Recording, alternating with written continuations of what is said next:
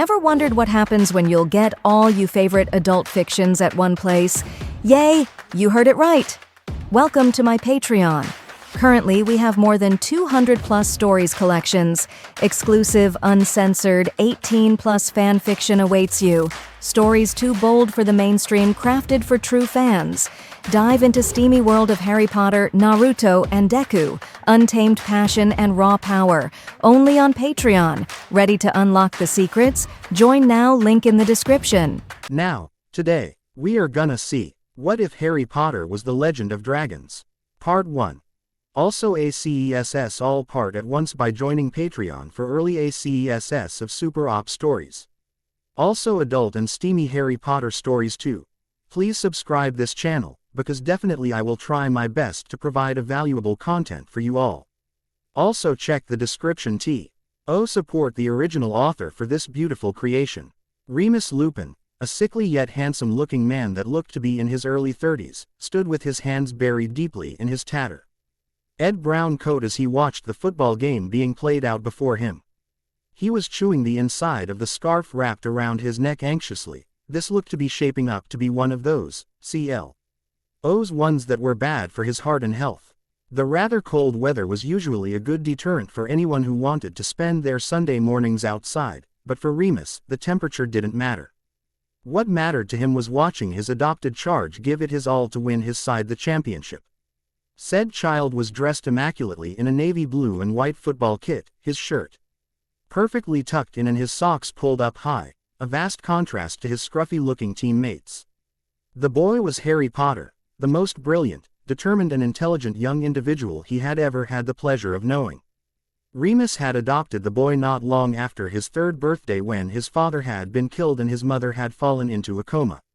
Neither of them liked to talk about how that came to pass. Remus was, after all, very close friends with his parents. They were like family. Despite the tragic circumstances that lead to Harry's ever so brief stay at the orphanage, Remus had made it his mission in life to provide the boy with everything he needed, and make sure he was as happy as possible. It would be a lie if someone were to say that Harry was a difficult child, because it just wasn't true.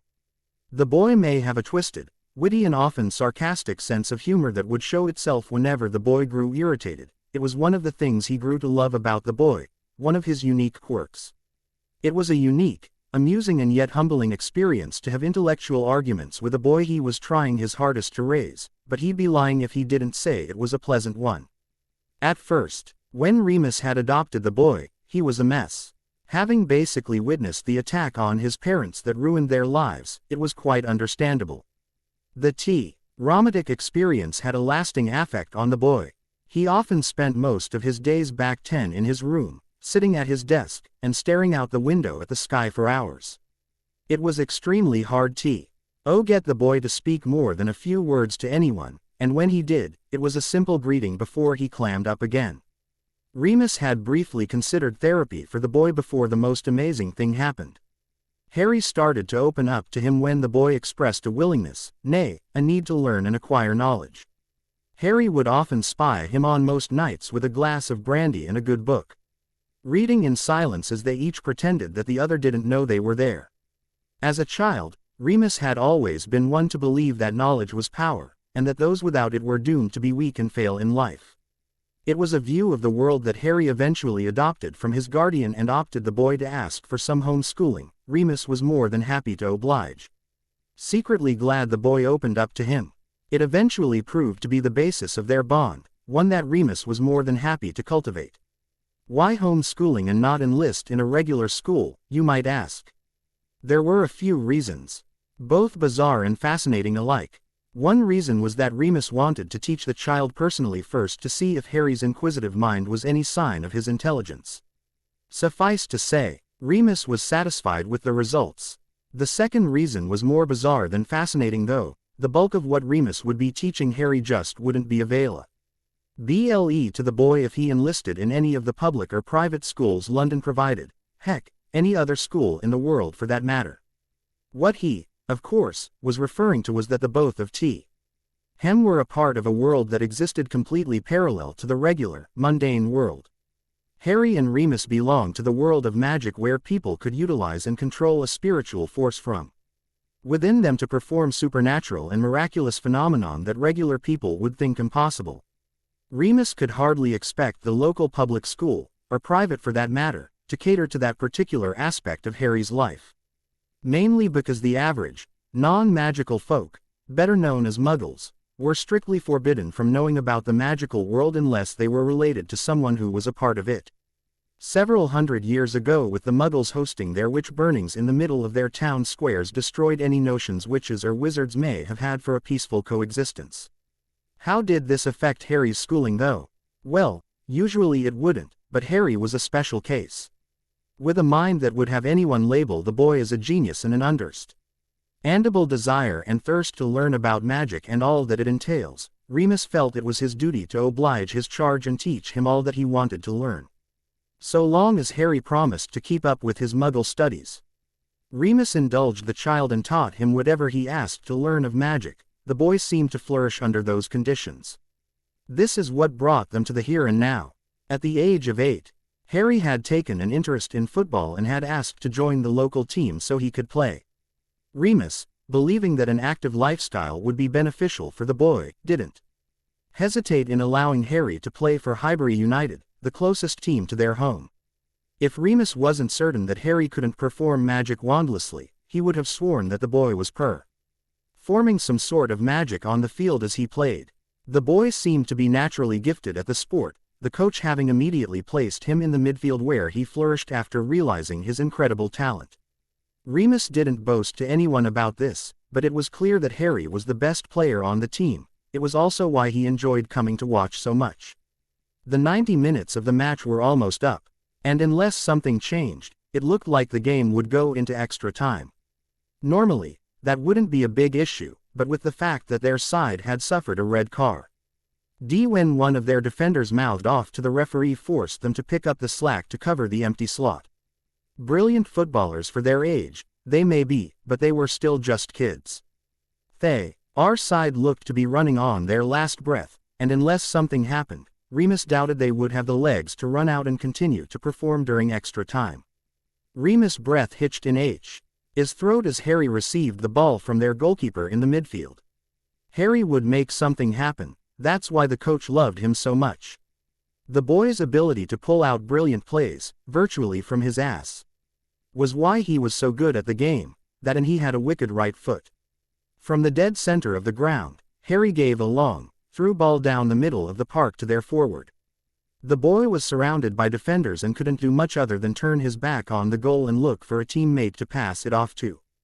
Imagine his surprise when he sees Harry running to the edge of the 18-yard box at full pace, his man having chosen to run after the ball and attack the more dangerous forward instead of marking Harry like he should have. The forward led of a short pass in the space Harry was running to, hoping the boy was pleased with the positioning of the ball. It didn't seem to matter regardless. Harry's contact with the ball was nothing less than spectacular. Remus watched with open-mouthed shock as the ball was, at 1 second, at Harry's feet, and the next, in the back of the net. It was a rocket shot. The keeper never stood a chance and the defenders couldn't even see it. The moment of stunned silence ceased as parents, siblings and players of Highbury United alike erupted in loud cheers. The game was practically over now. That had to have been the last play. The tin ceiling of the underground area rumbled as the cheering, stamping and screaming of the onlookers shook the very foundations of the small, shed-like area they were all crowded in to shield themselves from the cold. Before Remus could understand what was going on, Janine, a single mother to one of the other boys on the team, grabbed both his cheeks in a strong grip and planted a large wet kiss right on his lips that lasted for a good few seconds. If Remus wasn't so stunned by her forwardness, he probably would have opened his mouth to allow for the tongue. As things were though, he was slightly surprised, to say the least. God bless single, hot, football mothers. Shaking out of his daze, Remus was able to see Harry running back to his position so they could kick off again, leaving his teammates behind to continue celebrating. The sight of Harry eyeing him from his position with an amused expression was enough to properly fluster the man. Harry Potter sat on his bed holding his most prized possession under his right arm, strumming its strings absent-mindedly to the tune of the first song he learned to play on it. The object that he treasures above all else was none other than his mother's guitar, the very same one she used to play to him to get him to sleep as a child. He never remembered it all that well, but, if he really tried, he could vaguely recall flashes of her sitting by his bed and humming the tune to some of her favorite songs as she played them to him. It always seemed to soothe him. Ever since he had obtained the guitar from Remus as a birthday gift for his 8th birthday, he made it a mission to learn to play it as well as she did, if nothing then for just a tribute to the mother he was robbed of as a child. At first it was stressful learning to play the complicated instrument, considering he had no real teachers to learn from. Rather, he just had his mother music books with her favorite songs of all time written in them. It didn't take too long for him to master the very first song in the book, which was coincidentally his mother's favorite piece. Hotel California, by the Eagles.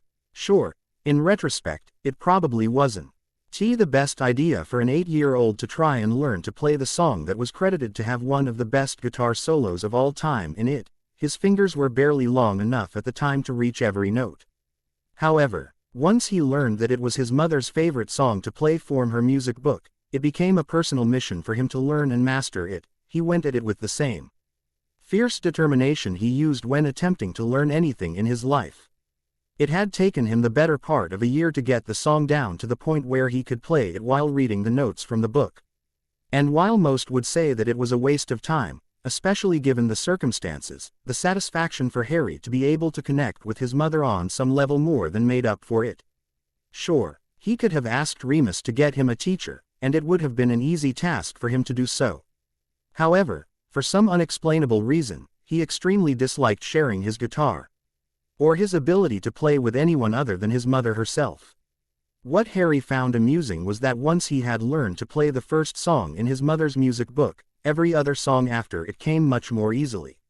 He often wondered if she had purposefully intended to learn that particular song first so that playing the instrument would come easier for her too. The possibility that Harry's had another commonality with his mother always brought a smile to his face. He often wondered if whether his desire to connect with his mother on such a level bordered on obsessive, but when he thought about it, he felt honored to be able to do so. It wasn't that he didn't respect or take pride in his father, because that simply wasn't the case, but ever since the tragic incident when he was 3 years old that tore his family apart, he felt indebted to his mother. It was a debt he believed he would never be able to repay. He never liked thinking about that night, but his mind often drifted to the incident when he played his guitar whether he wanted to or not. His father had died that night, and moved on to the next life, but his mother had suffered a much worse fate in his opinion, and it was all to protect him. Bellatrix Lestrange. The name caused him to almost lose his place in his song as a wave of hate washed through him. The woman, along with 3 of her terrorist friends, had attacked his home in an effort to locate their missing lord during the last great Wizarding War. The woman was a Death Eater, or rather, a servant of the Dark Lord Voldemort, who believed that his purity of blood should dictate their status in the wizarding world, often committing atrocities and crimes against humanity to get their point across. He didn't see the logic behind such an ideology. His father had been killed in the attack on his home, he had been told, once the events of the attack became known by the wizarding authorities. 4 people attacked their home, all of them some of Voldemort's most powerful enforcers. His father, James Potter, attempted to defend his family by taking them all on at once, only to be killed by a loose beam from the ceiling of their burning house, falling and hitting him hard over the head. This, however, didn't occur until he successfully subdued 3 of the 4 Death Eaters. James Potter died a hero.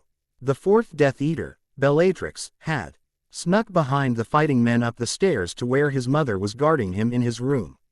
The 2, according to the reports, traded fierce and powerful spells for a while, but his mother was simply the better duelist and witch. However, skill wasn't always the deciding factor when fighting terrorists. Before his mother could incapacitate Bellatrix, she had fired off an unknown dark curse at him. A curse that his mother had taken for him by jumping in the way of it after he sent a stunning spell at the Death Eater. All 4 Death Eaters were apprehended and sent to the harshest prison in the wizarding world. And even though they had failed in attempting to locate their master, they had succeeded in destroying his family. His father was killed while valiantly holding off 3 powerful wizards, and his mother was put in a magical coma of the likes wizarding healers couldn't heal her of, all because they were defending him. She now currently resided in the Wizarding Hospital, St. Mungos, in their permanent spell damage ward, under the protection and care of the hospital and its staff. People would think he should be happy that his mother was technically still alive and breathing. Those people were idiots. It wasn't that he wasn't happy she was alive, it had more to do with the fact that he wasn't happy with the situation she was in. In a coma, the most experienced healers in the world couldn't lift, and wasting away in a hospital, not even able to move on to the next life in death, merely wasting away. No better than a vegetable or a mental patient. Sometimes, though he'd never admit it out loud, he wished she just would have died that night. At least then, she would have been able to move on to the next life with his father, the man she loved more than anything in the world, according to Remus. The guilt often ate away at Harry. He knew it was completely illogical, but he couldn't help it. Every breath he took, every thought he had, every experience he lived through was only allowed to come to pass because his mother sacrificed herself for him. He was living a normal life, and his mother had to pay the price for it. For that, he felt he owed his mother a debt he could never repay. It was for that reason that he dedicated his life to finding a cure for her, no matter what it took.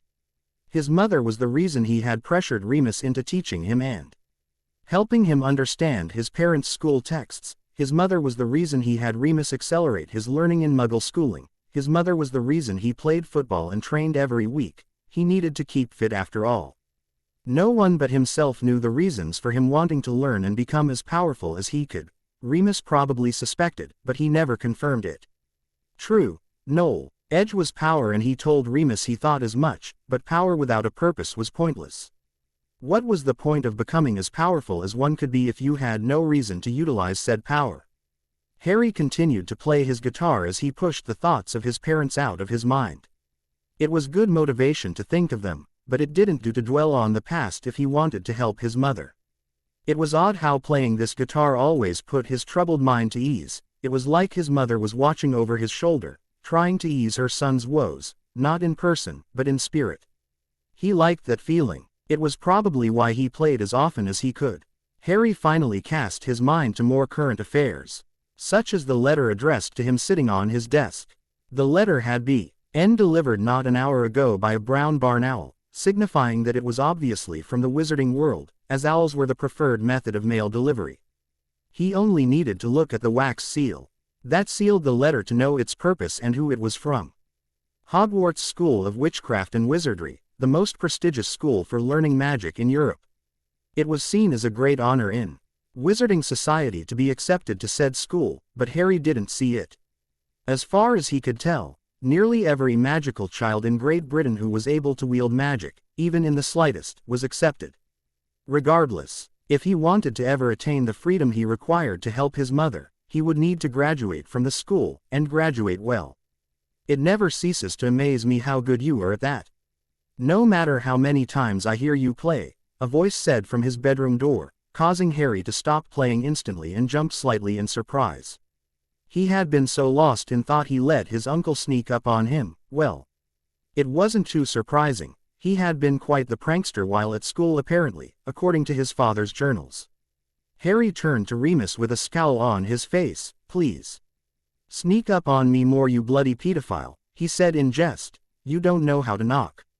Remus let out a bark-like laugh at that. "In all honesty, it's your scrawny little ass that does I. Tea for me lucky," he said with a grin. "Please don't tell anyone. The ladies would be devastated." Harry visibly winced at the mention of his nickname. "I really wish you wouldn't call me that." Remus D. "I didn't seem to be paying attention though. I really do love it when you play that particular song though," he said, taking a backward seat on the desk chair and leaning his arms on the backrest. "Your mother used to play it for us all the time. Your father in particular was a fan of it.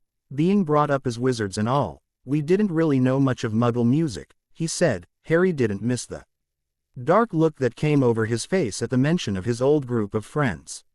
Obviously, wizarding music hardly compares, so imagine our surprise when your mother tells us she can play the guitar and Dee starts playing Muggle music of the kind we have never heard before.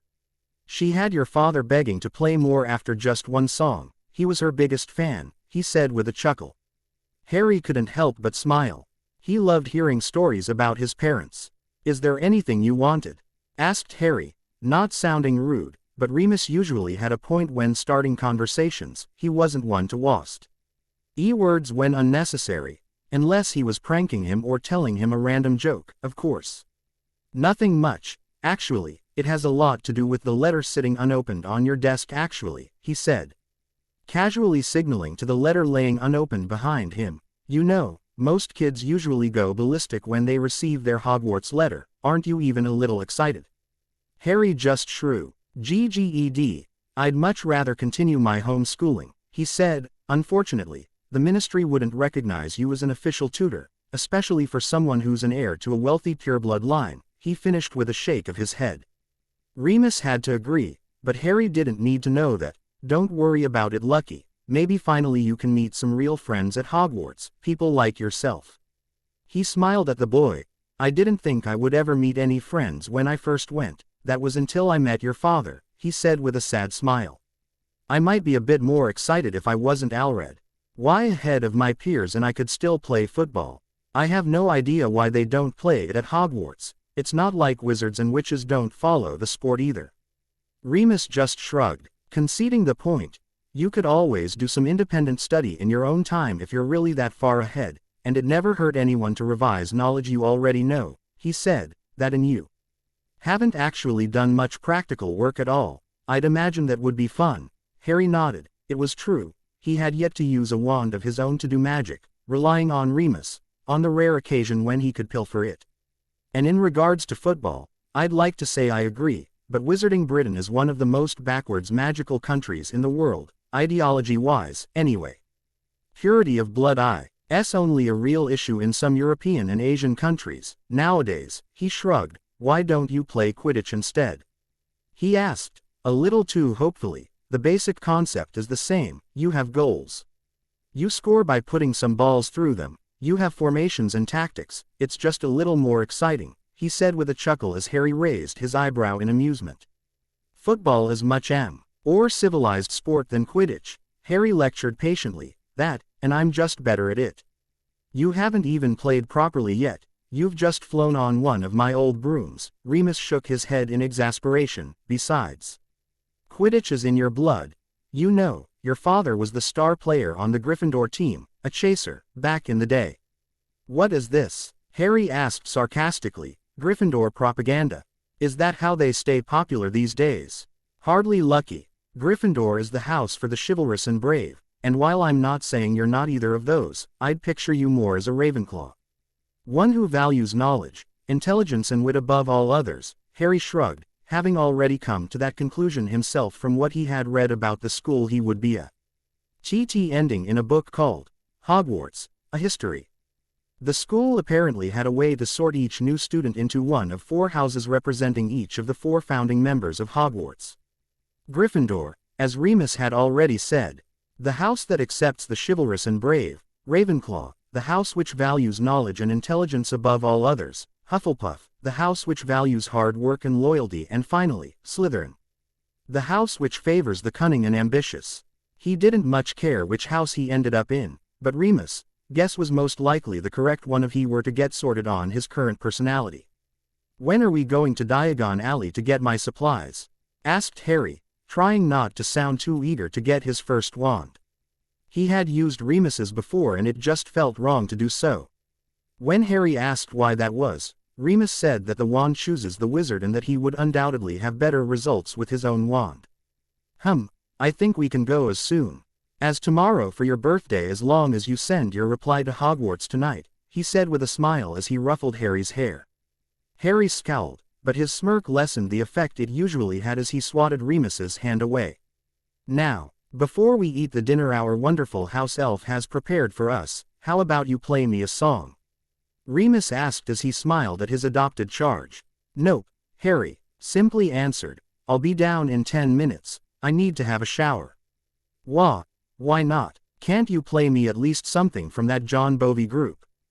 He looked pathetic with those really weak puppy dog eyes. Please. You're a grown man, for Christ's sake. Show some dignity. Harry paused as he mentally recalled Remus' last statement, and it's Bon Jovi, you twat, get it right. Right, whatever. He waved it off casually. How about a Beatles song then? I love the Beatles. I don't. Go away. Harry practically shoved him out the door so he could get dressed. You're being annoying. Sure. Harry respected the man for having the guts to come and claim him from the orphanage after his parents' unfortunate circumstances, instead of wallowing in grief and forgetting about him like many would. But he was just so annoying sometimes. Harry woke up on the morning of his birthday, July the 31st, bright and early. Unfortunately, to expect to wake by natural means with a guard. Ian like Remus Lupin is a bit of a stretch to hope for, which is why he found himself hanging upside down from the ceiling in his bedroom, soaking wet from head to toe and dripping in freezing cold water.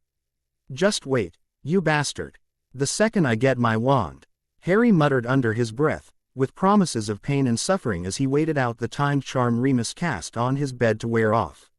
After a good 5 minutes of waiting with blood rushing to his head, he fell safely to his mattress below him. However, knowing his guardian, he immediately rolled off his bed and onto the floor to avoid any other surprise pranks. Unsurprisingly, his bed exploded in a massive display of honey and feathers. Harry gritted his teeth in irritation. That would have been annoying to deal with. Grabbing his still unopened Hogwarts letter, he dashed out of his room lest he tempts fate just enough and eventually gets hit by another of those pranking spells. Harry quickly sidestepped an orange flash as another of Remus' timed spells zinged right past his head and into the wall behind him. Harry quickly made his way to Bartholomew's room to have his reply to Hogwarts delivered, before another spell could hit him. Bartholomew was Remus's delivery owl.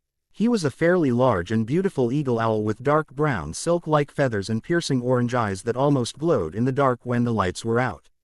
The room the owl specifically inhabited was the attic of the house they lived in, which was surprisingly roomy with a small window for Bartholomew to leave and arrive from. His perch was placed next to the window with a tray of water and owl treats nearby. Quickly opening the Hogwarts acceptance letter that was labeled, Mr. H.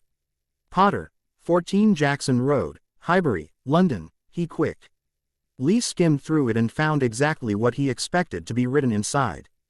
Hogwarts School of Witchcraft and Wizardry. Headmaster, Albus Dumbledore. Order of Merlin. First Class, Grand Sork. CHF. Warlock, Supreme Mugwump. International Confed of Wizards. Dear Mr. Potter, we are pleased to inform you that you have a place at Hogwarts School of Witchcraft and Wizardry. Please find enclosed a list of all necessary books and equipment. Term begins on the 1st of September or when you happen to register. We await your owl by no later than 31st of July.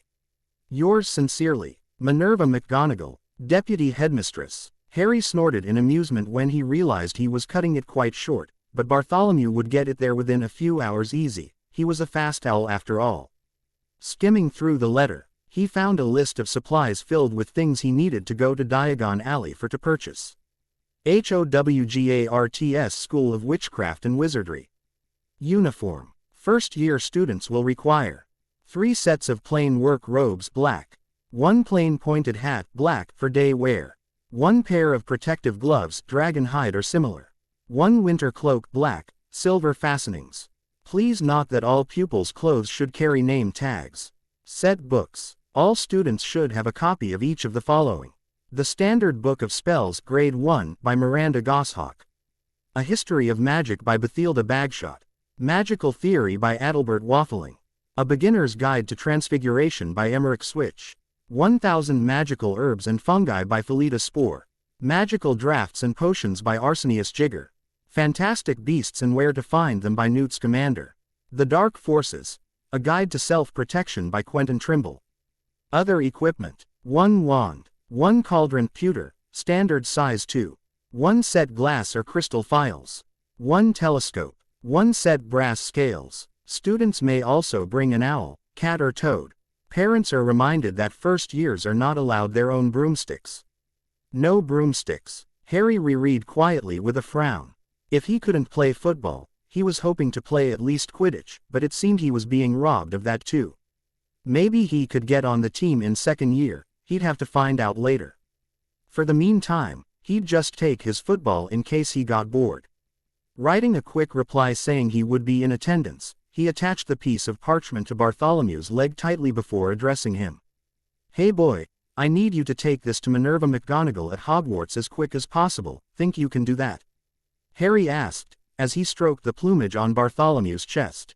With a soft yet almost commanding hoot from the powerful-looking owl, he nipped Harry's fingers affectionately before leaping off of his perch that his powerful talons were gripping on and out the window. Zooming off towards Hogwarts at top speed. Not many people used eagle owls for mail delivery as they were expensive to buy and hard to get, especially magically trained ones, but Bartholomew had been a gift from his father to Remus in his third year at school. Also, eagle owls were known to be one of the faster species of owl out there, being naturally larger than any other breed of owl and having more powerful wings helped with that. Staying at the window and watching Bartholomew until it flew beyond his field of vision, Harry turned around and headed down the wooden stairs of their house to see Remus waiting for him in the kitchen, trying to his a mischievous grin. Remembering how exactly he had woken up that morning, he swiftly walked over to the grinning idiot and thwacked him on the head for good measure. "You just wait until I get my own wand, dear Remus," Harry began.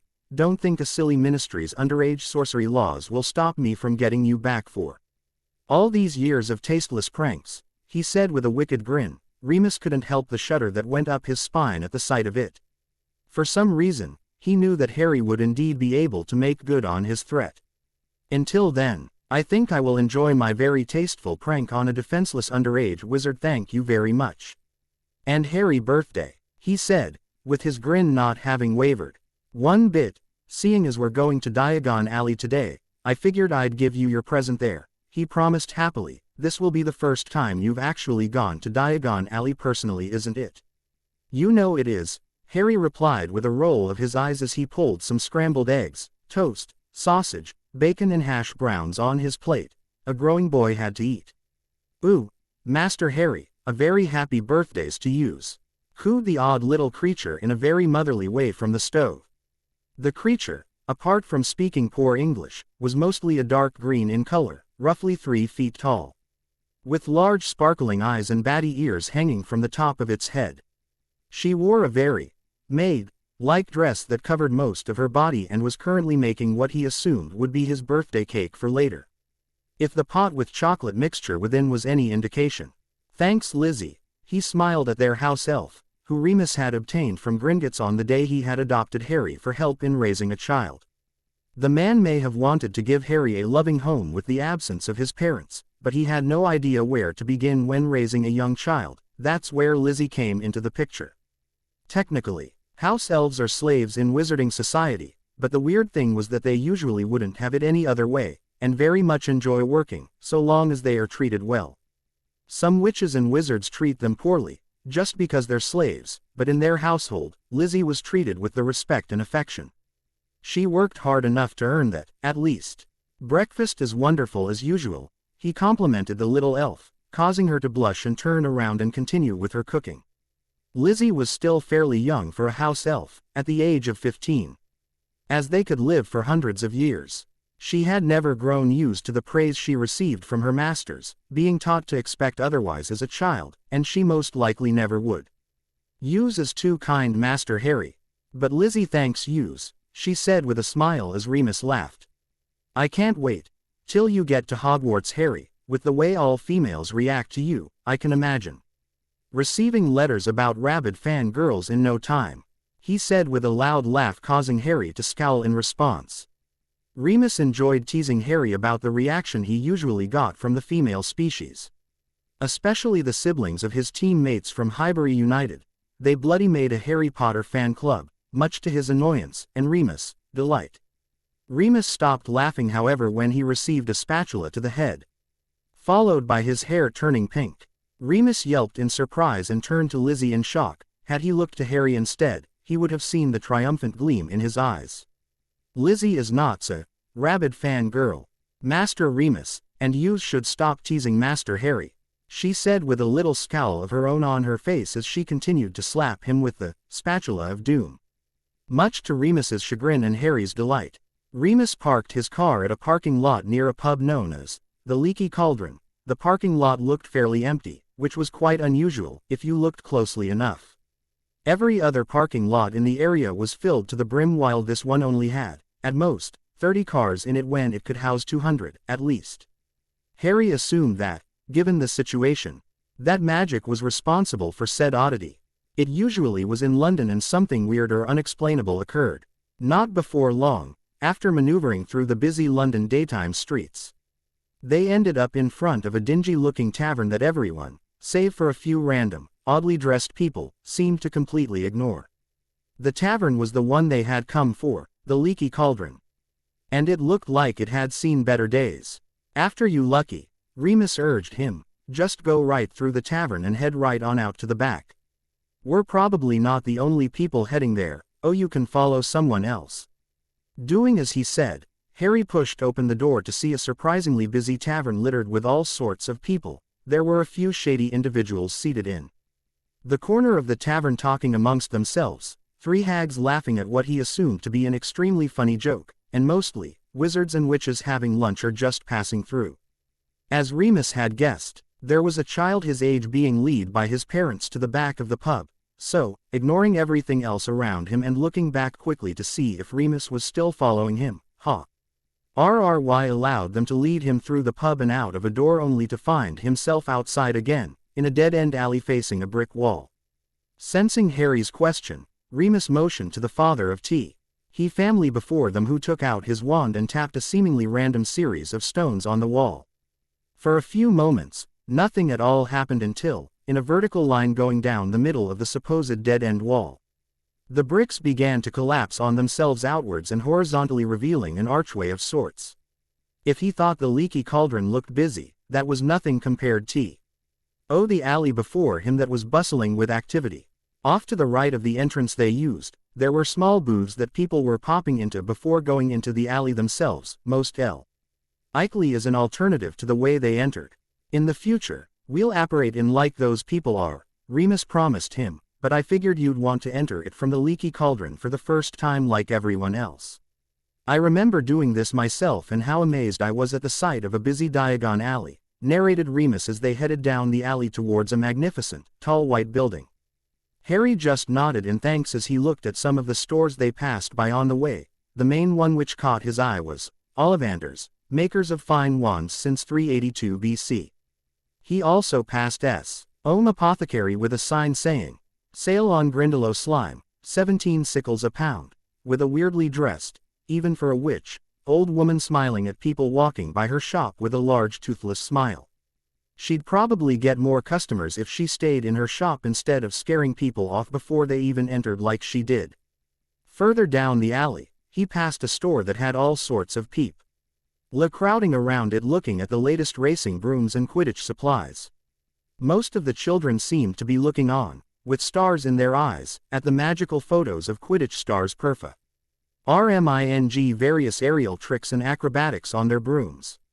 The one on display at the moment was Albert Shearer, the legendary English seeker.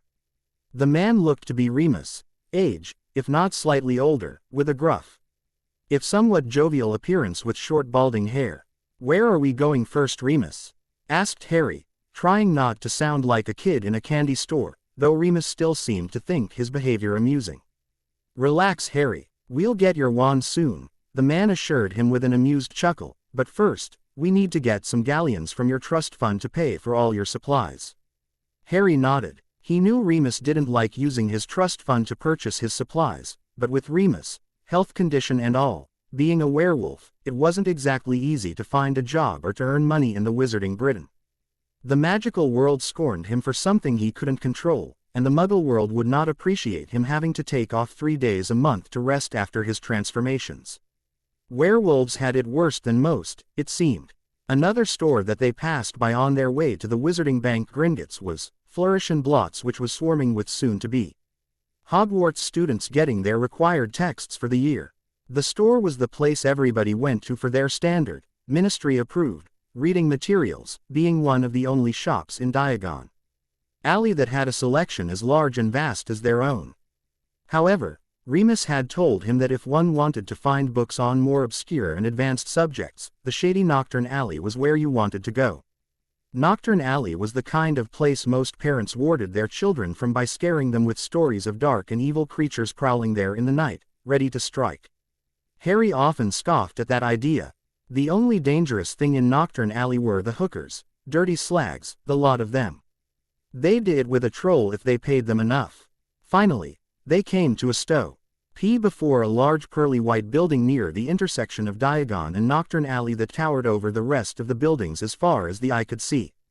As they neared the entrance, it was clear that the front doors seemed to be made of solid bronze and looked immensely heavy. However, that wasn't what caught Harry's eye. It was the two armored goblins standing guard outside the bank in gold and gem-studded armor holding large, vicious-looking pikes, looking as menacing as possible. It worked quite well as a deterrent to any thieves looking to steal from what the goblins held within their coffers. As they were about to pass through the main entrance of Gringotts, Harry noticed a plaque with a small message to all who entered the building, an ominous message at that. Enter, stranger, but take heed of what awaits the sin of greed. For those who take, but do not earn, must pay most dearly in their turn.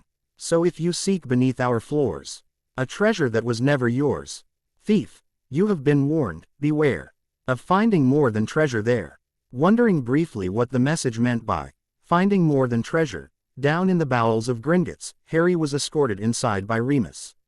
When they entered, Harry found himself in a large room with marble floors and numerous elevated counters manned by goblins, serving wizards and witches with their banking needs.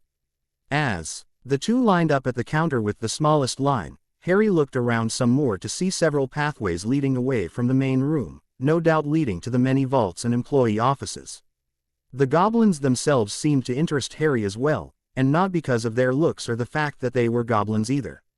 Harry found their attitude to be extremely amusing, bordering on aggressive but definitely rude. The goblins made it their mission to sneer at every single witch or wizard that they served, perhaps just to let them know that while they are serving them, they didn't like it one bit. Actually, now that he thought of it, he couldn't really tell if they were sneering or smiling, their razor-sharp teeth, long clawed fingers and large domed heads making for a pretty intimidating image. No wonder most of the patrons would look away uneasily when they so much as looked at them with their coal-black eyes, making sure to let their pointy teeth show. Finally, it was their turn to be served, and as the two approached the goblin's desk, Harry was surprised to see that the goblin didn't sneer at them immediately, or he didn't think so. They were very confusing. "How may we help you today, sir?" asked the goblin, seemingly ignoring Harry and addressing Remus alone with something akin to respect, it seemed. "Good afternoon, Mr. Riphook," Remus greeted after reading the goblin's name from the plaque on desk. "We would like to withdraw funds from Mr. Harry Potter's trust vault, if that wouldn't be too much trouble," he asked politely. The goblin, finally realizing that Harry was indeed present, peered down over its glasses right into Harry's eyes with a frown on its face, then back at Remus. The look seemed to convey the goblin's question of, "What the hell are you doing with him?" But Remus decided to ignore it. With a sigh, the goblin nodded and wrote something down before continuing. "Does Mr. Potter have his key?" the goblin asked in a resigned manner. Harry figured his presence was as much tolerated as every other wizard's presence in the bank. Not very well. With a nod, Remus fished out a gold-plated key from his pocket, no doubt much more impressive looking than your regular vault key due to the Potters being an ancient pureblood family, and handed it over to the goblin to inspect. Riphook looked it over for a few moments, checking to see if it was a valid Gringotts key, he assumed, before nodding and motioning the two of them to a goblin that stood over to the side of the hall waiting with a group of 5 other witches and wizards.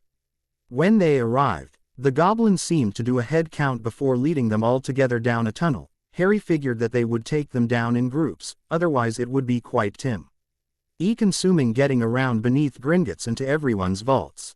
It was a well-known fact that the tunnels below Gringotts that led to the several thousand vaults under their protection stretched all over underground Great Britain. So it was most likely they would send people off in groups according to where their vaults were located. At the end of the tunnel, they reached a platform housing several oversized carts with level controls on the inside hooked up to a railway. "All aboard," the goblin said with a sarcastic sneer in his voice which Harry and Remus both grinned at.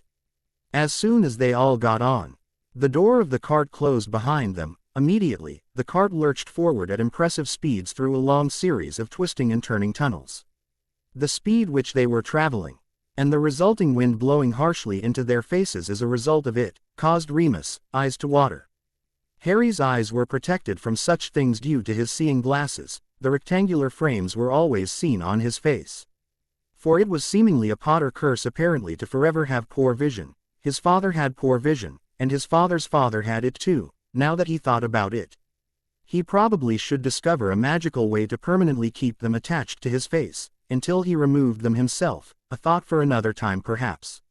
Finally, the cart stopped to allow one of the family's access to their vaults, and even though most of the others on the cart attempted to peer in to see the contents of the vault, Harry didn't much care. He'd seen galleons before, and he thought it rude to intrude like that. That didn't mean he didn't find it amusing when the goblin would smack his cane against their shins for peering into someone else's vault, and glaring at them. After several more stops, the cart stopped outside of Vault 973. "Come on, Harry, this is your vault," Remus said, getting his attention as he'd been looking over the edge of the cart the whole time. Stepping off the edge, they approached the door and handed the key to the vault to the goblin, leading them through the tunnels only to have him insert and turn it to unlock the large door with the sound of several locking mechanisms coming undone as he did so. The vault door swung open to let Harry see the piles of galleons, sickles and nuts within, the sheer amu-nt causing several people in their cart to try and fail to stifle their gasps. With an indifferent shrug, Harry went in and quickly took out a special money pouch which held more than it physically made possible before placing several hundred galleons, sickles and nuts within, the amount of which would last him for a while. Once he had finished with his task, he exited his vault and nodded to the goblin to indicate his work was completed, before mounting the cart once again. It took around 15 minutes for the last family to be done with their business before they finally arrived at A.B. Uzier-looking Gringotts main hall once again. "I'd suggest we get something to eat seeing that it's already lunch time," Remus suggested casually, grinning as Harry glared hard at him. "But I guess we can get your wand so you can stop glaring at me like a spoilt 5-year-old child," he finished with a chuckle, only to yelp in pain when Harry kicked him in the shin. "Why, you little piece of—" But it was too late. Harry was already scurrying off towards Ollivander's, leaving an irritated Remus in his wake who was forced to follow his charge's trail. As soon as Harry entered the stall, there was a tinkle of a bell from above indicating to whoever owned the store that they had a customer. Surprisingly enough, the small dusty stall was empty currently, despite all the children his age outside running around getting supplies. Oh well, he wasn't going to complain, it just meant he could get his wand sooner. "Mr. Potter, I remember the day your parents came in for their wands like it was yesterday," a voice said from behind him, startling him somewhat. Spinning on his heel, he turned to see what he thought to be the wizarding version of Albert Einstein peering at him through his spectacles with interest. Yes, mahogany and 11 inches, pliable, excellent for transfiguration, your father's wand was. And Lily Evans, your mother, 10¼ inches, willow, swishy, good for charms work. Both very good wands. I assume you're here to get your two then. Harry looked at him with a raised eyebrow. "No, I thought I'd come for the view, as marvelous as it is," Harry replied sarcastically, causing Ollivander to chuckle. "Cheeky, just like your father was. Well then, this way, which is your wand arm then?" asked the wand maker, pulling a tape measure out of his pocket and allowing it to float mid-air as it took the most obscure, and in his opinion, pointless measurements imaginable. Harry just wanted his wand as quickly as possible, so he went with it, not caring either way. "I'm right-handed," Harry answered, but he got the feeling that Ollivander wasn't listening as he had just dismissed the answer and went out back to bring out a few boxes, of what he correctly assumed, held wands. "Try this first. 11 inches, dragon heartstring, robust and good for defense charms," he said, handing him a char-gray wand which immediately, upon having contact with it, sent a chill down his spine. "Nope, not that one," Ollivander said, snatching the wand right out of his hand and returning it to its box. "Try this one, 11¼ inches, unicorn hair core from a rather arrogant male unicorn." Good for finesse and skilled spell casting, he explained, handing the wand to Harry. However, this one almost burnt his hand right off as soon as he touched it. Nope, not that one either. It seems the unicorn passed off its arrogance to his hairs as well. Fishing out another wand from the back, Ollivander had a smile on his face as he handed it to the boy. This one should do it, 12 inches. Dragon heartstring core from a particularly fierce Hungarian horntail, excellent for battle magic and charms. This one sounded interesting to Harry, so, taking it in his hand and hoping for the best, he prepared to swish it only for a large number of shelves to burst open and release their contents around him in a wild display of chaotic magic. Ollivander frowned as he took the W and back and went to get some more boxes. It was also at that moment that Remus decided to enter the store. No luck yet lucky? Asked the werewolf, to which Harry responded with a frown and a shake of his head. I've already tried 3, but none of them are right apparently. He trailed off as Ollivander came out with an armful of wand boxes. Remus got the idea that they would be here for a while. Harry couldn't believe this. He had to have tried at least every wand in the damn stall. The last one Ollivander was sure would have worked for him. Some holly and phoenix feather wand, but it was not to be. That one too left him feeling empty. Suddenly, Ollivander returned from the back of the shop carrying something behind his back with a serious expression on his face as he looked to Remus, who was lounging in one of the stools provided by Ollivander earlier, with a bored expression on his face, and Harry, who was looking slightly anxious. The prospect of possibly not getting a wand was finally starting to get to him. Never in my life have I had such a hard time finding a wand for someone, Mr. Potter. It's the wand that chooses the wizard after all, he began as he placed an old dusty box on the counter. Which is why I am even considering letting you try this one, he said, opening the lid and letting Harry see, in his opinion, the coolest wand so far. It had a rather thick and curved handle made of some black-colored wood that looked to grip comfortably in the palm of someone's hand. The tip of the wand looked to be a unicorn's horn carved out of the same wood yet colored ivory that had a ridge protruding from the spike-like hilt and spiraling all the way around it to the tip.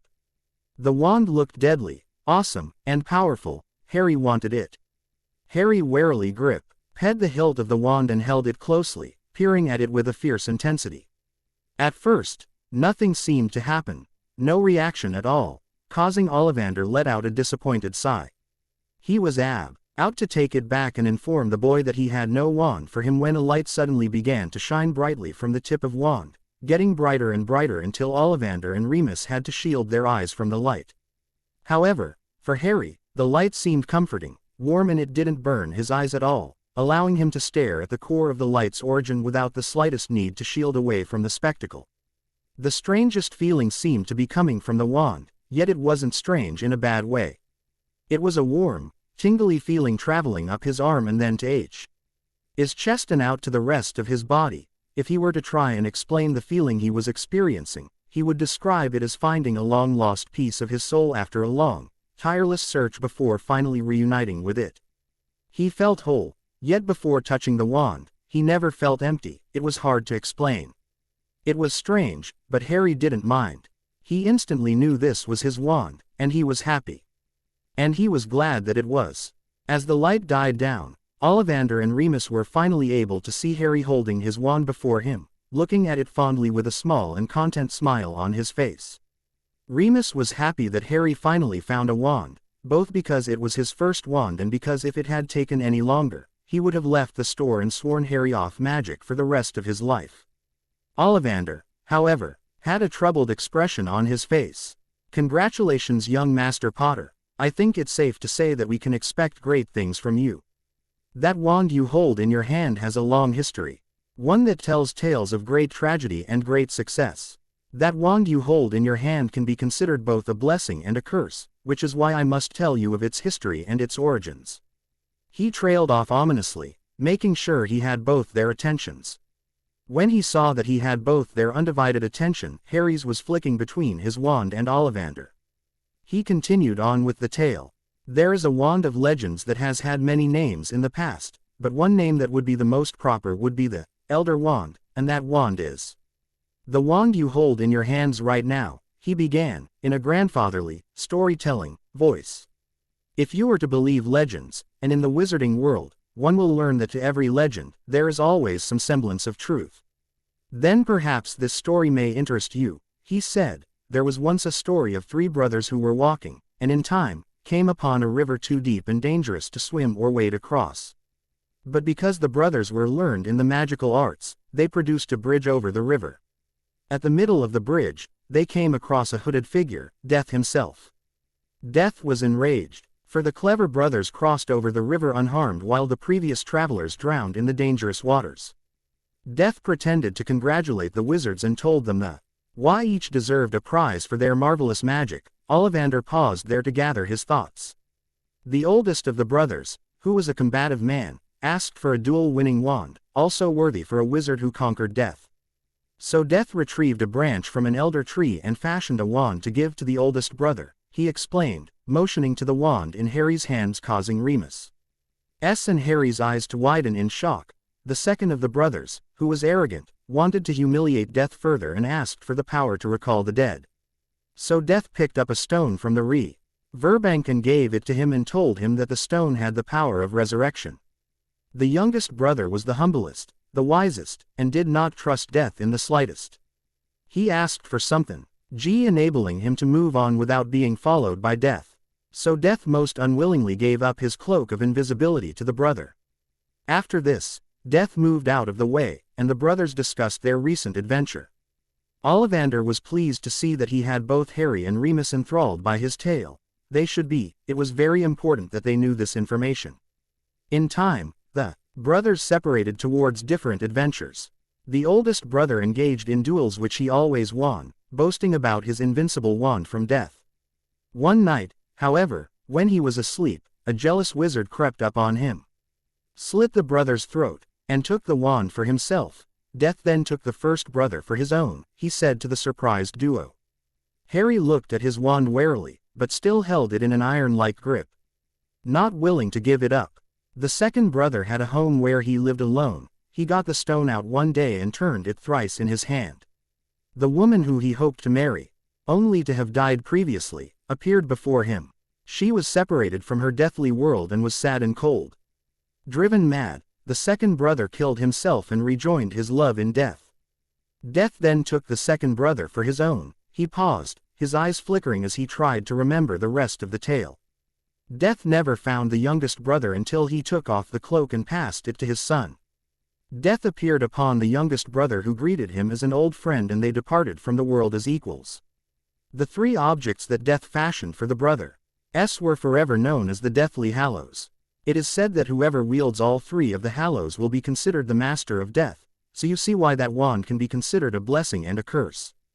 Harry and Remus seemed pensive and troubled for a moment before Harry frowned and looked at his wand, then back at Ollivander. Sorry, Ollivander, but no matter how much I love my wand, I just can't believe the story you told me to be even close to the truth. Seeing the man about to interrupt, Harry stalled him by raising his hand before continuing. I'm not saying it isn't partly true, because I really wouldn't know. But to think this wand would allow the wielder to be unbeatable in duels is laughable. Remus could still, with his average wand, pummel me into the ground, regardless of which wand I wield. No legendary wand will change that. Wouldn't it make more sense that this wand simply allowed one to focus their magic much more easily, while having affinities for all kinds of magic? Like how your regular wands have affinities for certain branches of magic. Ollivander smiled mysteriously and chuckled. I share the same opinion, but one can't argue with legends. However, thinking the way you do already puts you a step ahead of that wand's previous owners, he said with an approving nod. The last wizard to wield that wand was unfortunately the Dark Lord Grindelwald himself. And it was the very wand he was using when Albus Dumbledore, headmaster of Hogwarts School of Witchcraft and Wizardry, defeated him in a duel. He smiled mysteriously. So, it is safe to say that given that the wand chose you as its owner, and that Albus was able to defeat Grindelwald in a duel at the time, that the stories can't be 100% accurate. Harry nodded and pocketed his wand before Ollivander's face turned serious as he looked to Remus. The lad is bright. Perhaps it would be in his best interest to be taught occlumency to guard the secrets abo. Ut the wand in his mind. Many would seek to harm and destroy him to be able to harness its powers, after all. Seeing Remus pale at the implications, He nodded in shock. I'm a werewolf, as you know, we are naturals at occlumency. I'll do my best, he promised, still looking deathly pale. Ollivander nodded and seemed to stare off into space for a while. It would probably be best to get some texts for the lad about it. You won't find what you need at Flourish and Blots though, Ollivander said, trailing off. Remus, understanding the message, nodded and motioned Harry to pay for his wand. Oh no, lad, I can't accept your money for that wand, for it was never of my own creation and I was never its master. Could I, perhaps, interest you in a wand holster though? He asked with a heezy grin, getting an amused snort from Harry for his antics. Actually, it's the lad's birthday. I think I'll buy a dragon hide wrist holster with the standard anti-summoning charms, given what you've told us about the wand. It will no doubt come in handy. Ollivander's eyes twinkled merrily before going out back and bringing out a stylish black wrist holster that looked to be made out of leather. Which is what dragon hide is often confused with. That will be 20 galleons, good sir. And happy birthday, Mr. Potter. Harry nodded appreciatively at Remus and Ollivander, accepting the wrist holster. He put it on under his cardigan sleeve, allowing Ollivander to show him how it worked. With a simple flick of the wrist, the holster magically placed the wand in his hand from its resting place, and vice versa.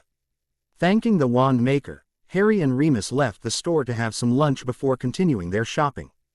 After lunch, Harry and Remus went to Madame Malkin's robes for all O.C. Cassian's and purchased a set of plain black school robes, a set of white shirts, a black cardigan, a scarf, slacks and several ties for school. They currently had no house logo on it. The seamstress informed him that the castle would deal with that little detail after he was sorted. The next few stops consisted of him stocking up on his potions ingredients at an apothecary that smelt so bad that his eyes watered from the stench of the combined ingredients. He definitely appreciated the art that was potions making, but he could never really find any joy with working with some of the most disgusting ingredients on the planet. Despite knowing that it was a necessity, he also stopped at the astronomy store to purchase a top-of-the-line telescope for his stargazing activities at school. The telescope had several different settings that allowed him to gaze further than any regular Muggle telescope could hope to see. There was even a function that mapped out constellations and drew them Are you as you gazed through the eyepiece. Their final stop together was at Flourish and Blots, which Remus was worried about, and it turned out he had a right to be. After purchasing all the books on his school list, he purchased the rest of the series of the Standard Book of Spells as well as books on Advanced Transfiguration Theory, Battle Transfiguration Manuals, Advanced Charms and Spell, and several texts on runes and their application. It wasn't like Remus could limit his book spending budget. It was Harry's money, so he just watched with resignation as Harry spent more money on books than he had ever spent in his life.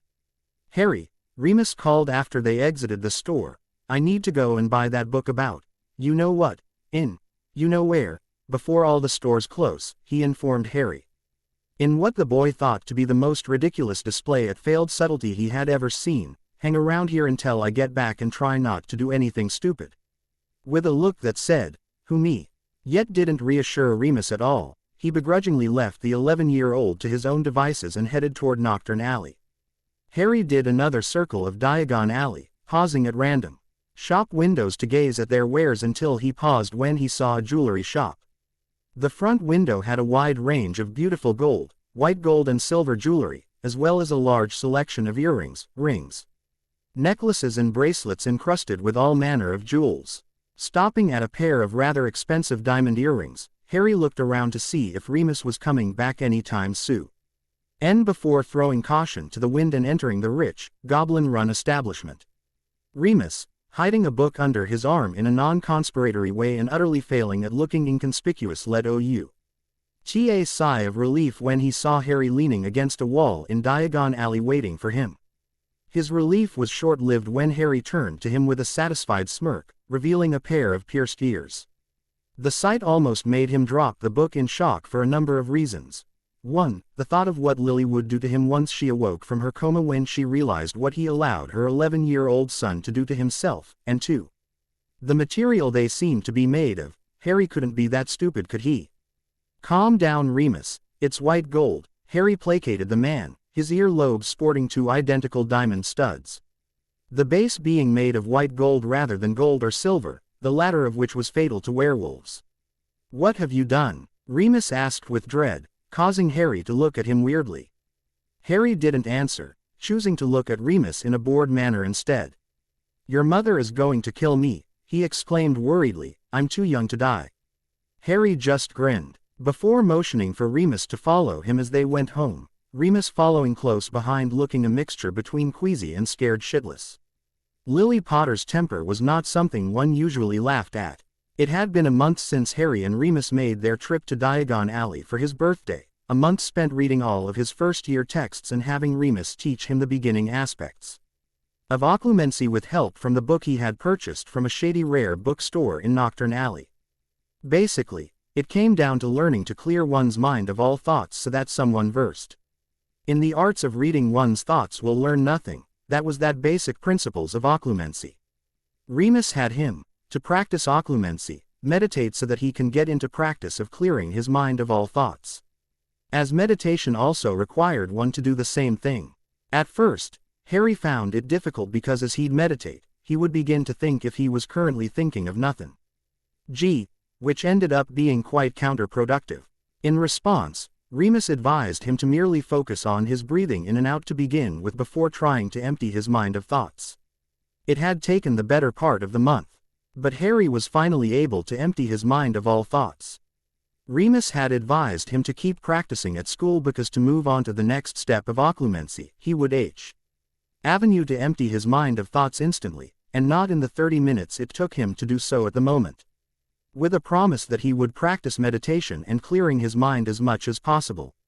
They departed from their home to King's Cross Station on September the 1st to catch the train that would take Harry to Hogwarts. King's Cross Station during the morning was probably one of the most busiest places in all of London. Which was proved when Remus and Harry arrived at said station only to be met dozens of families, people heading off to work, Muggle school children and regular CIT. Isons running around and rushing to their respective trains. Harry had never had a reason to go to King's Cross personally, so this was his first visit to the famous train station, which would explain his odd and wary state of mind as he and Remus approached. He never was one for crowds. "Harry, stick close to me until we get to platform 9 3/4, okay?"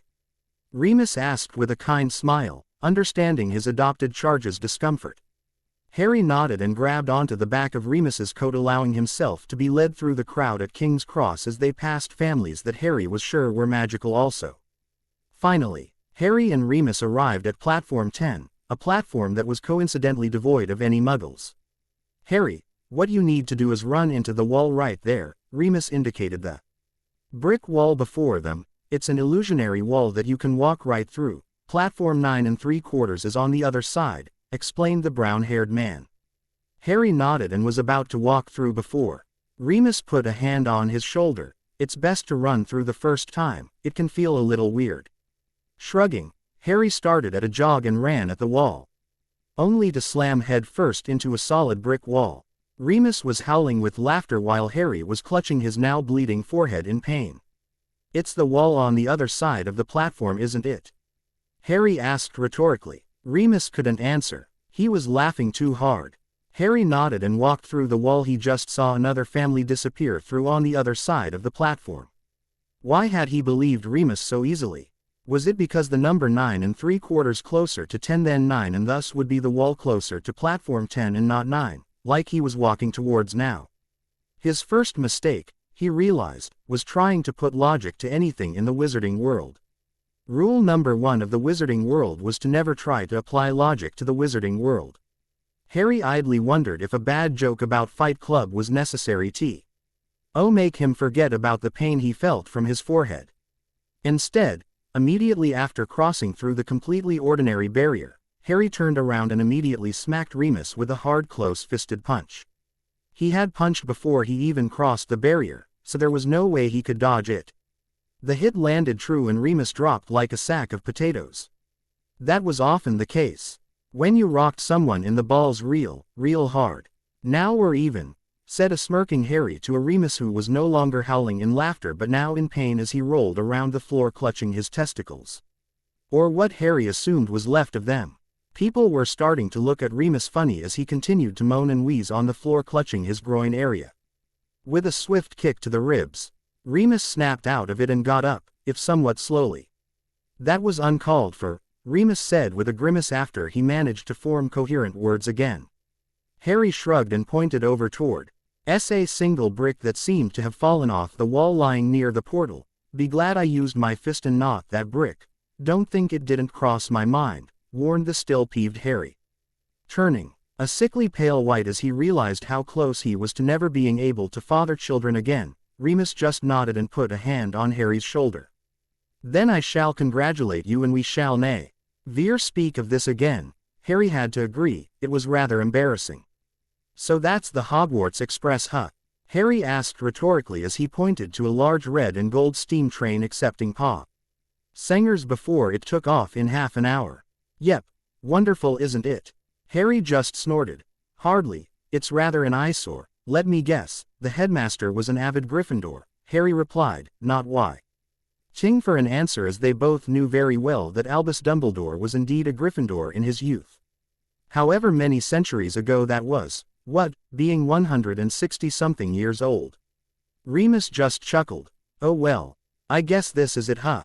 Remus said, failing at sounding cheerful. This will mark the first time since Harry could remember that he will be away from the werewolf for so long.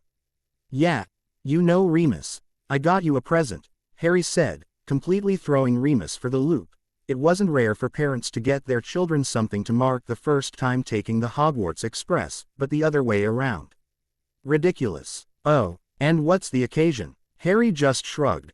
"Call it a thanks, I guess," he said as he pulled out a letter with the Gringotts seal on it. Puzzled, Remus opened the letter and gasped when he saw it was the deed to an empty storefront in Knockturn Alley.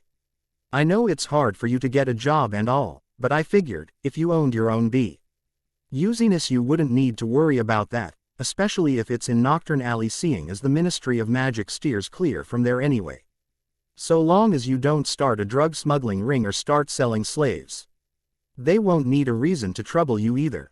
Remus just continued to gape at Harry with glassy-looking eyes, unable to believe what his charge had done for him. He had always wanted to make his own way in the world, to make an honest living, sort of a way to prove all werewolf haters wrong, but it was nigh impossible to do so. Harry had just given him a chance. "You have my key and my account manager knows to expect you. The deed is a gift, but anything you take from my account to start up the shop can be repaid with 2 interest within 5 years if it bothers you so much, not that I care or anything. But I know how you feel about charity," Harry said, grinning up at Remus only to be engulfed in a huge bear hug. "You don't know how much this means to me, Harry," an emotional Remus said. Still hugging the boy tightly. "You're a good kid, you know that." Harry snorted and tried to pry Remus off of him. "Remus, people are looking. First you were moaning and clutching your testes and now you're hugging a small boy. People will wonder." He trailed off with a smirk as Remus let out a bark of laughter. "You be good, okay, and I guess you'll be coming home for Christmas, no doubt." Harry nodded with a sad smile as he remembered what he usually did every Christmas. It's not that he didn't enjoy it, but it just brought up bad memories. Harry nodded, but before he left, he turned to grin at Remus. "Try and get laid, Remus. You have to be blue ballin' something shocking. I feel for you," and with that, he boarded the train, ignoring the indignant cry from Remus that followed him. Once on the train, Harry walked down the corridor of the train, going from cart to cart until he found an empty compartment. Seeing as it was almost time for the express to depart, he didn't end up finding a compartment until somewhere towards the back of the train, forcing him to weave around all sorts of students, young and old, on the way. The compartment he chose to sit in already had 2 occupants within. One of which was a girl with long black hair tied in a low ponytail and tanned skin who was seemingly annoyed with the other person in the compartment. The boy, who was having a one-sided conversation with the girl, had dark brown hair, pale skin and high cheekbones, giving him an aristocratic look. He also seemed to have a permanent cheesy grin on his face that he wouldn't drop, even while he talked. "You don't mind if I take a seat, do you?" asked Harry to the 2 as he opened the door after knocking politely. "Everywhere else is rather full." The girl seemed to be relieved to have a welcome distraction while the boy was merely trying to size him up, like he was some sort of competition. Sure, as long as you don't talk as much as this fool, he girl said with a smirk as she motioned towards the boy who had a hurt look on his face. Why my dear Steffi Flower, you wound me. The boy exclaimed overdramatically with a hand over his heart to add effect. The girl, Harry assumed her name was Stephanie, seemed to be rather miffed with the name the boy had referred to her as, especially if the murderous look that crossed her face was anything to go by. With Dr. awing her wand quicker than either Harry or the boy could track, she had it pointed at his family jewels in a heartbeat. Call me that again, and the ancient and noble Montague line will be ending rather prematurely. Trying and failing to hide a smirk of amusement at the two's antics, Harry watched as the boy paled and leapt away from the girl as if she were a leper. No need for that, Steph, calm down and put the wand away, he said warily. Finally realizing again that they had company, Stephanie turned to him and nodded. I'm Stephanie Zabini, this fool over here is Arcades Montague, she finished, motioning to the boy with a rather large amount of distaste present on her beautiful face. Yeah, but no one calls me that, just call me Archie, he said rather exuberantly. Harry Potter, ha, RRY introduced with a nod as he sat down across from them in the compartment against the window and tuned everything else around him out. Stephanie and Archie looked at each other with confusion, wondering if they had done something to earn the silent treatment Harry was giving them. Shrugging it off, the two went back to what they were doing before Harry walked in, Archie talking his head off and Stephanie ignoring him. Harry, on the other hand, was completely focused on a certain scene transpiring outside of the train. The scene wasn't spectacular or noteworthy in particular, but he couldn't help looking on with a strange sense of longing and jealousy. He was sure that even if he wanted to, he couldn't pry his eyes away from the scene. He was looking at a rather young-looking moth. And father seeing their child off at the platform, the mother fussing over the child by fixing his hair and cleaning off any imaginary dirt on his face, and the father ruffling his son's hair playfully and affectionately. He knew he shouldn't be jealous. People had, of course, had it much worse off than he did, and Remus was a wonderful guardian. He couldn't help it though, it was like a remind of what his purpose at Hogwarts was, staring right at him with arrows and lights flashing and pointing in its direction. Remembering his occlumency exercises, he focused on clearing his mind as he ruthlessly crushed the thoughts of jealousy and sadness that were rising up from within and stopped looking out the window less he brewed the whole train ride. It didn't take long, but eventually, the train took off from platform 9 3/4 with the year's batch of students ready for a year of learning magic. The train had been traveling for 5 hours of the estimated 8-hour journey, and the sun was beginning to set in the horizon. The image of the lush greens of the Scottish countryside being painted orange and red by the sunset was definitely something Harry would admit to finding a beautiful sight. Unfortunately, within the compartment, the noise hadn't died down much at all. Harry wouldn't have believed it possible that someone could talk so much for so long about pretty much nothing in particular. But Arcades Montague proved him wrong on that. He could understand why the Zabini girl had snapped at him earlier, if Harry had to put up with that constantly, and by the looks of the two, they seemed fairly familiar with each other, he would snap also. So, what house do you think you'll be in, Harry? Stephanie asked, trying to start up a conversation with the green-eyed boy, Hoppin'. To quell Archie's need to talk for at least a few minutes and earn some well-deserved silence. Doesn't matter, Harry said with a shrug, as long as I can learn about magic, I don't much care what house I'm in, he trailed off. Not even looking at the people he was speaking to as he spoke, he'd much rather keep his eyes set on the beautiful countryside that was rapidly passing them by. Definite. Leah Ravenclaw then, Stephanie said with a nod, seemingly sure of herself. No prior prejudices about any of the houses and a will to learn. I bet you'll be a Raven. My family has always been Slytherin, so I'll probably end up there, she said, skillfully dancing around the topic on whether she wanted to be in the House of Snakes or not. I'll be in whatever house my dear Steffi Pooh will be going in, exclaimed Archie exuberantly. Harry wondered if the boy ever ran out of energy.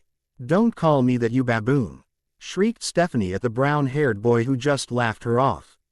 Harry snorted in amusement at their antics, wondering if they realized that they were bickering like an old married couple.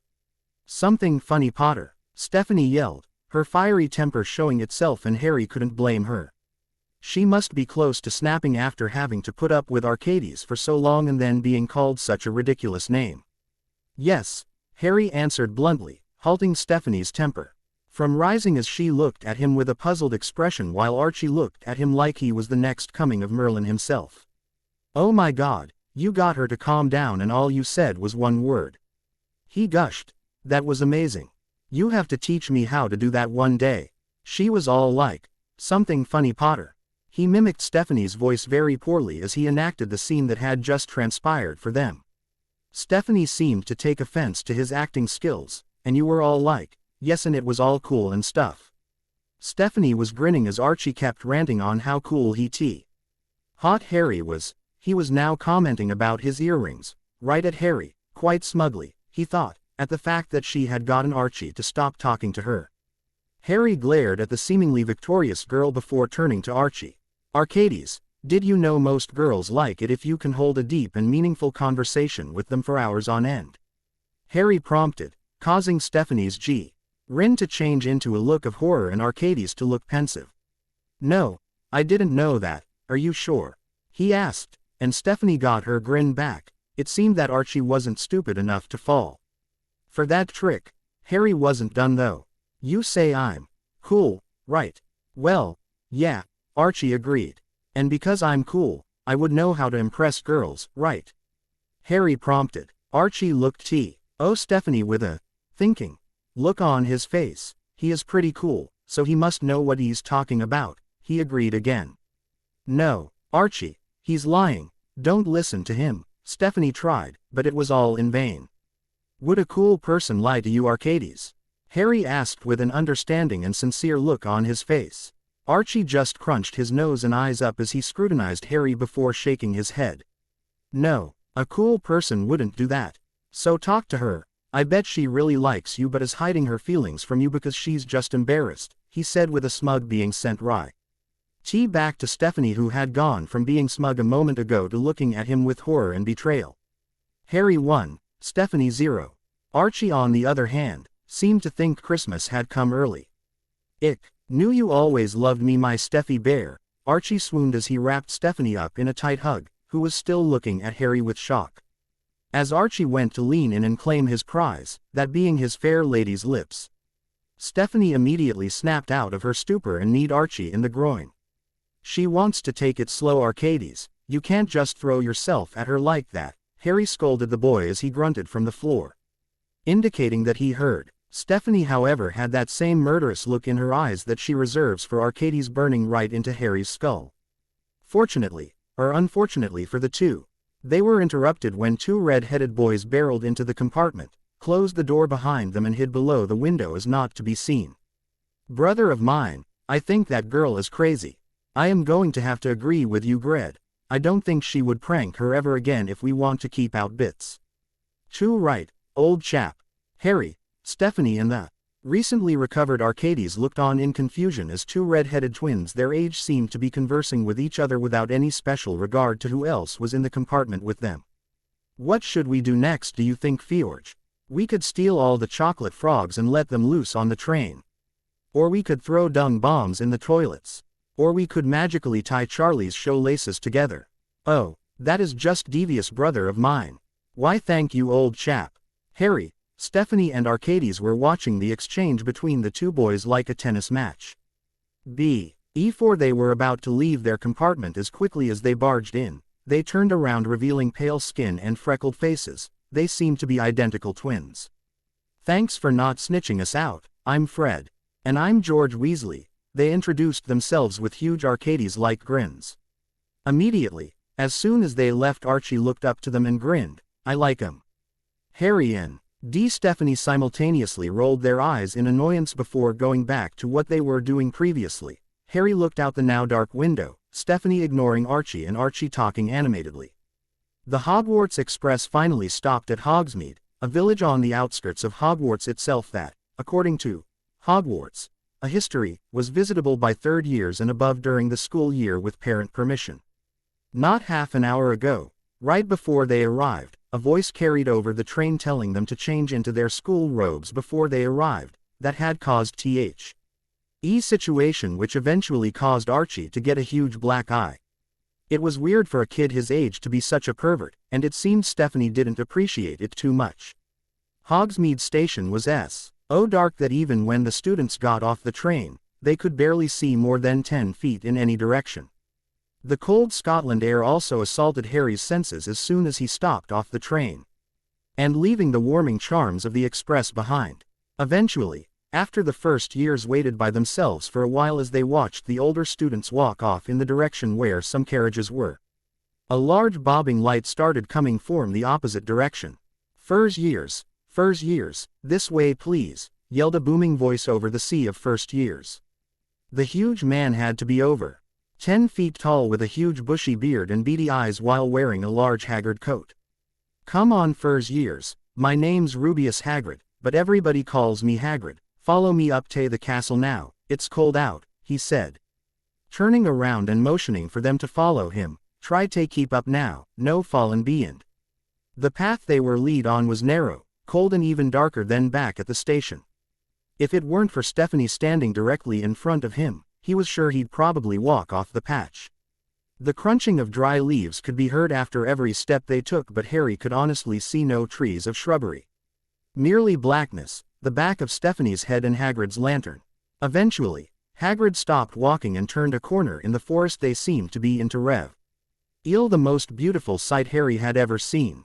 They currently stood before a huge black lake that seemed perfectly silent and still. On the other side of the lake, however, was a huge cliff with a large castle with many towers, sand torrents illuminated from within, letting the windows glitter like stars.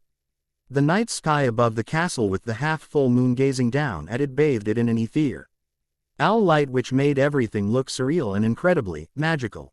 Harry now realized why they took first years this way instead of with the rest. All right, everyone, to a boat, no funny business ya here.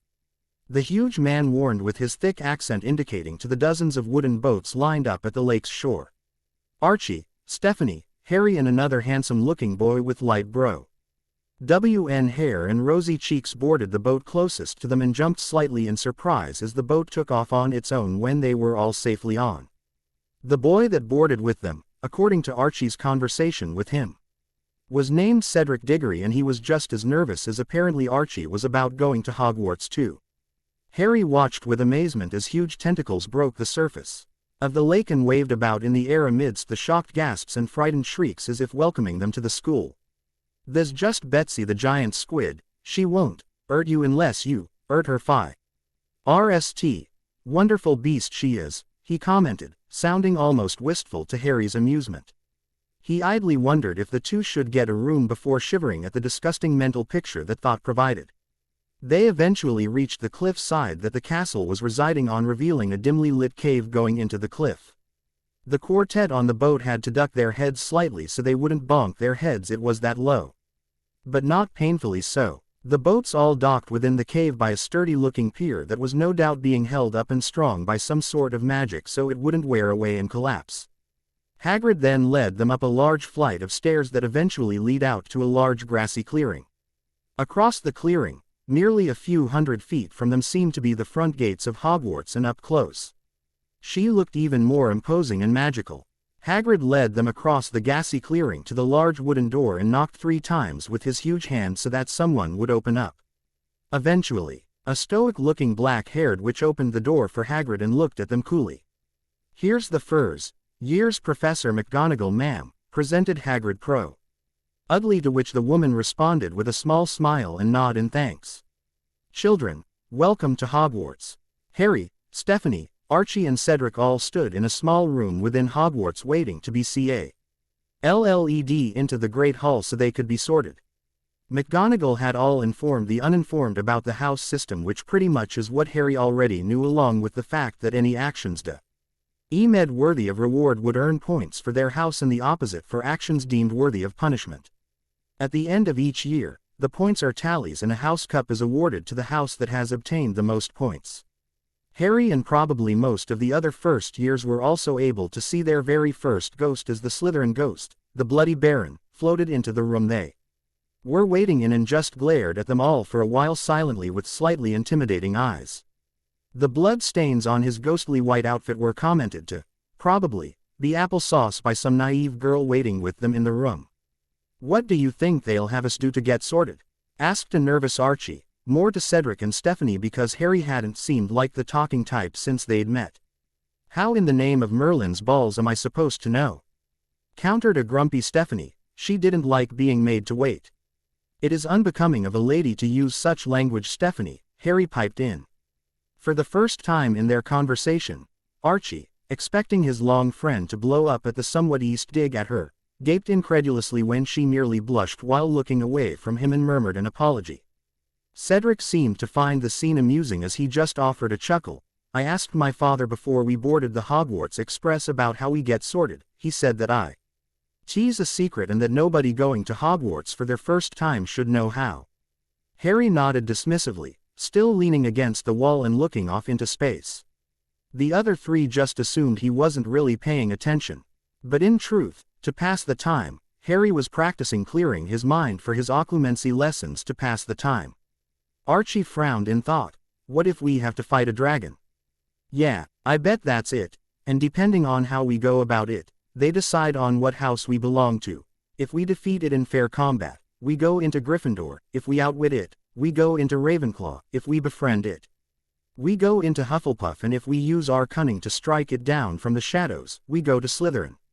Archie exclaimed, thinking he was the most brilliant man in the world for deducing such a cunning theory.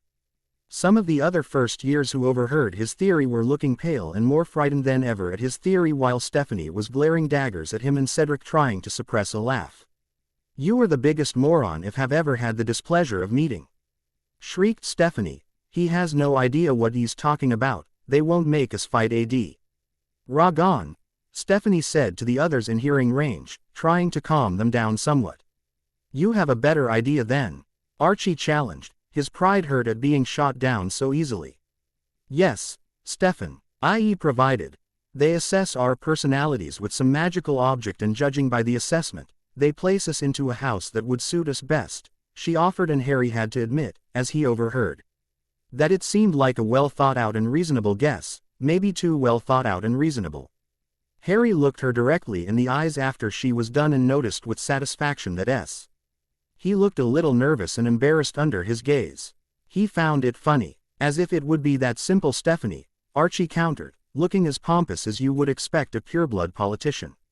"Would be. I still say my theory is better." "Well, that's why you're a moron," she countered eloquently before looking at Harry and blushing again in embarrassment, causing Harry to smirk again amidst her apologies. Cedric looked between the two with a puzzled expression. "You two fight like an old married couple." Harry had to stifle a snort of amusement when his statement got an immediate reaction. "Really?" asked the now dreamy and love-struck Archie with hearts in his eyes. "You really mean it?" "See, Steffi Weffy, we were meant to be together," he cooed, lunging at her to engulf her in a hug, which she promptly sidestepped, allowing Archie to fly head-first into the large brimstone brick-looking wall. Harry winced in sympathy. He knew how much that could hurt. Cedric chuckled merrily. "Why, when Stephanie just glared at the prone form of Archie on the floor, will you stop with the stupid names and trying to molest me every 3 minutes?" She kicked the down boy in the ribs for good measure. Miraculously though, Archie was up without a visible wound on his person. "Molest my beautiful Steffi princess," he hissed in rage. "Who dare would do such a thing to one so pure, so beautiful, so infallible, so, Steffi poo." Stephanie flushed in embarrassment when Archie's tirade got the attention of more than a few of the people around them as she tried and failed to hide her presence behind Harry and Cedric with a desperate plea to hide her. Harry and Cedric momentarily stopped what they were doing when they noticed Archie accosting a random boy near them. "Were you the one trying to molest my Steffi bear? Because if you were, I'm going to shove a wand so far up your..." Mr. Montague. Every first year's attention was sent to the now open door when Professor McGonagall was standing in front of and glaring at the boy who had the scruff of another first year's shirt in his hands. "What is it you think you're doing? I'd take points away from your house if you were sorted already." He was trying to mow. It was a misunderstanding on Arcadis's part. Harry interrupted before he could finish the sentence. Something about Arcadis's feeling someone touch his behind. "Don't try and understand him, Professor. I find it only to bring on a headache, he offered, trying to save the boy from saying something he would regret. Seemingly deflating, McGonagall glared 1L. Asked time at Arcades, who let go of the boy and chuckled nervously with a quick apology. If you would all follow me into the Great Hall for your sorting, she said, you will wait at the back of the hall. LL until your name is called so we can have you sit on the stool and place the sorting hat on your head, she offered as Harry watched the lack of surprise on Stephanie's face with amusement. As they were walking into the hall, Harry grabbed Stephanie by her elbow to slow her down. Who told you about how we get sorted, Stephanie? He asked with an amused smirk as he watched her avert her eyes. I don't know what you're talking about, she mumbled under her breath nervously as Harry watched her try to deny it with amusement. They both entered the Great Hall behind the rest of the pack, a little surprised that the ever-clingy Archie hadn't found and re-stitched himself to Stephanie's side. The Great Hall is massive with a ceiling charm to show the night sky instead of a painted ceiling. Here were 4 long tables placed vertically along the hall with a large and elevated horizontally placed table that the teachers were sitting on looking down at the first years at the opposite end of the hall. The other 4 tables seemed littered in seas of green, yellow, red and blue, showing clearly that each house sat separately at one of the 4 tables. The hall itself was illuminated by Errol-lit candles spelled to float independently that all shone their light onto the students and teachers below like stars in the night sky. Harry finished his observations and looked to the other first years, who seemed to all be in shock and awe by the hall and its decorations. Looking up at the head table, Harry noticed several recognizable figures. One of those was the giant of a man Hagrid that had picked them up from the train station at Hogsmeade. Another recognizable figure was the very short elderly wizard recognizable from a lot of his charms books as Phileas Flitwick. The man was somewhat of an idol for him, being a former dueling champion and one of the world's most renowned charms masters. However, probably one of the most recognizable figures seated at the head table looking down upon everyone in the hall from the headmaster's chair was Albus Dumbledore. The man looked to be the very picture of what one would expect Merlin to look like, with long silver hair with a matching silver bear. He also seemed to favor bright and eccentric clothing, especially if the light blue shiny silk robe covering his purple undergarments was anything to go by. Professor McGonagall walked through another door into the Great Hall holding an old-looking brown wizard's hat and a rickety-looking stool, both of which were placed at the head of the hall. The hat on the stool, before she pulled out a rolled-up scroll from her sleeve. Harry was slightly surprised when there was a slight coughing noise coming from the hat, as if it were clearing its throat, before the creases in the mat. Ariel contorted to that of a face of sorts. Harry learned to take everything in the wizarding world with a grain of salt. It was much easier that way, so he wouldn't constantly be getting surprised by things other people would deem normal. But even a singing hat was fairly weird for the wizarding world.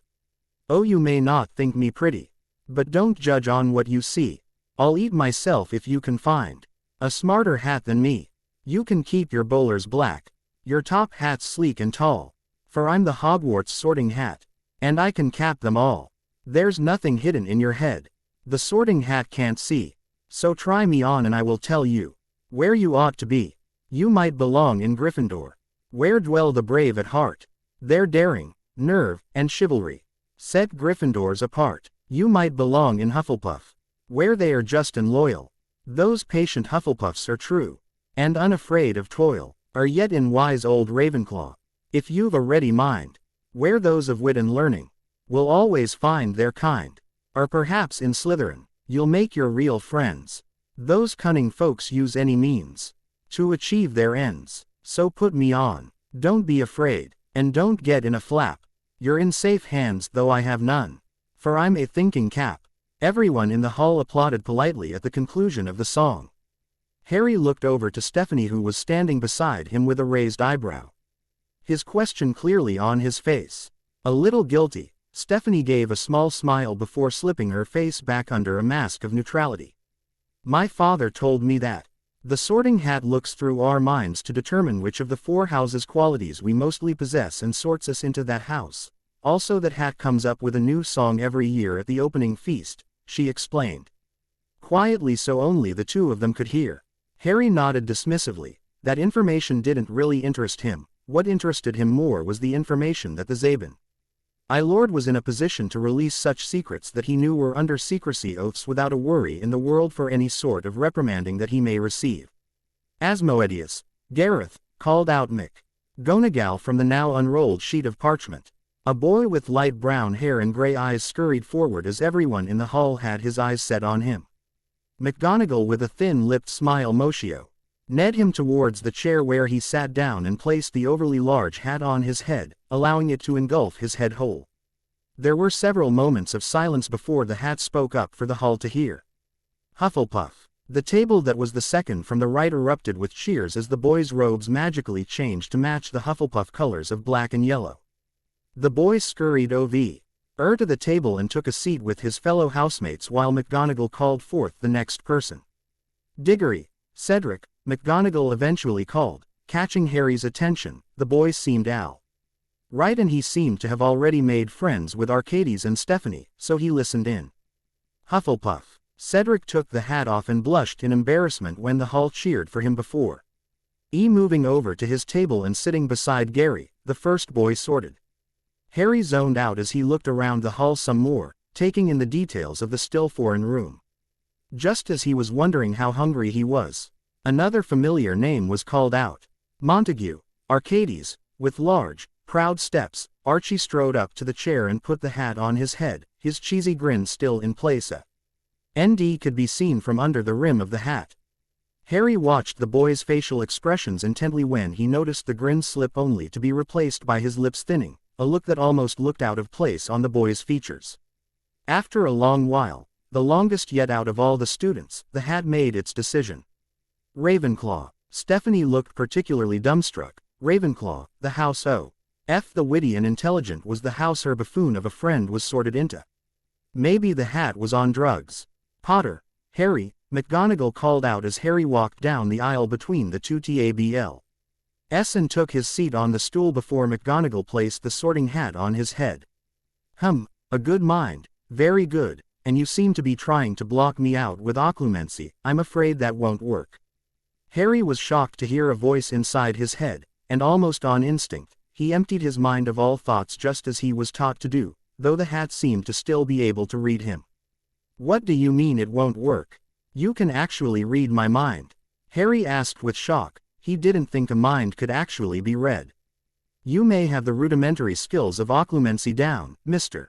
Potter, but the more advanced practitioners of occlumency can halt any foreign influence affecting the body or completely block someone from entering and controlling their minds. It is a very obscure and useful art.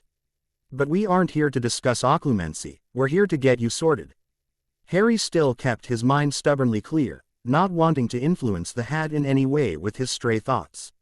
A noble goal you have. To save one's mother. You hold much guilt for her current condition and seek to remedy that by becoming strong enough to cure her. Very ambitious of you, very Slytherin. Slytherin would do you well. You would be able to become great, you know, the hat continued to prompt, hoping to get a reaction from Harry. However, you seem to value knowledge above all else, and why your goals may be ambitious. You do not seek power for power's sake. You are also very intelligent and possess a sharp mind and tongue. Very Ravenclaw of you. Where to sort you, I wonder. Harry remained silent. As the hat sifted through his memories, have you no preference, no say in this matter? I'm just here to learn, that is all, Harry replied, finally giving the hat something to feed off of. A sad day. It is that I meet a child who is more interested in his goals than making friends and having fun, like a child should. Harry was getting mad. How dare this hat presume to know anything about him? Avenue no right to lead a happy life when the reason for my well-being is currently lying in a hospital bed indefinitely because of me. He all but hissed, and he felt the hat leaving his mind, seemingly having made its decision. It is still sad, Mr. Potter, but seeing as you still, despite your personality or beliefs, hold knowledge and intelligence in the highest regard, better be. Ravenclaw. The hat called to the hall. Getting an applause and sighs of relief from most of the hall. Harry's sorting had taken the longest by far and people were extremely hungry. Harry looked down to his robe. That still kept their black color mainly, but also gained the blue and bronze colors of Ravenclaw as well as the crest with the eagle on his breast. Taking his seat by his fellow housemates who welcomed him. Harry tuned out Arcades, who was now talking to him animatedly while people were still getting sorted. Harry idly heard a few names that he recognized getting sorted after his own, Weasley, Pusey and Rookwood being some examples, but what really caught his attention, or rather, what Arcades made him pay attention to, was the last student to be sorted. Zabini, Stephanie. Harry watched D with amusement as Arcades had a confident grin on his face. "She'll definitely be a Raven," the boy whispered in his ear. "True love conquers all, there is no way that she'll be in any other." Slytherin. No. Harry wanted to laugh. He really did, if not for the fact that the poor boy looked so crushed and Stephanie looked so relieved.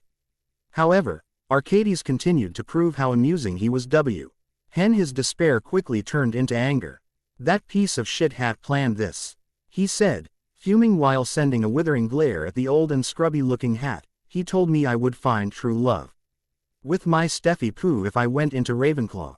Harry shrugged. "Maybe you still will. Perhaps being in this house will make you mature." Harry ventured a guess, not wanting to crush the boy's hopes, regardless of how funny it would be. "I'm plenty mature," Archie protested, which fell on deaf ears as Harry had stopped listening to him when the headmaster, Albus Dumbledore, rose from his seat.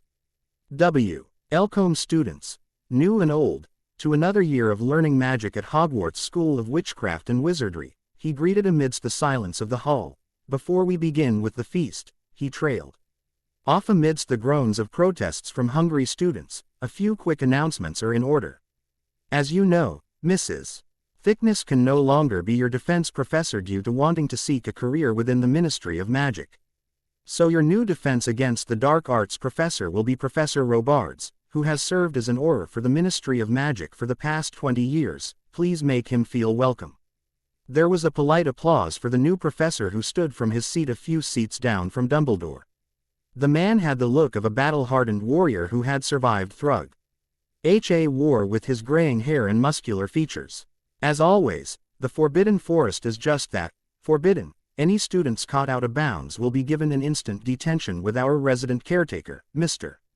Filch," he commented, motioning to a scraggy and cruel-looking man with long dirty hair and a gray cat by his side.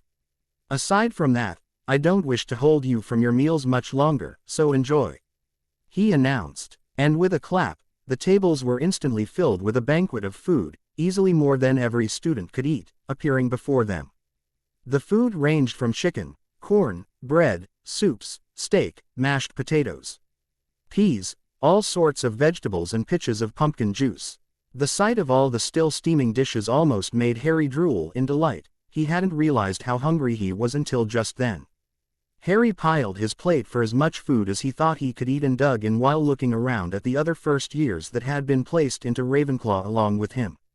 One of them was a black-haired boy by the name of Roger Davis, who was currently chatting to one of the first-year girls, Rachel Pennyworth, a rather bubbly yet intelligent-looking blonde-haired girl.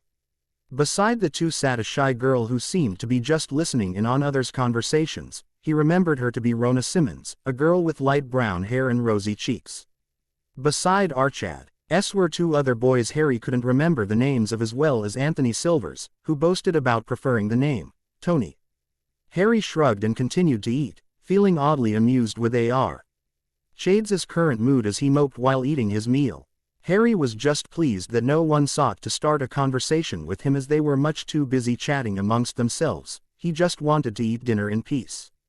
All too soon, the tables were cleared of all food and any golden cutlery that was left over, signifying the end of the feast. Dumbledore stood once again, to address the entire hall. "I'm sure you all enjoyed that meal. Now if you will, follow your house prefects back to your house common rooms. First years should pay attention to where you're going to avoid getting lost in the future. This castle has a habit of doing that to people," he exclaimed with a twinkle in his eye. "Good evening." Immediately, the students filed out of the hall, Arcades with one last look towards his love, before they were led away to the western wing of the castle by the fifth-year Ravenclaw prefects. On their way, they passed numerous moving portraits that waved to them politely. ND left some remarks as they passed. One rather bubbly portrait of a girl and her family winked and giggled at him as he passed, commenting on how cute he was, despite his embarrassment, as it just seemed to draw attention to him. Eventually, they arrived at Ravenclaw Tower, which Harry noticed was conveniently close to the library, where they stopped in front of a door with no keyhole or handle. Merely a bronze eagle door knocker that seemed to be alive. Before you gain entrance, first you must answer me this. Before the eagle door knocker continued, the prefect explained. Ravenclaw is a house that values intelligence, creativity, wisdom and wit. To gain entry into your common room you will need to answer a riddle or intellectual question. If you cannot answer, you will not gain ent. Right, explained the boy before the girl spoke up. Don't worry, you get used to it, she said with a smile. If you don't get it, ask someone else to help you do it, or even Professor Flitwick, our head of house. If you can't find someone, his office is just down the hall. The door knocker then felt it was time to pose its question. What is so fragile that when you speak its name you break it? The bronze eagle knocker asked. Both of the fifth-year prefects seemed to know the answer, but they turned to the first years, expecting an answer. You guys will need to be answering these questions too. If you want to gain entry into your common room, does anybody know? There was silence amongst the first years, who looked to be in deep contemplation, taking this as a rite of passage, kind of test to prove themselves to the older members of their house. Harry, who was just tired and wanted some sleep, rolled his eyes and spoke up. The answer is silence, he answered from the back of the group. Instantly, the students all turned to look at him with a questioning look in their eyes, but the fifth years just smiled brightly at him. You may enter, the door knocker stated before swinging open and allowing them entrance. Harry pushed past his first-year peers who were still looking at him and got his first glimpse of the Ravenclaw common room. The room could be best described as an airy room with many arched windows overlooking the surrounding mountains, all hung with heavy bronze and blue curtains, matching their house colors. The ceiling is domed and painted blue with twinkling stars on it. The floor is also covered by midnight blue carpet, completing the Ravenclaw look about the place. The room was filled with fat and cushy armchairs that looked quite comfortable to just sit at and read a book. The room also seemed to be circular in shape, showing that it was indeed on the inside of the Ravenclaw Tower, while there were several stairs leading up to the student dorms. There is a statue of Rowena Ravenclaw beside the entrance to the dorm, one of the Hogwarts founder and the founder of the Ravenclaw house. Wow, was all Harry could say. In his opinion, the room was perfect. There was even a small library if you wanted a quick read and didn't want to go to the library. Wow indeed, the fifth-year prefect said from beside him with a grin. The first-year dorms are up those stairs.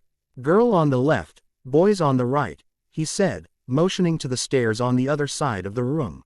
The second, third, fourth, fifth, sixth and seventh are further up into the corridors and dorms respectively, the prefect said with a smile. Try not to disturb the older students by making noise please, she said with a smile, especially the 5th and 7th year students who are studying for their owls and newts respectively. It is a very important year for them. If you want to make noise and have fun, you can come down to the common room if no one is studying. Here or someplace else in the castle, she explained with a smile.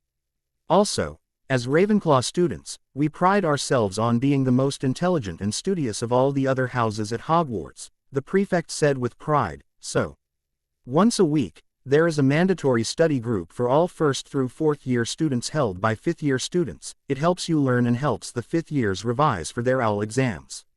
Later on in your life at Hogwarts, there will be similar mandatory study sessions for fifth and sixth years to be held by seventh years for the same reason, the prefect explained. Every first year they're nodded in understanding. Your study sessions will be held on Wednesday nights before your astronomy classes. If for some reason you can't make it, please inform a prefect or Professor Flitwick, so we know you aren't slacking. Do any of you have any questions? Asked the male prefect. Harry liked the two and understood why they made the prefect position. They seemed to be very nice and approachable. Will we get in trouble if we aren't as smart as you expect us to be? Asked a nervous first-year girl. The prefect smiled and shook his head. You are in here for a reason. Which means you must be intelligent, witty, creative, or have a thirst for knowledge. No one expects you to ace everything, but it is expected that you want to learn and try your hardest with your studies. Difficult or not, that answer seemed to placate the nervous girl as she smiled shyly.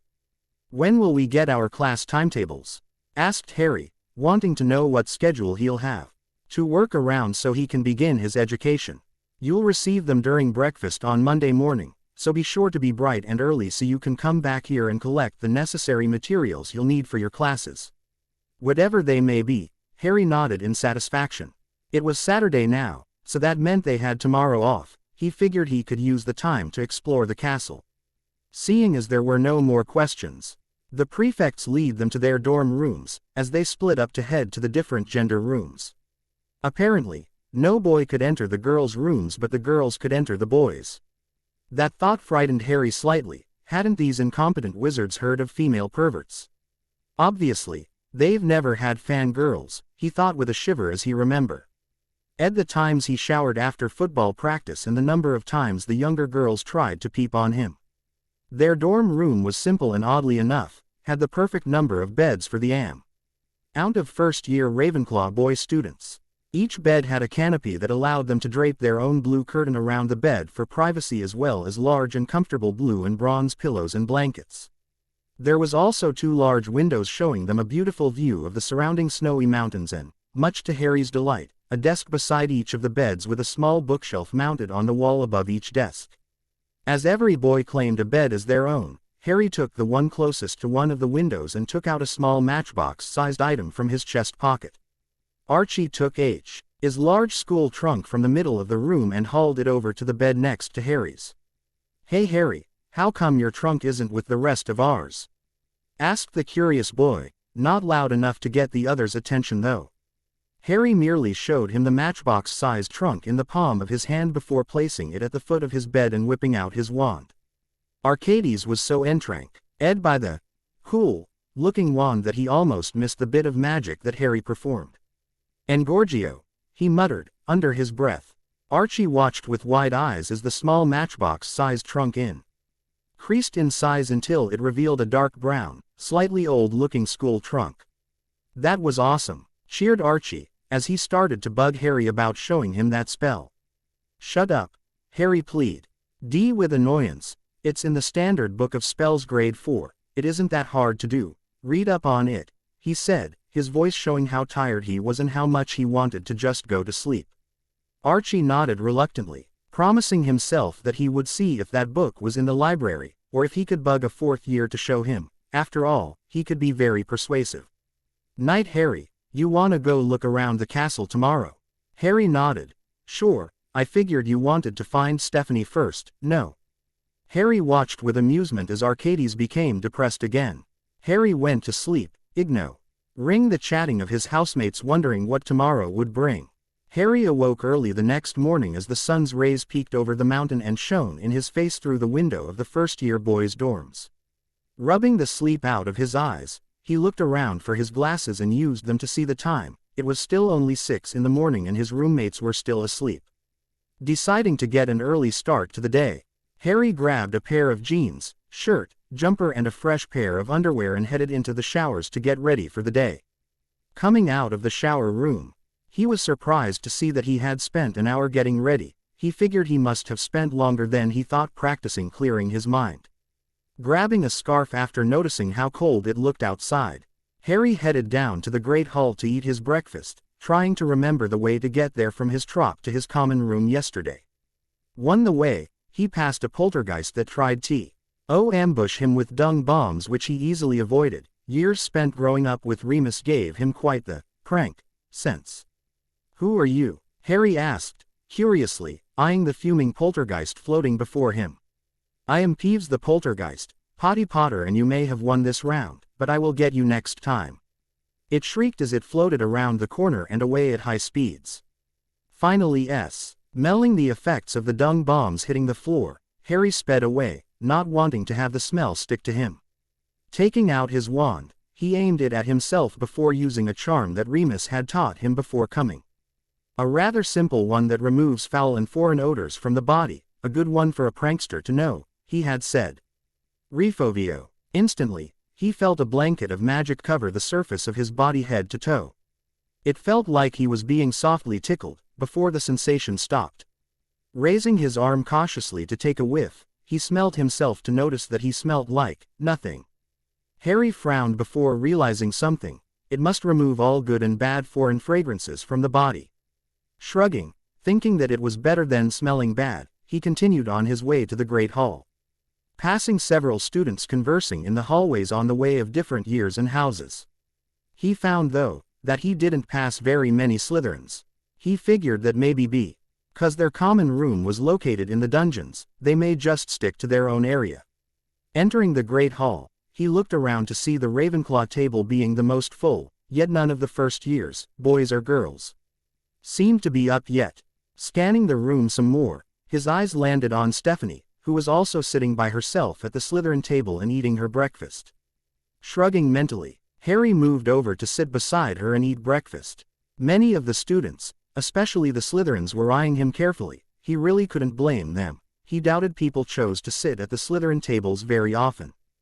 "Good morning, Stephanie," he greeted, making the girl turn her head sharply to him before calming down. "Morning, Harry. What are you doing over here?" she asked, her face neutral as she ate her jam toast that was currently sitting on her plate. Harry followed her example and took an apple to start his breakfast. "No one from Ravenclaw is awake yet. You're the only person I recognized in the hall," he said with a shrug, as he took another bite of the apple in his hand, idly thinking that it was probably the best apple he had ever tasted, a perfect combination of crunchy and juicy. "I see. So, how do you find your house?" she asked, trying to start up some conversation.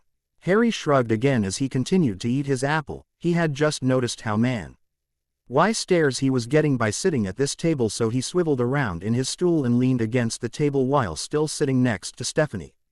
"The common room is nice. You can imagine it would be any studious person's wet dream. Lots of books and comfy couches and whatnot," he trailed off. "What's a wet dream?" she asked with confusion. Harry tried to hide his amusement when Severa L of the older boys close by heard the question and choked on their breakfast.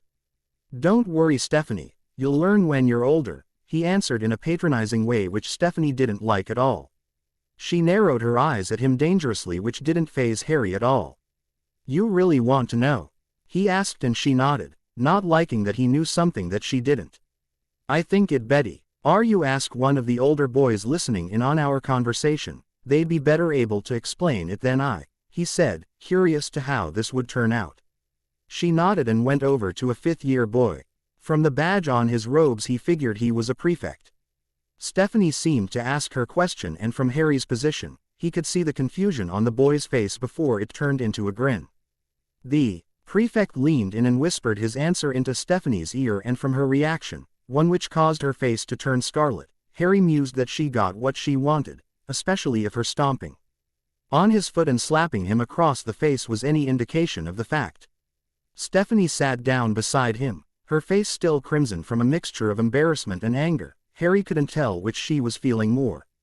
Trying to avoid Harry's gaze. "I suppose you satisfied your curiosity, Ms.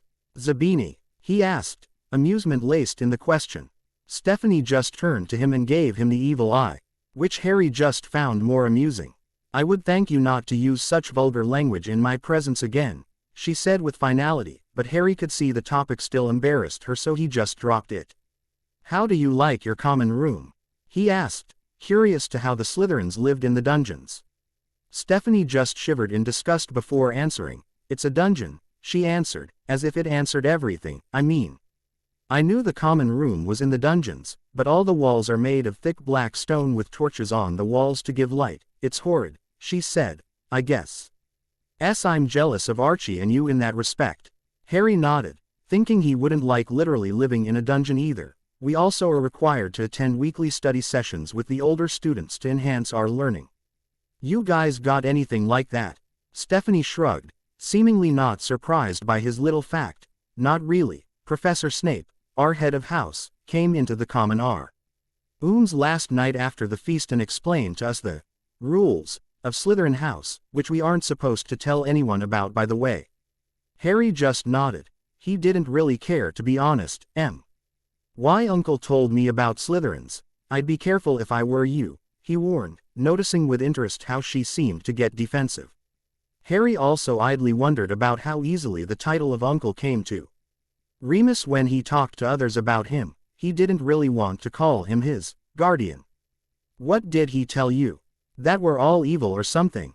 Why am I not surprised that the heir to the ancient and noble house of Potter would have such narrow-minded? She stopped when Harry lightly cuffed her on the back of the head, stopping her rant and making her glare at Harry with a look that would kill. Will you shut up? What I was going to say was that Slytherin students are known to display a high level of Machiavellianism, so you should be wary of who you befriend in that house, he explained, however, seeing her look of confusion. He assessed his statement and realized where he went wrong. Basically, a lot of Slytherins like to deceive and manipulate others for their own personal gain. Oh, watch who you befriend and what you suddenly owe people, he warned, getting her to raise her eyebrow in confusion. Thank you for the warning, not to be rude, but why do you care? She asked, genuinely curious. Harry just shrugged again in response before grinning. I don't, but if something happened to you Arcades would be quite displeased I'd imagine, and seeing as we share a dorm, I'd rather have him not moping and carrying on. You know, he made quite the commotion when that piece of shit hat put you in Slytherin, he finished, changing the topic suddenly. I'd imagine he would, she said, smirking. He can be so clingy sometimes, but he isn't that much of a bad guy, just annoying. You two have a history? He asked, suddenly curious. You could say that, but it's not my story to tell. Suffice to say that we know each other pretty well. He's been living with my family since a young age. She didn't know it, but Stephanie had told him quite a lot by just saying what she did. Harry knew of the name Montague. It was the name of an old pureblood family he had read about. For him to be living with the Zabinis, a well-known pureblood family in their own right, either something happened to his parents, or his parents disowned him and the Zabinis adopted him. Harry just filed that information away for a later date. He keeps professing his eternal love for you. He seems quite determined, he said. Enjoying how it embarrassed the girl. He pretty much yaps on about it to anyone who will listen, she said, obviously uncomfortable. He can be a bit overprotective and imposing times, but he can be sweet in his own retarded way. Not that I like him or anything, she said, straightening her back, hiding behind her mask of neutrality. Harry nodded, agreeing. Yeah, he definitel. Why is a little retarded? They both shared a chuckle at that. Suddenly, there was a loud bang coming from the door. Both Harry and Stephanie looked up to see Arcades strolling into the great hall whistling merrily. The boy stopped and scanned the hall. Harry wasn't sure whether he was looking for him or Stephanie, but apparently it didn't matter because he spotted them both and with a grin, he practically skipped over to them and plopped down next to Stephanie. How was your night, my precious Steffi bear? Asked Archie with a big smile, ignoring the fact that Stephanie was trying to sink into the table to avoid the looks of amusement she was getting from her peers. Look, Archie, I know you don't listen to me when I tell you not to call me those names, but this time I'm serious, she sighed. As she looked towards her housemates who were mocking her before turning back to him. People in Slytherin aren't like people in other houses, they assess everyone and look for weaknesses to exploit. What you're doing right now could very much make me an outcast, so can you please stop? She asked, pleading her friend. Archie sighed dramatically. Okay, he agreed, as if he was making a huge sacrifice. Look what I do for you, Steph. It's just a testament to our love, he declared in a more subdued voice so no one else could hear. Harry snorted in amusement when Stephanie kicked Archie in the shin real good. When you guys are done with breakfast, you wanna go look around the castle? Asked the boy, looking at Stephanie and Harry, who both shrugged and agreed. Awesome, we'll just wait for Seed to get here. I told him we'd go exploring together, he explained, looking to his two new friends and waiting for confirmation. Stephanie nodded, signifying that she was okay with it, and Harry just shrugged, not caring either way. After 15 minutes spent watching Archie hovel down his food, Cedric arrived to eat breakfast. When he was done, the four headed out of the Great Hall to explore the castle. Harry had, surprisingly to the group, suggested they map out their different classrooms, lest they get lost tomorrow and not be able to find their way between each of them. So after they found the potions classroom in the dungeons, the Transfiguration classroom near Gryffindor Tower, the Charms classroom near the Ravenclaw Tower, and the library, the Defense Against the Dark Arts class on the 7th floor, and the greenhouse just outside on the grounds. By the time they were done exploring, it was lunchtime, so the four of them headed back to the Great Hall to eat lunch. Harry, however, stopped before they entered the door. "I'll take a rain check on lunch. I'm just going to walk around for a bit," he said, and without waiting for an answer, he left to his dorm. Harry had, to be honest, an urge to play with his football. So after arriving back at his dorm, having to answer another riddle to gain entrance, he removed the ball from his trunk and went out to the grounds. Harry received many confused glances when people saw him walking around with a football under his arm, but he just ignored them and headed out towards the large lake outside the castle. He remembered seeing a clearing near there that would be fine for what he wanted. Arriving at the clearing, Harry tossed the ball to the ground and started dribbling invisible opponents for a while before kicking the ball up into the air and juggling. He may not be able to play football anymore, but that was no reason to let his skills go rusty by stopping completely.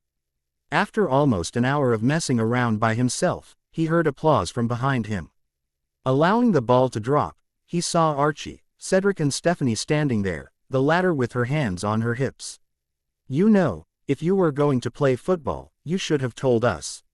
"I love playing," Cedric said with a grin. "How do you play?" asked Arcades, while Stephanie just looked uninterested. Cedric and Harry spent the rest of the afternoon explaining the rules and kicking the ball around the grounds while Stephanie sat by a tree and tossed stones in the lake while watching them play. Harry quietly followed Arcades towards the Hogwarts grounds to where the first-year students would learn to fly a broomstick. Their first week of school had finally ended, but instead of being able to do some independent study on this cold Saturday morning, they were dragged out of their dorms to participate in flying practice. Their first week of classes had been interesting, in Harry's opinion, but not very exciting. Luckily for him, he had the foresight to map out where all of his classrooms were before classes began. Unfortunately, a lot of his classmates didn't share the same foresight and wound up arriving late to class on more than one occasion and losing their respective houses' valuable points. The castle itself didn't really help matters in regards to students making their way around the castle, with the school's 142 staircases. Doors that weren't really doors that would rather strike up a conversation with you than let you pass, and the constant menace which was Peeves the poltergeist, who still hadn't gotten over the fact that he couldn't get the jump on Harry. Then there was the most miserable excuse for a human being on the planet, Argus Filch, the Hogwarts caretaker, and his demon cat Mrs.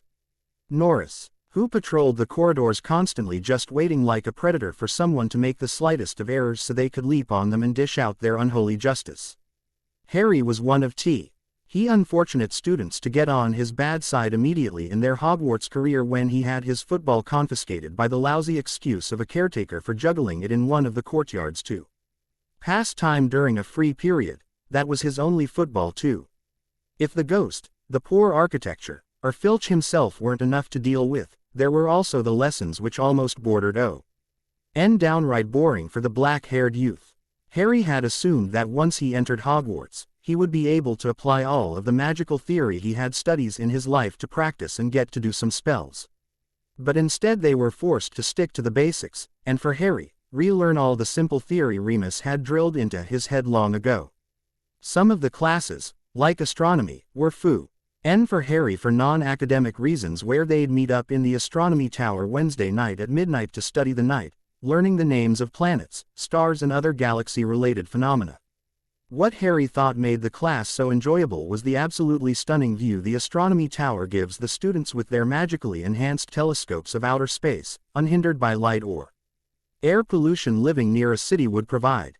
3 times a week with the Gryffindors they would head out to the school's greenhouses to study herbology with a dumpy little witch called Pomona Spr. the head of Hufflepuff House, who taught them all about magical plants and fungi and how one would go about caring for and using them.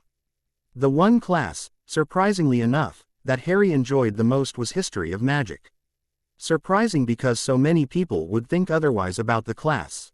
The subject was taught by a ghost by the name of Cuthbert Binns who had one day fallen asleep in front of the staff room fireplace and woken up the next morning to teach, leaving his body behind.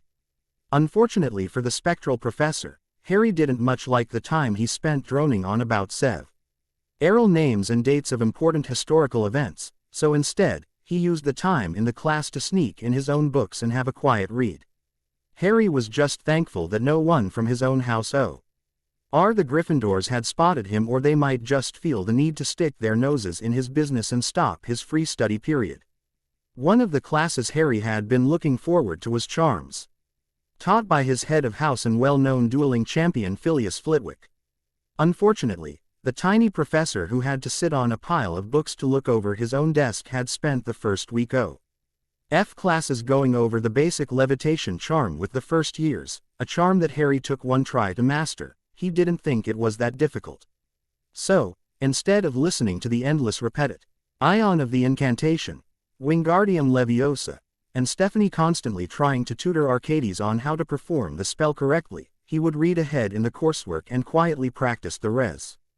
T of the charms they were set to learn in their first year. When Professor Flitwick had asked why he wasn't doing any of the work, he had quietly responded by levitating his lessons handout sheet to the shocked professor and continued with his independent study. Transfiguration was amusing, but still lacked any of the fascinating new theory Harry was expecting to learn while under the tutelage of the renowned Transfiguration Mistress Minerva McGonagall. Harry's first assessment of the professor as one not to be crossed or annoyed turned out to be correct, as she had given them a talking to as soon as they entered the class. Transfiguration is a branch of magic that focuses more on finesse than power, she had explained. It is a very dangerous branch of magic in the hands of a master and thus one of the most complex branches of magic, so I warn you now, anyone caught fooling around in my class will not be welcome back in the future. She had ended her introduction by transfiguring her desk into a living pig that even gave out a few startled squeals, something that definitely did pique Harry's interest. While Remus had been attempting to help him learn transfiguration theory from his father's school books, someone who had been quite the transfiguration expert, the man had never been one to be very good at the obscure branch of magic, so he had only bared witness to the most simple of transfiguration spells himself. Something like what McGonagall could easily be useful in a duel, he surmised, as a distraction or a way to attack if she had instead used her magic to turn her desk into, say, a rabid Rottweiler. After returning her desk back to normal, she had them copy down from the board the basic principles of transfiguration theory, also known as Norton's Transfiguration Law of Focus. The law was the basis for all transfiguration-based spell work, explaining how the caster's focus was directly related to one's ability to be able to perform the branch of magic. Basically, the more easily you could focus, theoretically, the more easily one could transfigure something into something else. To practice, McGonagall had given them all a matchstick to attempt to transfigure into a steel needle. The exercise would work on students being able to not only change the shape but the basic composition of the stick. After performing an example of how it was done, she had set them to work. Harry had taken a good 5 tries to get it done, his first attempt only allowing the matchstick to change shape. He found, as he got used to manipulating his magic to his will, the more complicated his change from Object A to Object B was, the more focus it required.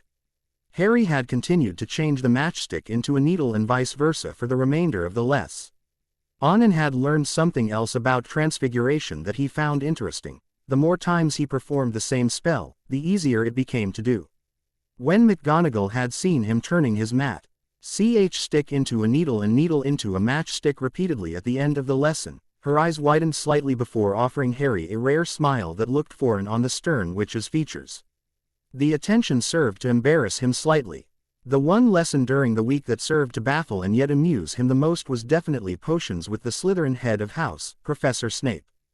During breakfast that particular morning, when Archie had informed him, rather giddily, that they had potions in the dungeons first for the day, Harry had looked up to the potions master sitting at the head table.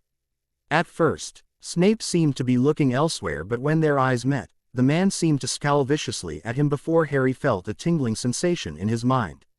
Recognizing it as a legilimency probe to peer at his surface thoughts, like Remus had done on him several times, Harry held the gaze and quickly cleared his mind. The action served to surprise the potion's stir and anger him further at the same time. Harry had just then realized that Professor Snape didn't dislike him, he seemed to loathe him. Later in the potions classroom, the Ravenclaws and Hufflepuffs were waiting for their professor to arrive, when suddenly the doors to the room burst open, admitting a scowling Professor Snape striding up to the front of his classroom and to his desk with his black billowing robes flowing behind him. The image of Professor Snape glaring down from his elevated position at his desk, surrounded by several bottled animal parts and other potions ingredients, and the cold dark dungeons of Hogwarts served to intimidate several of the more timid first years. Harry, however, sat unfazed, ready to learn, while Archie seemed to be squirming in his chair beside him. The odd thing was, Archie didn't seem scared in the slightest, not even nervous. Like every other professor, Snape went through the class registry, stopping briefly on Harry's name to comment on his presence. "Ah yes, Harry Potter," he began, spitting out his surname as if it were a disease, "a true phenomenon that you would end up in the house of the intelligent. Clearly the apple falls far from the tree," he finished snidely. Many of the first years looked on between the two in confusion, while Harry's eyes merely narrowed slightly, not willing to take the bait and give this man a reason to punish him. After finishing with the registry, Snape put it away before locking eyes with the rest of the class. His eyes were as black as coal and held no emotion or warmth. Harry thought that they reminded him of two dark tunnels. After several moments of silence, he began to speak to them in a voice that was barely above a whisper but seemed to cut through the silence of the room like a hot knife through butter. "You are here to learn the subtle science and exact art that is potions brewing," he began. His voice just screamed, despite its low tone, that if you interrupted him there would be pain. "As there is very little foolish wand waving here, many of you will believe that this isn't magic. I hardly expect for you to see the beauty in the softly simmering cauldrons with their shimmering fumes. The delicate power of liquids that seep through your veins that can bewitch your mind or ensnare your senses. If you pay attention in my class, I can teach you how to bottle fame, brew glory, or even stop or death. That is of course if you aren't as big a bunch of dunderheads as I usually have to teach." There was silence met with his declaration. Most of the Hufflepuffs seemed to be intimidated and self-conscious after his introduction, while many of the Ravenclaws seemed to be determined to prove they weren't like the usual dunderhead. Archie, for some reason, seemed to be acting weirdly to Snape's presence, but before Harry could ponder on it more, Snape interrupted. "Potter," Snape barked, "what potion would I administer to someone to cure petrifaction?"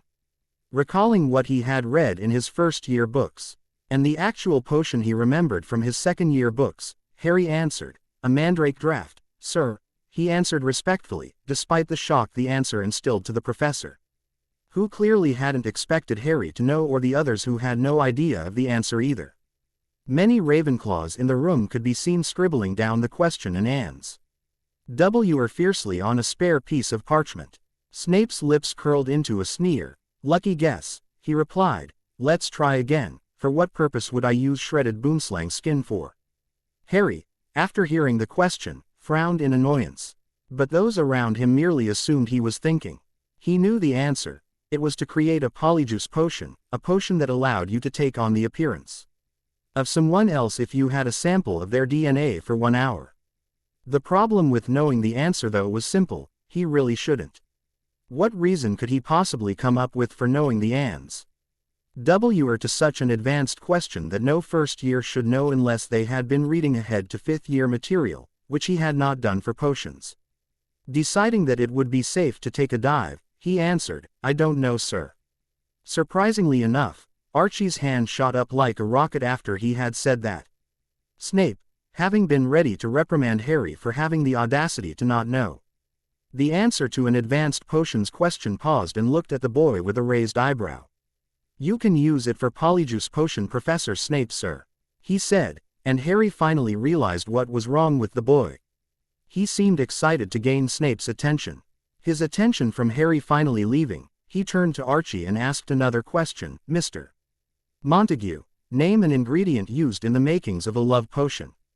"Frozen ashwinder eggs, eye of newt, a unicorn tail hair, and powdered horn of Gariform," he listed off automatically, which weirded out Harry slightly. Did the boy have any nefarious plans involving a love potion and a certain Zabini? Snape, too, seemed a little dumbstruck, but continued nonetheless. "What are the ingredients of Draught of the Living Death?" Harry honestly didn't know this one. From memory, Remus had mentioned it in passing, saying how James, his father, had blown up a classroom trying to brew it, in 6th year. Asphodel in an infusion of wormwood, valerian roots and saprophyros bean, he answered, ticking off the 3 ingredients with his fingers as he went on. I would advise though that if you wanted to get the juice out of the saprophyros bean more efficiently to use the flat end of a dagger rather than slicing them, it works much nicer that way. He exclaimed with pride and a little twinkle in his eye not very different to Dumbledore's. Harry looked to his new friend in a new light. Despite how retarded he may come off at times, he clearly was well versed in potions, incredibly so. Harry couldn't help but show a sliver of respect to the youth for his knowledge. Perhaps the hat did sort the boy correctly after all. He also idly wondered if Stephanie was aware of his skills. Snape smirked slightly at the answer, though, Harry mused. It wasn't as cruel as his other smirks. This was probably as close to Snape would ever come to being pleased. 20 points to Ravenclaw for an excellent knowledge of advanced potions and brewing, he said. Then he turned to Harry with a smirk, and 5 points for not reading ahead like your classmates. Harry just dismissed it. The man obviously hated him, so let him have his fun and talk. Points.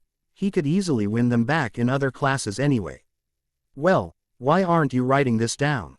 He barked to the Hufflepuffs who had looked at the knowledge battle with confusion mostly. There was a sudden rummaging for quills and parchment as those who hadn't been taking notes began to do so. For the remainder of that lesson, Snape had them brewing a simple potion to cure boils after having them pair up and set up their tables correctly. Harry was amused at how much care Archie took in setting up his cauldron, burner and ingredients that he gathered from the class's stores. The pair, surprisingly enough, worked well together, to Snape's chagrin, with Archie doing the actual brewing, having proved how skillful he was at the task while Harry prepared all the ingredients to the specification of Archie's instructions. Snape, meanwhile, glided around the room observing the other students' potions, taking, in Harry's opinion, a sick glee in tormenting the Hufflepuffs. As Ari was crushing the snake fangs he had been instructed to crush by Archie, a loud sizzling and bang was heard from across the room. It seemed that Cedric's partner, a rather chubby boy, had done something wrong, causing their cauldron to melt. Idiot boy, chided Snape, as he inspected the damage. I suppose you added the porcupine quills before taking the cauldron off the fire. Why do you dunderheads make this mistake every year? He asked rhetorically in exasperation. Diggory, take him to the infirmary and that will be 1 point from Hufflepuff for not stopping him blowing up my classroom. Harry narrowed his eyes in anger at the blatant unfair treatment Snape was delivering to the other students in the class. Why do you suppose the professor deems it necessary to belittle and verbal? Why attack all of the first years? He seems rather childish and immature for doing so. Harry was surprised when the comment almost caused Archie to mess up adding an ingredient, but he regained himself and finished the final step of the potion before turning to Harry. I'm sure Professor Snape has a good reason. He is the greatest potions master on the planet after all. He gushed, like some fan girl idolizing the newest pop sensation coming out of the States. When Harry looked at him, slightly weirded out, Archie continued, Professor Snape is my hero. One day, I'll be a potions master as great as him. Or at least I hope. He is the greatest after all. He trailed off. Harry noticed with amusement that Snape was now standing right behind Archie with an annoyed expression on his face. Seeing his line of sight, Archie turned around and let out a startled gasp when his hero was standing there and observing their completed potion, nodding slightly as he looked it over. This is a perfectly brewed potion, he admitted grudgingly before he got a wicked gleam in his eyes that Harry recognized and attributed to someone losing house points very soon.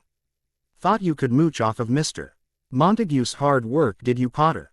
That'll be 1 point for your laziness, he said before bottling a bit of the potion and stalking off. Harry hadn't even bothered to argue his point at the time. Archie was earning them more than enough points for his excellent brewing abilities and potions knowledge, and he could earn back the points he lost in any other class if he so chose to. Harry finished his recollecting when he realized that he and Archie had arrived at the clearing on the Hogwarts grounds dedicated to their flying lessons. They seemed to be, much to his annoyance, the last two to arrive. If the annoyed stares of the first year of Hufflepuffs and Ravenclaws were anything to go by, On the ground stood 24 evenly spaced school broomsticks separating the group of curious and eager students. And the flying instructor and Quidditch referee Madam Hooch. Madam Hooch stood with her arms crossed in her Quidditch gear staring them down with yellow, hawk-like eyes.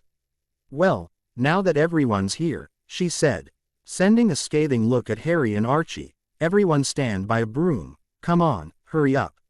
Everyone scurried over to a broom at her impatient tone and stood beside it waiting for further instructions.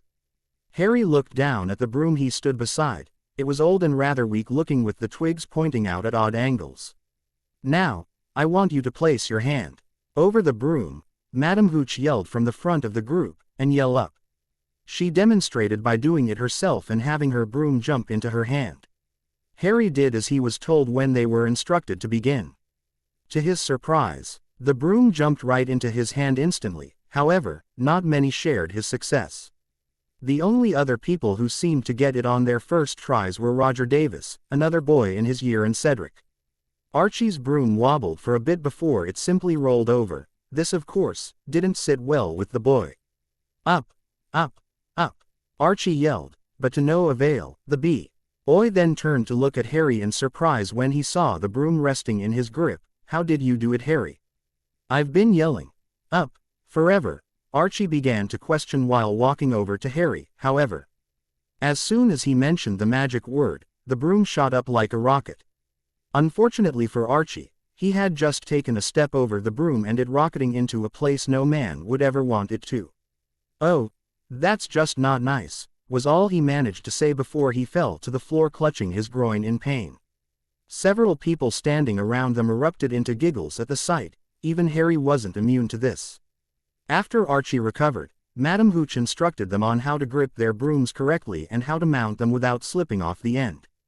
Harry, apparently, didn't need any aid with his grip as he had gotten it right instinctively, something that their instructor praised him on. "Okay," Hooch began, interrupting the class, "when I blow my whistle, I want you to kick off T. He ground hard, and just hover a few feet off the ground before landing immediately," she instructed. "Okay, 1, 2, 3. She blew her whistle and everyone rose of the ground a few feet, some more steady than others. Harry just hovered there in mid-air for a few moments, enjoying the feel of floating on the piece of wood before looking around to see several students standing on the floor and standing as far away as possible from their brooms, probably scared from their first flying experience. As the lesson progressed with more and more people dropping out, not wanting to proceed further, Harry really got the hang of flying around on a broomstick and immediately enjoyed flying around in the air as fast as the rickety school brooms would take him alongside Cedric, Roger and another Hufflepuff student Harry didn't know the name of. When their lessons finished, Madam Hooch dismissed them, advising the 4 students who performed the best to definitely try out for their house Quidditch teams next year. Harry sat in the Great Hall with Archie to his right eating a sandwich for lunch when he heard the fluttering of wings from above. Pausing with his meal, he looked up to notice Bartholomew flying down with a letter attached to his leg. The powerful eagle owl landed on the table in front of him and stretched his leg out, so Harry could take the letter, and waited for his next order. Harry tore open the envelope to notice a piece of parchment with Remus's handwriting on it. "Dear Lucky, congratulations on getting into Ravenclaw. Not that I hadn't expected it, it's something I should probably say anyway. I'm glad to hear you're making friends at school like I knew you would. That Archie boy sounds like quite the character. I hope I can meet him someday as well as any other of your friends. I've been spending most of my times at Nocturne Alley cleaning up the storefront you bought for me. I've come to the decision that I'll make it a pub in like the Leaky Cauldron. Seeing as there are no real reputable ones within the alley save for the cauldron itself, but people like me tend to be wary of such establishments, especially with ministry personnel coming and going through there constantly. I have no doubt you'll be coming home for Christmas, so if you want, I can show you what I've done so far here and you can help with the renovations. I don't expect IT to be ready to open until the end of your school year. Once it's ready to open, I think I might sell our home because you'll be at school most of the year anyway and I will have to remain here to work. I will wait until Christmas so we can discuss the matter face to face though in case you disapprove. What do you think of your classes? I hope you haven't caused any trouble yet. Have you had your flying lessons yet? What did you think? Do you think you'll take up Quidditch next year? I miss you and look forward to your reply. Send it back with Bartholomew whenever you want. Mooney. Who's that from? Asked Archie after swallowing his food and taking a sip of pumpkin juice. It's from my Uncle Arcades, answered Harry, raising an eyebrow when his friend winced slightly. Do you have to call me that? Call you what? Harry asked back, feigning confusion. Arcades. It's such a crappy name. He began, sounding annoyed. All my friends call me Archie, so, you know, you should too. Harry dismissed him with a wave, though, slightly pleased that Arcades thought of him as a friend. Whatever you say, Arcades, he answered with a smirk. Seeing his smirk, Arcades smiled in response. You know, if you keep calling me that I may just have to hex you, he said, with a smug grin. You know, if you keep annoying me, I may just have to tell Stephanie how implicitly you know the Inger. Edience of and how to brew a love potion, he said, as the boy's face drained of color. As a matter of fact, you are rather annoying. I may just go tell her now she may never have feelings for you because she'll just think you manufactured them if she actually does, Harry responded with a grin as he got up and started to walk off. No, Arcades is fine, actually, when you say it, it sounds awesome. In fact, I insist you call me that, Arcades said, stopping his friend as he chuckled nervously. Harry just shook his head in amusement and pocketed Remus's letter. Bartholomew, go rest in the Ollery. I'll have a reply for you to take back tomorrow, okay? Harry said to the large eagle owl. The bird's shockingly intelligent and piercing orange eyes seemed to bore into his own before it fly to his shoulder and nipped his eat slightly and flew off. Professor Robards stood in front of the Ravenclaw and Hufflepuff first years lecturing them on the dangers of underestimating pixies in the wild. They are devilishly tricky creatures that fool you with their mischievous and often cute appearances but would sooner steal your wand and attack you en masse than allow you to pet them, he went on. Not sounding enthusiastic about lecturing about this particular subject in the slightest. The Defense Against the Dark Arts position at Hogwarts was a revered and often sought-after job at Hogwarts, surprisingly enough. For the past half-century, no teacher has lasted longer than a single term in office, or so Hogwarts, a history, stated. Looking to his left, he saw Cedric scribbling down notes at a furious pace, trying to keep up with the professor's lecture. Arcades, on his right, seemed to be just as bored as he was. They had, after all, covered this a while ago in their weekly study sessions with the 5th years. You been to see Flitwick yet? Arcades asked tiredly, trying to stay awake by starting a conversation. Harry looked up from his doodling and thought about the question. Once a week, Flitwick has invited one of the first years into his office for a talk. Those who came back from the meetings merely said that the tiny professor merely talked about what they thought of Hogwarts, their results in class, and about them personally. Harry figured that the man was merely trying to bond with the students and get to know his charges better. He was, after all, responsible for them.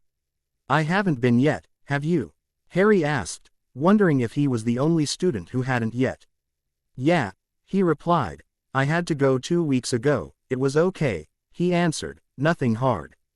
And he's a cool enough guy, he said, adding his 2 cents. Am I the only one who hasn't gone yet? I'd imagine so. It's the 9th week of school and there are 9 first-year Ravenclaws, if you haven't gone yet. Odds are you're up next, he said with a tired shrug, showing a surprising amount of logic for once. How long did the meeting go for? About an hour, I guess. Why? He asked, with amusement. You got somewhere else to be. Secret rendezvous with a forbidden love interest you haven't told me about. It's Professor Sinistra, isn't it? He accused. Harry just grinned at his friend and bopped him on the head. It was no surprise that Arcades would suggest such a thing. The astronomy professor was the object of many male students, even some females' affection at Hogwarts. The woman was in her mid-20s. Harry would guess, and she was quite beautiful. Harry and Arcades often joked about how Roger Davis would go on and on about her porcelain-like skin, rich ebony locks, and dazzling blue eyes.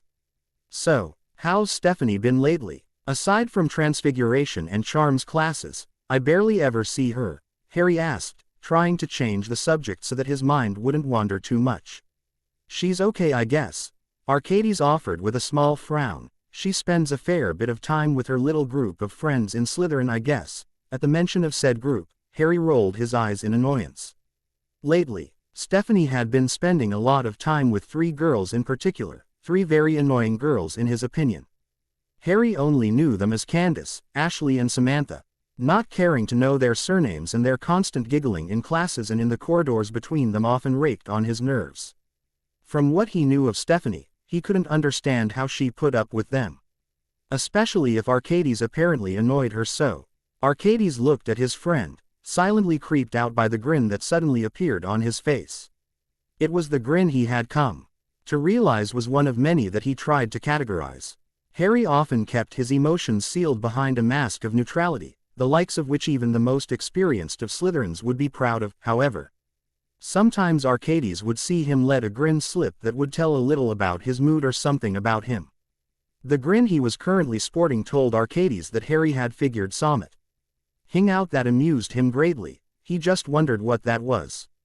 I want you all to give me a foot of parchment on the habitat of Cornish pixies by next lesson if you will. Class dismissed. Professor Robards dismissed as the bell went, allowing the students to retire for the day. Harry and Arcades bid Cedric goodbye as they went to get some homework done in the library together before dinner.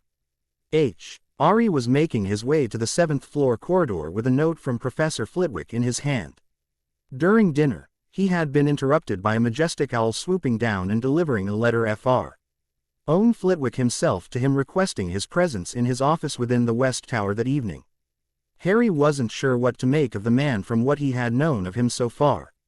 There were many verbal mentions of the man in his mother's school books and journals stating that he was her favorite professor. Also, the fact that he was an accomplished dueler in his youth earned him the resp. Court of many as a powerful wizard in his own right. Unfortunately, other than the levitation charm, the unlocking charm, and a charm that enchants objects to dance, they hadn't really learnt much. The select few spells they had learned could be useful in certain circumstances. Harry hardly thought that it required 2 months of solid practical work to master. He would be much happier learning more charms and have the professor tell them to practice the new ones they learn in their own time. Arriving at the door he knew to be Flitwick's, he used the bronze, eagle-shaped door knocker that could be found on all the doors in the western tower to announce his presence. There was a small crash from within. "Oh!" exclaimed a squeaky voice. "Come in." Harry slowly opened the door to an oddly decorated office with several pieces of furniture charmed to act differently and the silver-haired professor himself sitting atop a stack of books behind his desk with some tea and biscuits prepared before him. "Ah, Mr. Potter, I'm happy you could join me. Please take a seat," the ancient wizard greeted, motioning to the comfortable-looking chair opposite his own for Harry to sit. "Good evening, Professor." Harry greeted politely and took the offered chair without protest, even if it was a little bit small. "Would you like some tea, Mr. Potter? Perhaps some biscuits?" the tiny wizard offered. "I'm full, thanks. I might take a tea though." Harry accepted the cup of tea and took a sip, idly thinking that it could use some more sugar. "Now, let's get started, shall we?" he began with a cheerful voice. "I'm sure you're wondering what this is about, as we're all your peers," he began. "This is merely a way for me to get to know the new students and connect with them. I find it helps with teaching and helps build a level of trust between my ravens and I," he explained very truthfully, which Harry respected. "So, what are your thoughts of Hogwarts now that you've had ample time to settle in?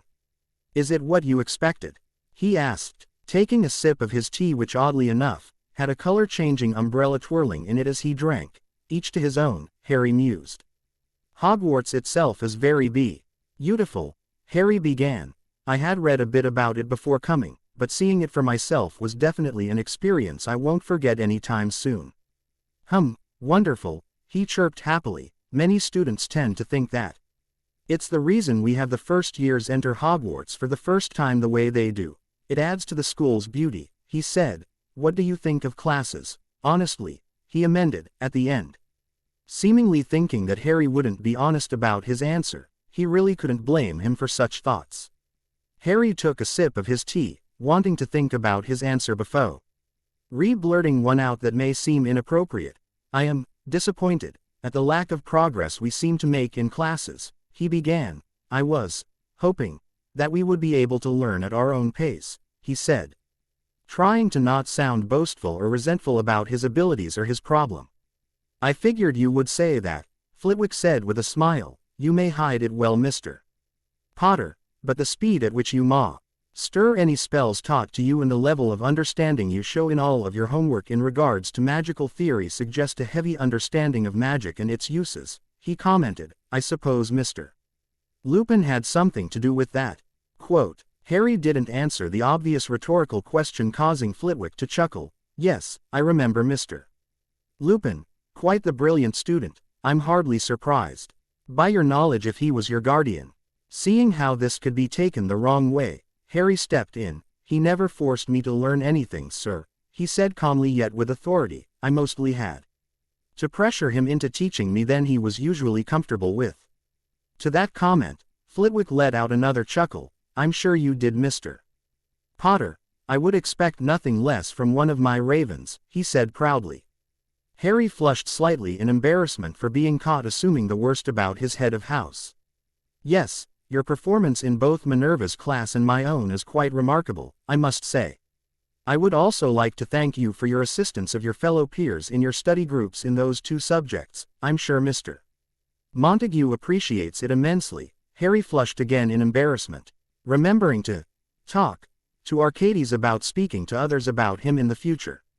Oh, it's nothing to be embarrassed about, my dear boy, the professor chided. It's very gracious of you, in fact. However, what interested me more was the fact that you helped your friend in his studies by explaining theory to him that isn't normally taught until Newt-level classes at least. That is something that even the most brightest of Ravenclaws can claim, he added with a little squeaky chuckle. Harry remained silent as the professor was talking with him. He wondered where he was going with this. Flitwick observed him curiously before chuckling again. Mr. Potter, you are so much like your parents yet so different I can't help but find it amusing, seeing the almost desperate inquisitive look in Harry's eyes. Flitwick decided to elaborate. Had your mother or father been in this position, the former would have been bursting with questions and the latter would have probably been a tad bit boastful.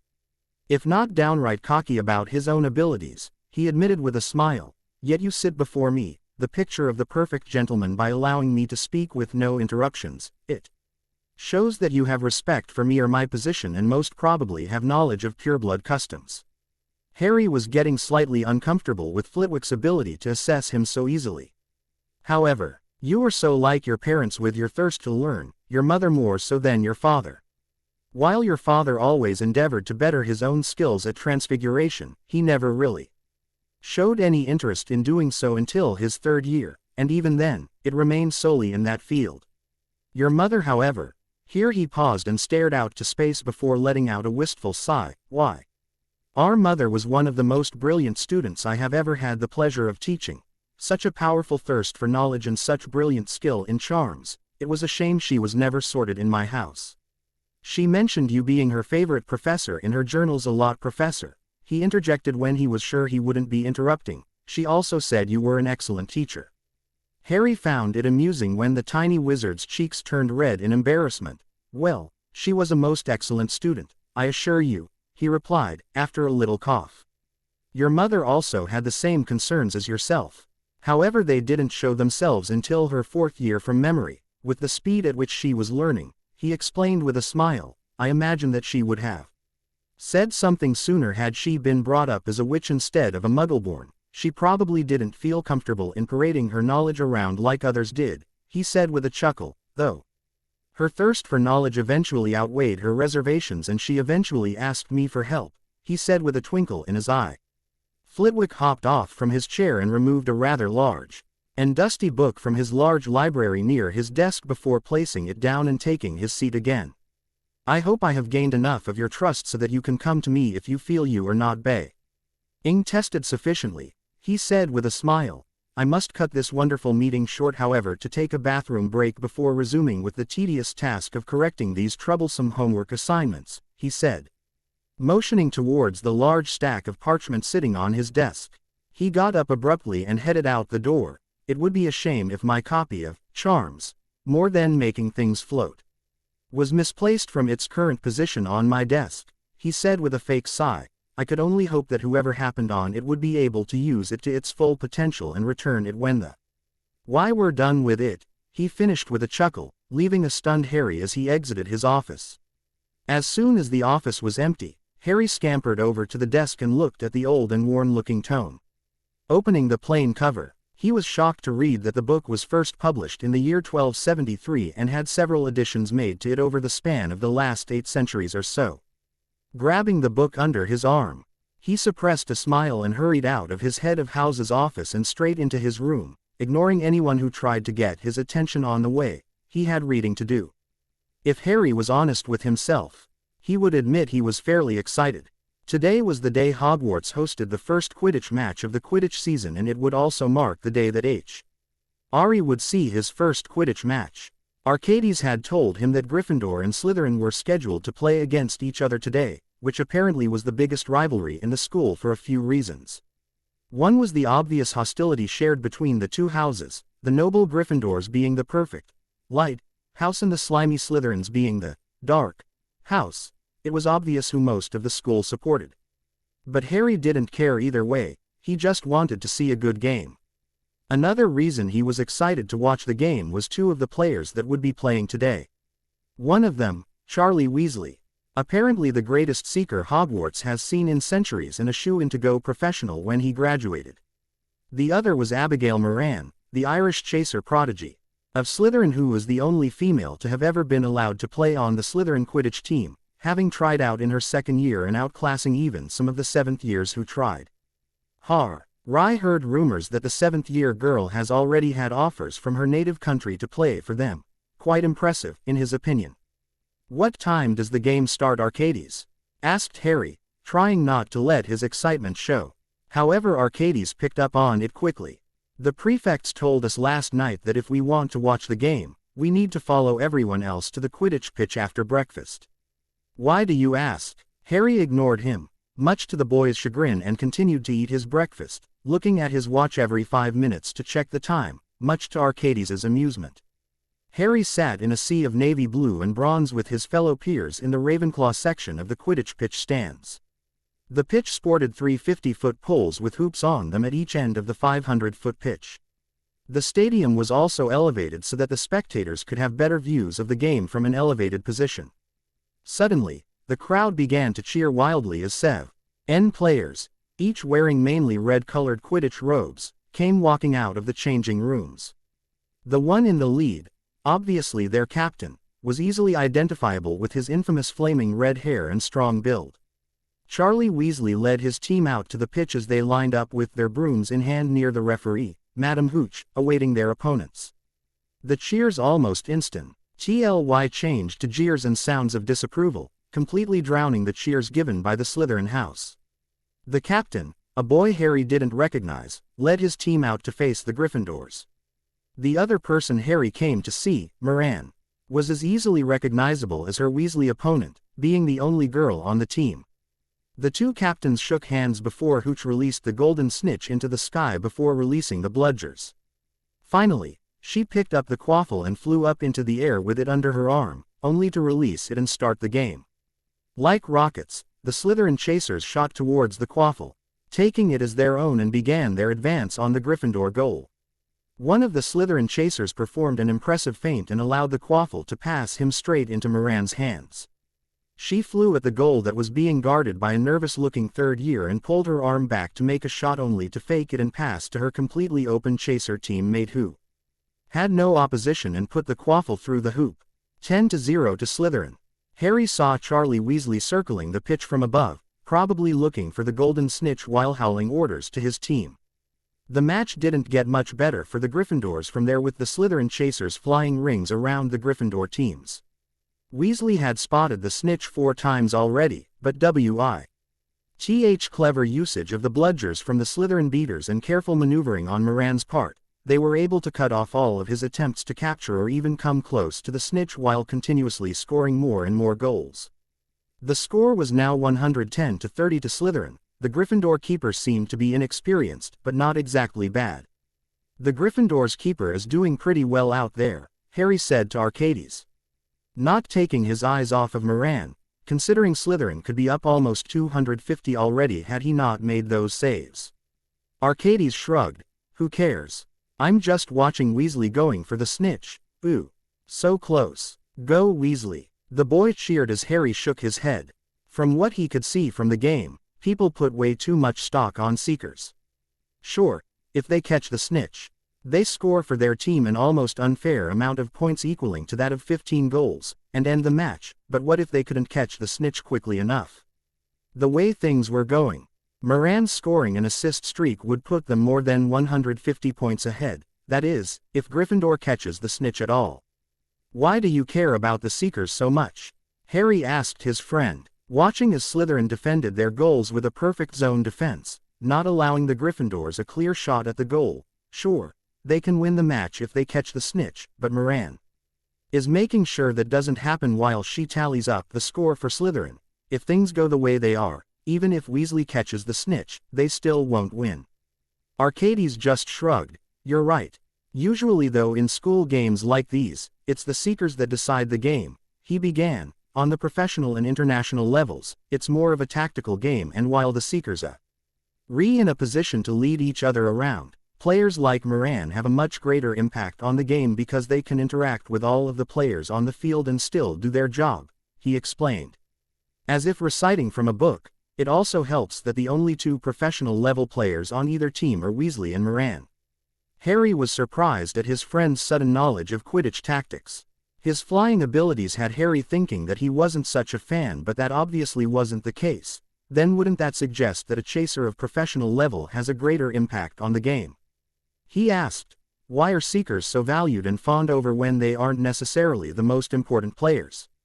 No one said they weren't, Archie responded. The game ends when the Seeker catches the snitch, so, obviously, they would be the star attraction, he lectured. Also, in doing so they score the equivalent of 15 goals in points, which is usually only equaled rarely by a combination of 3 players working together, he said. Then there's the battles between the two Seekers and how they can disrupt plays, which is much more common on a professional level. As if reading his thoughts, Charlie Weasley swooped down and swatted away a pass that would have had Moran in the open to score another goal towards his own teammate before returning to circle the pitch. Okay, but given all of that, what do you think would be more valuable to a professional team, a world-class chaser with good teamwork with his fellow chasers or a world-class Seeker? Arcades stopped watching the game and turned to his friend in interest. Why do I get the feeling that my answer to this question will have serious repercussions for the wizarding world and the world of Quidditch? He asked with a grin which was mirrored by Harry.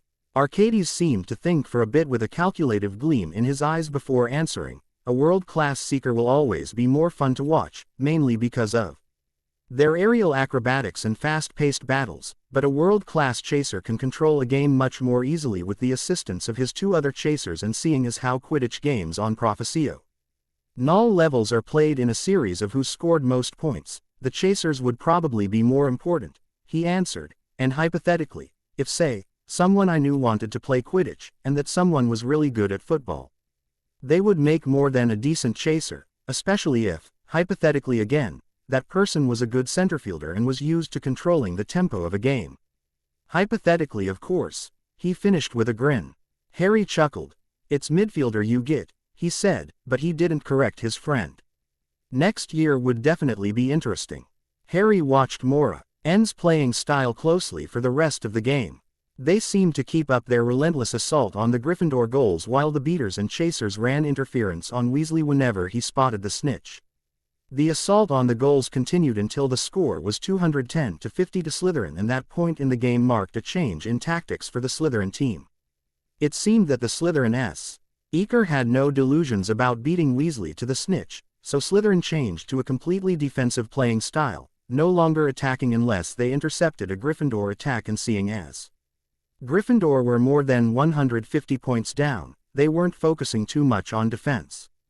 By the time Weasley caught the snitch by performing a barrel roll on his broom, then hanging upside down on it to avoid 2 bludgers aimed at his torso before catching it, the score was 260 to 50 to Slytherin, the snitch making it 260 to 200, a Slytherin win. 3/4 of the crowd seemed to be disappointed. While the Slytherin students cheered wildly. Arcades pointed out, rather amusingly in Harry's opinion, the normally cold Stephanie cheering just as wildly as her housemates while jumping up and down a ND waving her green and silver scarf in the air. The Slytherin team were celebrating on the pitch. However, Moran rushed over to Weasley and shook his hand in a show of good sportsmanship that Weasley returned eagerly. Both walked off the pitch together talking animatedly about something no one could hear. I guess this is a perfect example of how a world-class chaser would be more valuable than a world-class seeker, Arcades said with a chuckle as they both returned with their housemates back to the castle. Harry stood outside the castle that had its lush green landscape covered in a blanket of fresh white snow with Cedric by his side. It was a week before Christmas and McGonagall had, earlier that month, had a form which students had to sign if they wished to return home for the holiday. Arcades and Stephanie had to stay at school because the Zabinis were on an important business trip to Japan for the rest of the month. Cedric and he however planned on returning home and taking the Hogwarts Express together, seeing as no one else Harry knew was going home for Christmas. "We'll see you guys earlier next year, yeah," offered Archie with a smile. "Indeed," replied Har. "Why? Be sure not to accost Stephanie too much, she may not be as merciful without many witnesses around," Harry supplied, suppressing a snort of amusement at Stephanie's evil grin that she was currently sporting. "Harry, early Christmas guys, we better go Harry if we want to catch the train," Cedric said with as he bid his friends farewell. Harry nodded and wrapped his coat around him more to protect him from the cold. "We'll see you guys in a week or so," Harry said in farewell and followed Cedric to Hogsmeade in the Hogwarts Express. Harry departed King's Cross Station after Cedric bid him farewell with a promise of gifts for Christmas. "You have any idea what you want to do for the break then?" Remus asked his ward, who was sitting beside him on the night bus on their way to Knockturn Alley. "Not really," Harry answered with a shrug. "I've done all my homework, so I figured I could help with whatever you planned on doing with that pub of yours and see Mum on Christmas," he answered. "I might need to get some gifts for a few people too, especially if they're getting me something," he said as an afterthought. "What do you get someone you just met for Christmas?" Remus grinned at Har's obvious lack of knowledge with things like this. "Get them something cheap, like a box of chocolate frogs. That way, if they don't get you anything in return they won't feel bad. If they do get you something, you know for next time to get something better," he answered as if it were the most obvious thing in the world. "So," Remus said, after some silence, "tell me about your new friends. You didn't go into much detail in your letters." Quote, "There's Arcades Montague," Harry answered, missing the dark look that passed over Remus's face at the mention of that name. "He's kind of an idiot most of time," Harry answered truthfully as Remus chuckled, "but he's real good at potions and idolizes Professor Snape for his skill in the field. He also knows a lot about Quidditch but doesn't like to play," he answered. After trying to think about what he knew of his friend, which regrettably wasn't much. "He idolizes Severus," Remus asked with amusement lacing his words. "I'm sure he wasn't too happy about that." "Yeah," Harry agreed, "he's my partner in potions class, so he's real uptight about doing well and impressing the professor," he said with a grin. "He even scolds me for daring to have the audacity to warrant points being docked for my indecent and moronic behavior," he said, accentuating certain words with air quotations when necessary. Remus frowned at that. "You're not causing trouble, are you?" Harry snorted. "This coming from a marauder?" Harry asked, causing Remus to wince at the name of his childhood gang.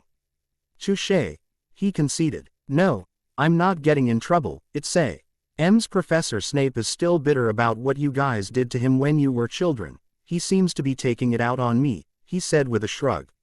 When Remus looked concerned about that, Harry waved him off.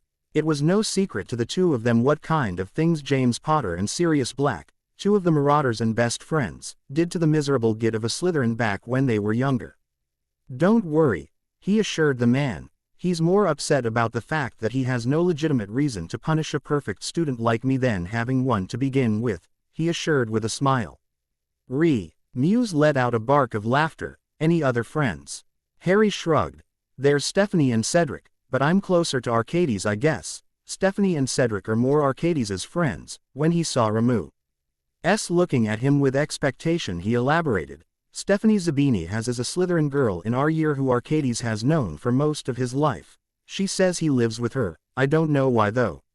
I was sure the Montagues were a well-respected, still alive, pure-blood family. Harry didn't miss the calculative gleam in Remus's eyes. They apparently live in their family villa in Italy, but they street. I'll go to school here, Harry explained. I'm not sure why. The schools in Italy look much more fascinating without their ministry restricting the types of magic they can teach or the students they can take in, he said, in lecture mode. I'm well aware, Lucky, Remus said with a chuckle, reverting to Harry's hated nickname. What about Cedric? His name is Cedric Diggory. He's a cool enough guy, Hufflepuff. He really likes Quidditch and wants to try out like me next year, he said, ignoring the surprised look on his uncle's face. You want to try out for Quidditch? I figured you'd be hounding me to find a summer football league for you to play on your holidays this year. I guess that's not the case anymore. Harry shrugged, noticing they were nearing the leaky cauldron by looking out the window of the bus. It looks really fun and aggressive. I wouldn't mind being a chaser. I still prefer football though, he confessed, but I may as well try out my luck with Quidditch if I'm going to be spending most of the next 7 years of my life at Hogwarts. You thought about what position you'd want to be. Your father was a very talented chaser, you know, he said, getting Harry's interest. It was well known that he was offered a place on the English national team in his 7th year, but with the war going on he chose to become an Auror instead, Remus told in a wistful tone. He always used to lecture us. Even if we didn't really care, that even though Seekers got all the girls, Chasers were way more important to a Quidditch team's success, he said with a chuckle. I remember one summer he had done his hair in a certain way that made him look dashing, or so Alice had told him, and fooled around with a snitch near your mother for hours. Peter called it Quidditch flirting, Remus said with a fond smile. Harry chuckled, though was interested in the mentioning of a live Longbottom. He reminded himself to ask about her at another time. Yeah, I wanted to try out for Chaser T. Ooh, Harry confessed, but this was before I knew of Dad's skills at Quidditch. They really do seem to be the most important players of the team, in my opinion anyway. Remus just ruffled his already messy hair before the bus came to a stop. They both disembarked, bidding the driver, Stan Shunpike, a good afternoon. Remus led Harry through the busy leaky cauldron, out back, and straight into Diagon Alley. They continued to trek through the alley until they neared Gringotts before veering off and entering the dark and much quieter Knockturn Alley. Knockturn Alley is a dark, twisting alley inly devoted to the dark arts and dark creatures that the Ministry either ban or disapprove of. Many light-sighted families warn their children off from even stepping foot in the alley, and for good reason. For the alley was littered with dark and powerful objects, shady and unsavory characters, prostitutes and numerous different types of creatures the Ministry labels as dark. These creatures were mostly just like his uncle. Dark creatures who really couldn't go many other places to shop or eat without facing discrimination. Thought technically, the Ministry had just as much right to infer the law in Knockturn Alley as they did in Diagon Alley and other parts of Wizarding England. They chose to turn a blind eye as long as nothing overly illegal is being done, nothing illegal that they know of anyway. This was the main reason Harry purchased the deed for a storefront in one of the cleaner parts of Knockturn Alley for Remus. Remus was always against charity and he knew that receiving money from the Potter family vault to raise him and living in a Potter-owned home rubbed him the wrong way. This way, Remus could start his own business, earn some money and make his own way through life. With the decision to open an inn, he could now live there instead of one of his houses, make his own money, provide a safe haven for people just like him, unjustly prosecuted werewolves, vampires, goblins and dwarves, and live a happy life. It was the ultimate present for the man that had given him so much without asking for anything in return. Well, this is it, Remus said, oceaning to the building they stood in front. Harry had never seen it, only having purchased the deed previously owned by Gringotts Bank months ago, with the only information being that it was one of more sturdy and pleasant buildings in the alley, which wasn't saying much. The building before them was squeezed between two other shops in the dark alley. The shops were Borgin and Burke's and Meet Ya Creature. The former a shop that sold barely legal artifacts, probably more if you asked correctly, and the latter a shop that sold all sorts of rare and exotic magical creatures, the kinds of which one wouldn't find in Diagon Alley. The building itself was covered in ashen-colored wood with several large windows that would normally allow vision of the inside of the establishment were it not for the heavy curtains barring any view. There was a small flight of stairs leading up to a single, solid oak-looking door with an antique-looking bronze handle. Next to the small flight of St. Ayres was a hatch that looked to be a passageway to get access to underneath the establishment. The building looked to be almost 3 stories tall and seemed to go far back, showing that it was probably the largest building in the alley. That hatch leads to actual dungeons, not sure what I could use them for yet, said Remus, pointing to the hatch beside the stone stairs, and there are around 20 single rooms inside on both the 2nd and 3rd floors. Let's go in, shall we? He asked, motioning Harry to enter. Harry walked up the stairs, palming the black steel railing of the stairs as he ascended and opened the rather heavy door. He was surprised not to hear any squeaks of hinges or creaking of wood as he did so. However, when he crossed into the room, there was a bell noise that announced his entrance. Looking to Remus in question, the man elaborated, I had goblins enchant the hinges and door with permanent silencing charms and unbreakable charms. The same goes for the stair rail and the rest of the doors inside, he explained, getting a look of understanding from Harry. Enchanting was the art of permanently charming an object to behave a certain way, or to change its base properties. It isn't referred to as charming, regardless of the similarities between the two, because using charms are only temporary, whereas when one enchants an object, it is permanent. Harry was surprised then when the lanterns on the walls all lit up and illuminated the room to see that instead of a dreary and dusty-looking inn, he was privy to a somewhat comfortable environment that Harry mused would suit a tavern inn perfectly. The room was fairly large, with a 12-foot ceiling littered with sturdy oak tables of different sizes, seating to as little as 2 and a maximum of 8 in different, synchronized locations. There was also a feature fireplace with a walk-in fire pit allowing for flow travel at the head of the room, surrounded by several comfortable-looking couches and small coffee tables. Towards the back of the room was the bar counter that looked rather roomy, with 10 stools situated around it. Within the bar were several shelves to store alcohol or other beverages, he assumed. And a door most likely leading to what could be a kitchen, he hoped Lizzie would approve. On the opposite end of the large room a large set of stairs leading to the upper levels that had lanterns leading up with them to illuminate the passageway of the tenants in the dark. Looking at the high ceiling, there was also 2 large plain chandeliers that held several candles in them, adding light to the room that could no doubt be seen through the thick crimson curtains covering the windows. What do you think? Asked Remus, sounding anxious after Harry's silent observation. Harry Jew. Saint turned to him and smiled at the anxious man. I think it's wonderful, Remus, he said, smiling more when the man let out a sigh of relief. It was nice to know his opinion was valued. Have you thought of a name for the place? I was thinking, Moony Nights, you know, because of my nickname and the nature of this.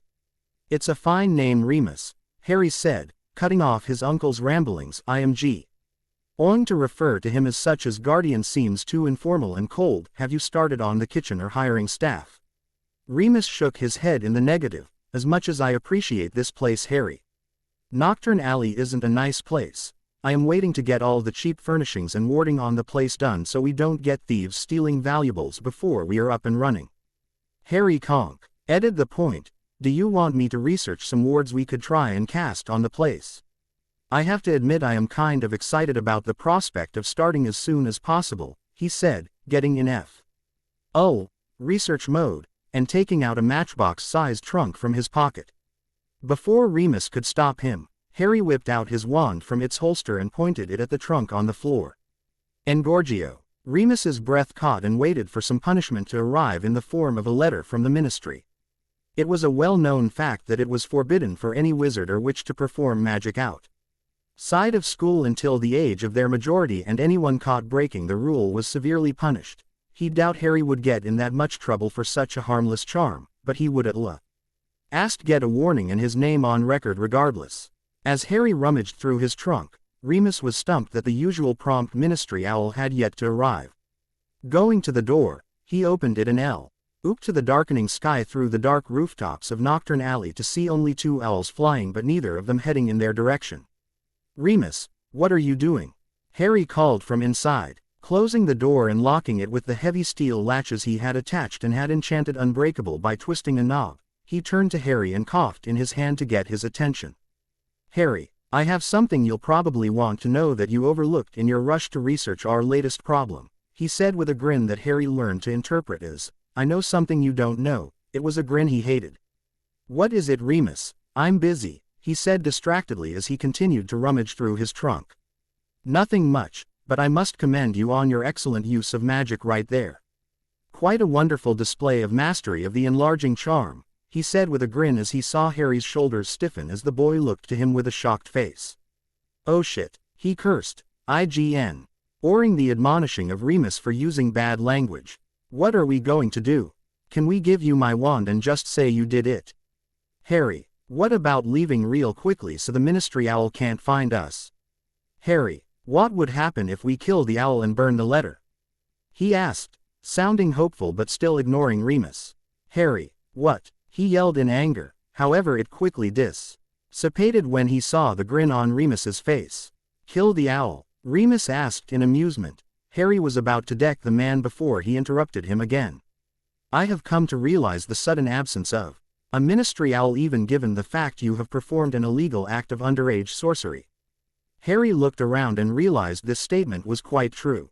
He then ran to the window, spreading the CURTAIN and looking around outside to try and spot any owl only to find none. Realization then dawned on the 11-year-old. Oh, this is awesome. Indeed, Remus replied, agreeing. How do you suppose that happened? It hasn't got anything to do with this building, does it? Remus shrugged.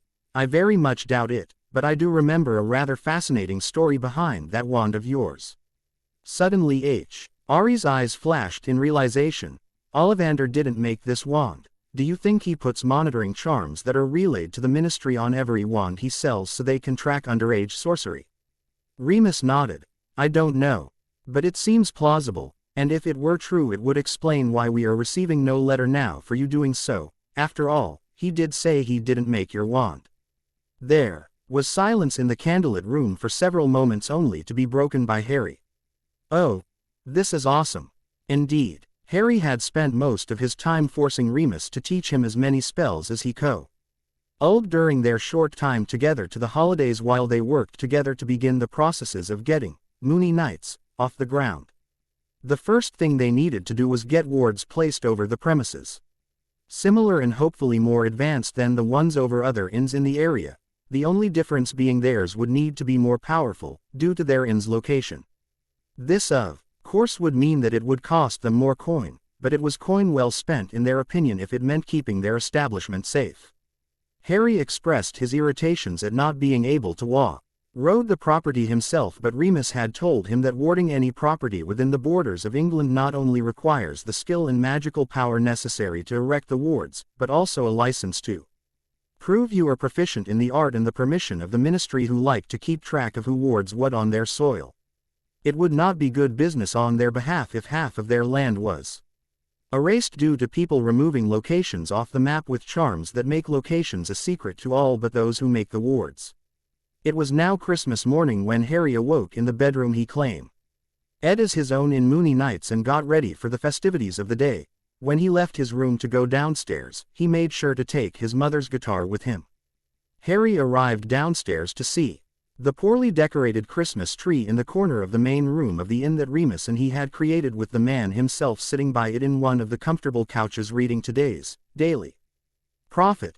It seemed that even on Christmas, the press never rested. Morning, Harry, and Happy Christmas, Remus greeted, planting a kiss on the boy's forehead and retaking his seat by the fireplace before the boy could protest. Harry went over to the tree to see several gifts from several people other than the standard ones between Remus and himself. There were gifts from Arcades, Cedric, Stephanie and Professor Flitwick respectively. The gifts from his school friends were nothing extravagant, like they promised, chocolates and sweets mainly, while the gift from his professor was something he definitely appreciated, a book on advanced and abstract charms with a note saying he had given his mother the same thing in her 5th year. He was beginning to really like this professor. Remus's gift had definitely been something he had not been expecting. A full Quidditch game set including a quaffle, 2 bludgers, a golden snitch and 2 beater bats with Quidditch plays and tactics books included in the gift. The box it was in kept rattling as if it were containing a live animal due to the violent bludgers being restrained inside. Remus had said his father had received a similar gift when he had first expressed an interest in Quidditch as a child from his parents. Harry had given the man a magical device that was designed to store memories so that you can review them at a later date, a pensieve. The stone basin-like device was covered in many complicated runes and aids the owner in relieving the mind of cluttered information and also allows them the ability to review the memory at any time in a third-person point of view. The man seemed to like the gift. If the bone-crushing hug he gave him was anything to go by, it must have had something to do with reliving his memories of happier times with his best friends. Harry left Remus to his own business at the inn while he went about his own business for the rest of the day, business involving his mother, her guitar and himself. Harry stepped through the magical entrance of St. Mungo's Hospital by passing through the window of what appeared to be a derelict department store called Purge and Dow's Limited. The inside of the hospital was very neat, sterile and tidy, just what one would expect from any hospital, and all the nurses and doctors wore lime green robes, flashing a card to show his identity and his reason for being here. The receptionist that was working that day, recognizing him, smiled at him sadly and motioned him towards the elevator, which opened with a ding as he approached it. Passing another guard who waved him through as he approached the permanent spell damage ward, he approached a single bed housing a beautiful woman with pale white skin and long and wavy red hair that fanned out behind her motionless head. The only sign that the woman was still alive was the slow, rhythmic sounds of her breathing. Harry sat in the couch beside the bed with a neutral expression on his face. "Happy Christmas, Mum," he greeted. "I'm back again, like I promised I always would be," he said, his voice breaking but only slightly. "You should probably know I started school this year." Harry proceeded to have a one-sided conversation with his mother about his time so far at school, the friends he's made, his impression of the professors and what he has learned. He also mentioned how he and Remus were doing in the beginnings of Moony Nights. When Harry stopped talking, mainly because he honestly couldn't think of anything else to say, he took out her guitar and began to play the one song he felt she connected him with his mother the most, oblivious to those listening in. "You say he comes in every year," said a young nurse while looking at the monitor which observed visitors in the permanent spell damage ward. "He's been coming for years, since he was 8 I think," said an older nurse as the two listened to the boy play the tune the older of the two had come to recognize. "It's so sad, for a boy to spend his Christmas days like this," the younger nurse said, her eyes watery. "I think it's beautiful," the older one replied, with a determined look on her face. "Not many would feel so dedicated to anyone like that, to be so thoughtful and keep coma patients company." She paused, "especially not a boy his age." The younger nurse giggled as Harry began to play a rather difficult-looking part of the song. "He's so cute though, don't you think?" The older woman looked down at the nurse in training with an amused look. "Dear, he's only 11, but I do suppose he'd be single then." The younger nurse let out a laugh and slapped her mentor playfully. "Oh, shush you." The two continued to watch on this rather slow day for them as the boy spent the majority of the day beside his mother until visiting hours were over. Harry rubbed his eyes tiredly after temporarily removing his glasses. He could currently be found sitting alone in his dorm room with a multitude of books opened around him with random pieces of parchment covered in his notes strewn all over his desk. This wasn't a rare sight, especially in the Ravenclaw Tower this time of year. It was the beginning of June and the end-of-year exams were fast approaching. The exams weren't nearly as important compared to his 5th-year OWL or his 7th-year NEWT examinations, but they were a way for him to measure his capacity that he can feel safe to continue with his independent studies. He was certain that he didn't need to study for his Transfiguration or Charms exams, nor did he think he would ever, but that didn't mean he could completely disregard his other subjects in favor of them. So here he was, in his room, alone on this beautiful summer day, looking over all of his notes on the subjects he wasn't so confident in. making sure he knew everything the fifth years in their study group had told them they should know if they wanted to get excellent marks.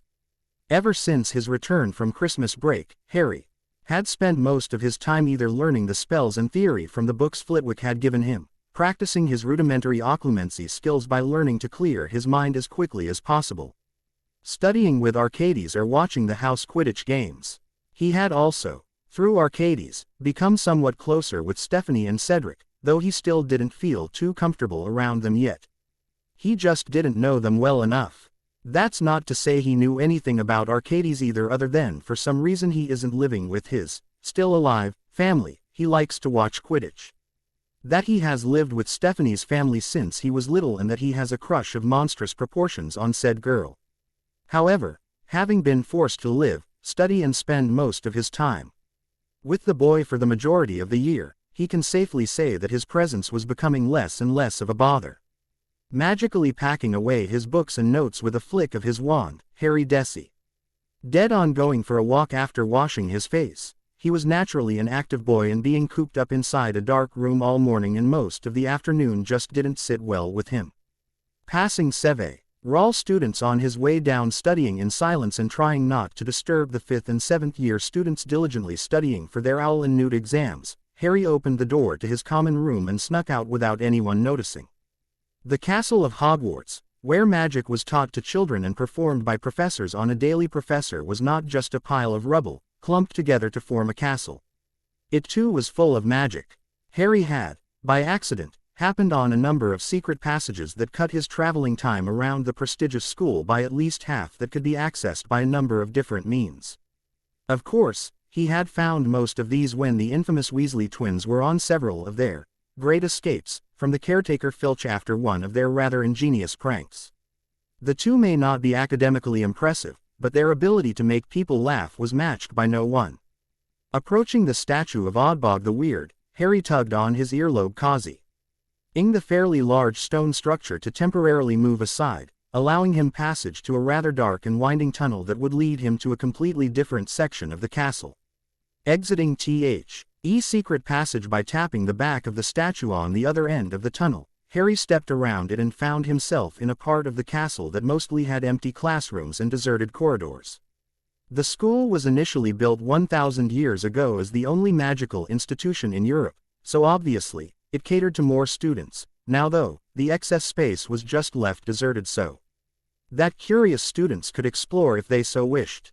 Harry passed by several corridors, not really caring where he was walking, just happy to stretch his legs, when he suddenly heard a shouting voice, along with several muffled bangs, coming from a particular room on the other end of the hallway.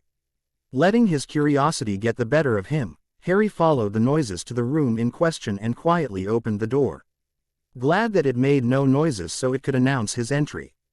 Once inside, Harry was surprised to see a girl who looked to be in her 6th or 7th year with unnatural-looking bubblegum pink hair tied in a ponytail that fell below her neckline. Harry continued to watch her in the shadows of the room, closing the door behind him as he entered, interested in what a student would be doing all alone, when it was so close to exams, in some place like this. The girl had set up several targets, which were probably chairs transfigured into human-like dummies placed randomly around the room that were charmed to sporadically move in a certain way every so often. It was as if she were practicing for a war of sorts, with the way she was firing off stunning, disarming, bludgeoning, and blasting hexes with great accuracy at each target, and every time one dummy got destroyed, it would reform magically and continue with its previous task. Harry continued to watch the highly concentrating girl for a further 5 minutes, who was now panting heavily and sweating up a storm from dodging and rolling away from invisible spell counter fire he guessed while countering with her own spells. If he was honest, he would definitely say he was impressed. Never before had he seen someone taking their studies to this level before. Finally, the charms on her targets ran out and they fell to the floor as regular old chairs, closely followed by the girl, who fell on her back and looked up to the ceiling while panting hard and trying to regain her breath. Harry waited a few moments before making his presence known. That was impressive. The girl jumped in fright and got into a defensive position immediately with her wand pointed at him. "What the foo, who are you?" she asked in curiosity, After apparently deciding he wasn't a threat, there were benefits to being a first year after all. And how long have you been watching me? She asked, eyes narrowed. Harry just shrugged. Ed, Harry Potter and I heard the commotion you were making from outside, so I decided to take a look, he said, not in the least bit intimidated by the wand still pointed at him. The girl seemed to curse herself. Damn it. I forgot the silencing charm. She seemed to correct her mistake by pointing to the door and sending a light blue-colored spell at it which made the door flash once in the same color before disappearing. So, who are you and what are you doing here? Harry asked, interested. The girl shrugged before answering. I guess there's no harm in telling you, my name's Nymphadora Tonks.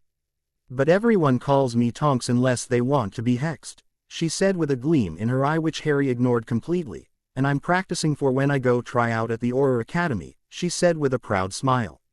Harry scrunched his face up in confusion. I'm not claiming to be an expert, but from what I've heard, it wasn't particularly hard to join the Auror Academy, so why practice so much? He asked the now obvious Hufflepuff girl when he noticed the front of her yellow-trimmed robes. The girl smiled widely, probably delighted that someone was taking an interest in her. She seemed He typed to crave attention if her hair was any indication. Yeah, you can join the Corps and get one of those lazy-ass instructors at the Academy and become a second-class Auror, or you can try and do what I do and impress someone of enough importance so that they take you on as a protege. The bubbly girl explained energetically.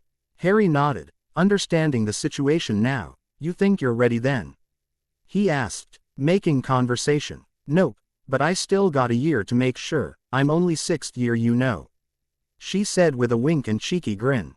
Harry was reminded of Remus when he talked to this girl. Well, Remus when he was in pranking mode and not parent or moping mode.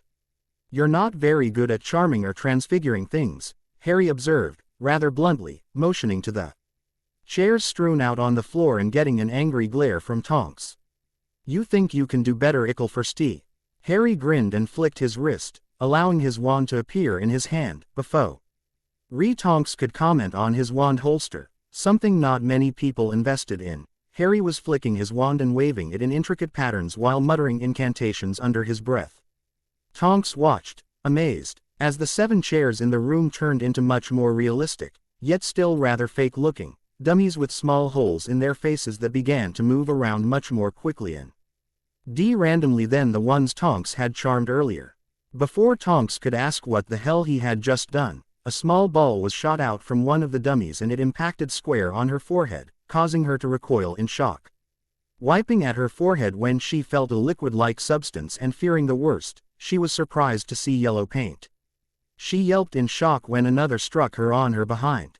Swiping her hand on the now marked spot, she was angered to see red paint.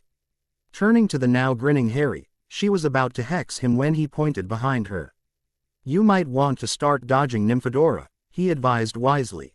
She didn't even have time to admonish him for the use of her name when she heard the sound of several paintballs being shot at her, forcing her to drop into a crouch and roll out of the way. When you hit them with anything, they'll stop firing at you momentarily, but they will continue after 10 seconds. Go on, Nymphadora, he said with a grin as he watched the tired and livid girl dodging and weaving out of the way of more paintballs while firing off curses to temporarily stop their attack. Harry made sure that the animation charms on his transfigured human paintball shooters lasted for at least 15 minutes before canceling them. The pink-haired girl looked like she was about to drop from exhaustion. That was the best workout ever, claim Ed, the now panting 6th year. If I can do something like that 2 or 3 times a week, I'll be a shoo-in for an apprenticeship in the Corps, she said, with a grin despite her state of exhaustion. I agree. All you need to do is keep those animation charms up 2 or 3 times a week when you exercise, Harry said with a smirk. Tonks got off the ground and glared at him. She began. You can't just be like that after letting me see how beneficial it would be, and let's not mention how a first year can perform such magic in the first place, she said with a glare. Harry didn't answer her second question. What's in it for me? With her eyes still narrowed, she answered. You get to spend time with a beautiful older woman such as myself, she provided, striking a pose and, if he wasn't mistaken, overly sparkling eyes. When Harry didn't seem to be impressed by the offer, She narrowed her eyes again and smirked. I can teach you advanced charms, hexes and curses that you won't earn for years if you keep animating those dummies for me 3 times a week, she said, playing on the boy's Ravenclaw side and hoping it would work. Harry stopped immediately and considered the offer. It was definitely tempting. He wasn't scheduled to learn any spells like that until his 4th year, far too long a time to wait for his liking. We have a deal then, Harry said, holding out his hand which Tonks grabbed in a handshake. Then, I'll meet you here in 3 days then, Nymphadora, Harry said, before attempting to walk out the door while dodging random hexes sent by the irate girl. Ah, what the hell? Came the somewhat girlish squeak from Arcades. Wondering what his friend's problem was, he looked up from his breakfast to what he was looking at only to see Lizzie. Good morning, Lizzie, you look well. Is there a problem? Greeted Harry to the small elf dressed in her small flower-covered dress. Good morning, Master Harry, sir, she began in her squeaky voice, Master Remus. Telling Lizzie to give Master Harry this letter, he says it's very important and that Lizzie must deliver quickly. She gushed, sounding out of breath. Suddenly, her eyes zoned in on the bacon and eggs. He was eating and she narrowed her eyes. Harry wanted to laugh at how overprotective the little mother hen house elf could be, but it was endearing so he let it go. She hopped up onto his lap to get a closer look at his foot. Scrutinizing it with a wary eye before, reluctantly, she nodded. It is not as good as Lizzie's food. Come home soon, Master Harry, sir, so Lizzie can make proper food. You is growing boy after all, she squeaked before disappearing with a pop. Seeing Arcades' dumbfounded look, he shook his head in amusement. She was always a mother hen. Anyway, I wonder what was so important. And that Remus had to send Lizzie. He usually just sends Bartholomew if he needs to send a letter. Opening the envelope, he took out the piece of parchment inside and began to read. Dear Lucky, we have problems. The ministry has been snooping around the inn and not even bothering to be discreet about it. I only figured out what they wanted, or rather, what their purpose was today. I sent a proposee to get an alcohol serving license and ward license only to have them immediately denied. Usually these things take a few weeks to get approved of given all the red tape and are hardly denied unless you are a wanted criminal. To have it instantly denied is something unheard of, so, I inquired what the problem was and I found it. Her name is Dolores Umbridge, Senior Undersecretary to the Minister of Magic and also, coincidentally, the same person who was trying to pass all those awful anti-werewolf legislations through the Wizengamot that makes me getting a job almost impossible. I led an appeal and my case will be heard before the Wizengamot on August the 1st. I don't want to ask this of you, Lucky, but if you can do some research and possibly find a good lawyer, I would be appreciative. We have a better chance of winning if you were to find a solicitor instead of me. Regardless of how I act, werewolves will always attract discrimination, sadly. Are you studying? How is Arcades? How do you like the Quidditch? Would you like to go to the World Cup? It's being hosted in Japan. Get back to me when you can. Mooney, what's that about? Asked a curious Arcades. My uncle is trying to start an inn that will welcome all types of people free of discrimination in Nocturne Alley, but because of its nature and the fact he has his monthly problem, the ministry is trying to veto it, he explained. Filing away the dark look that came over the boy's face at the mention of his uncle and the ministry. Harry had told Arcades about being raised by a werewolf friend of his F.A. Miller's shortly after returning from Christmas. He figured it was only fair seeing as he knew how he was raised, without having been told by the boy himself. What are you going to do? Harry kept silent for a while in contemplation before speaking. I need to research past werewolf-related and Death Eater trials, replied Harry. Arcades looked confused and startled. How will that help? Harry grinned. The ministry has always been incompetent when it comes to justice, Harry began, sounding much older than he really was when talking politics to his friend. All I have to do is show their hypocrisy blatantly in court and the Wizengamot won't have much of a choice but to drop their stance, especially if they don't want the dark creatures of Wizarding Britain revolting, he said with a grin. Arcades looked worried. Harry, you're playing a dangerous game, he warned. I totally agree with you, he quickly amended, seeing the dark look in Harry's eyes, but many other wizards won't. They are set in their ways and fear what is different to them. You'll make enemies. I already have enemies, Harry replied in an emotionless voice, one which sent shivers down Arcades' spine. Changing the topic, Harry brought up his other issue. Do you know of any reputable wizarding solicitors? Archie nodded after a moment's pause. The Zabini's lawyer is someone named Tonks. From memory, he Lou. Ked thoughtful for a moment. They would need to be good if the Zabinis continue to use them, Mr. Zabini is a real perfectionist and a ruthless businessman. He doesn't like to lose. Harry grinned. This was perfect. Nymphadora Tonks was panting as Harry concentrated on keeping his animation charms in effect on his paintball shooting dummies. He had added an extra one silently after 5 minutes without Tonks's knowledge, adding to the difficulty of the exercise. This was their 5th or 6th time doing this, and the girl was growing on him, much like Arcades had done without his knowledge. They both had this endearing innocence about them that just attracted his attention. Arcades' seemingly bipolar personality regarding his learning mode and playful mode always made him someone you wanted around for a laugh. He even mentioned this to the boy, who had only replied with a, "So I'm the comic relief. I can live with that." Nymphadora was very insecure, which stemmed from her abilities as a metamorph, or more simply, a person who can change their appearance at will. All her life people have wanted her to act, or be, someone she was not, and it limited the amount of honest friends she could have. Boys would lust over her due to the prospect of being able to play with her abilities, and girls naturally disliked her for this. The elation she had shown when Harry had practical why outright ignored her metamorph abilities entirely, except for saying it would be helpful in her profession, was something that was firmly entrenched in his memory. Harry had never really cared for an young other than himself and Remus when growing up. It didn't mean he wished ill on others. He was usually just apathetic to everything, desensitized to tragedy as a result to seeing and remembering a thing that happened when he was 3. Now though, he pondered if not having friends and being a loner contributed to that somewhat, because he certainly didn't mind his current friends. They provided a welcome relief to his usual brooding silently while playing his guitar. Seeing that Tonks was about to collapse, he cancelled the charms and allowed her to plop to the floor. After several moments in which she caught her breath, she spoke. "Did you get down the shielding charms I taught you?" Tonks asked, interested. The girl had kept up to her end of the bargain, teaching him 2 very useful shield charms.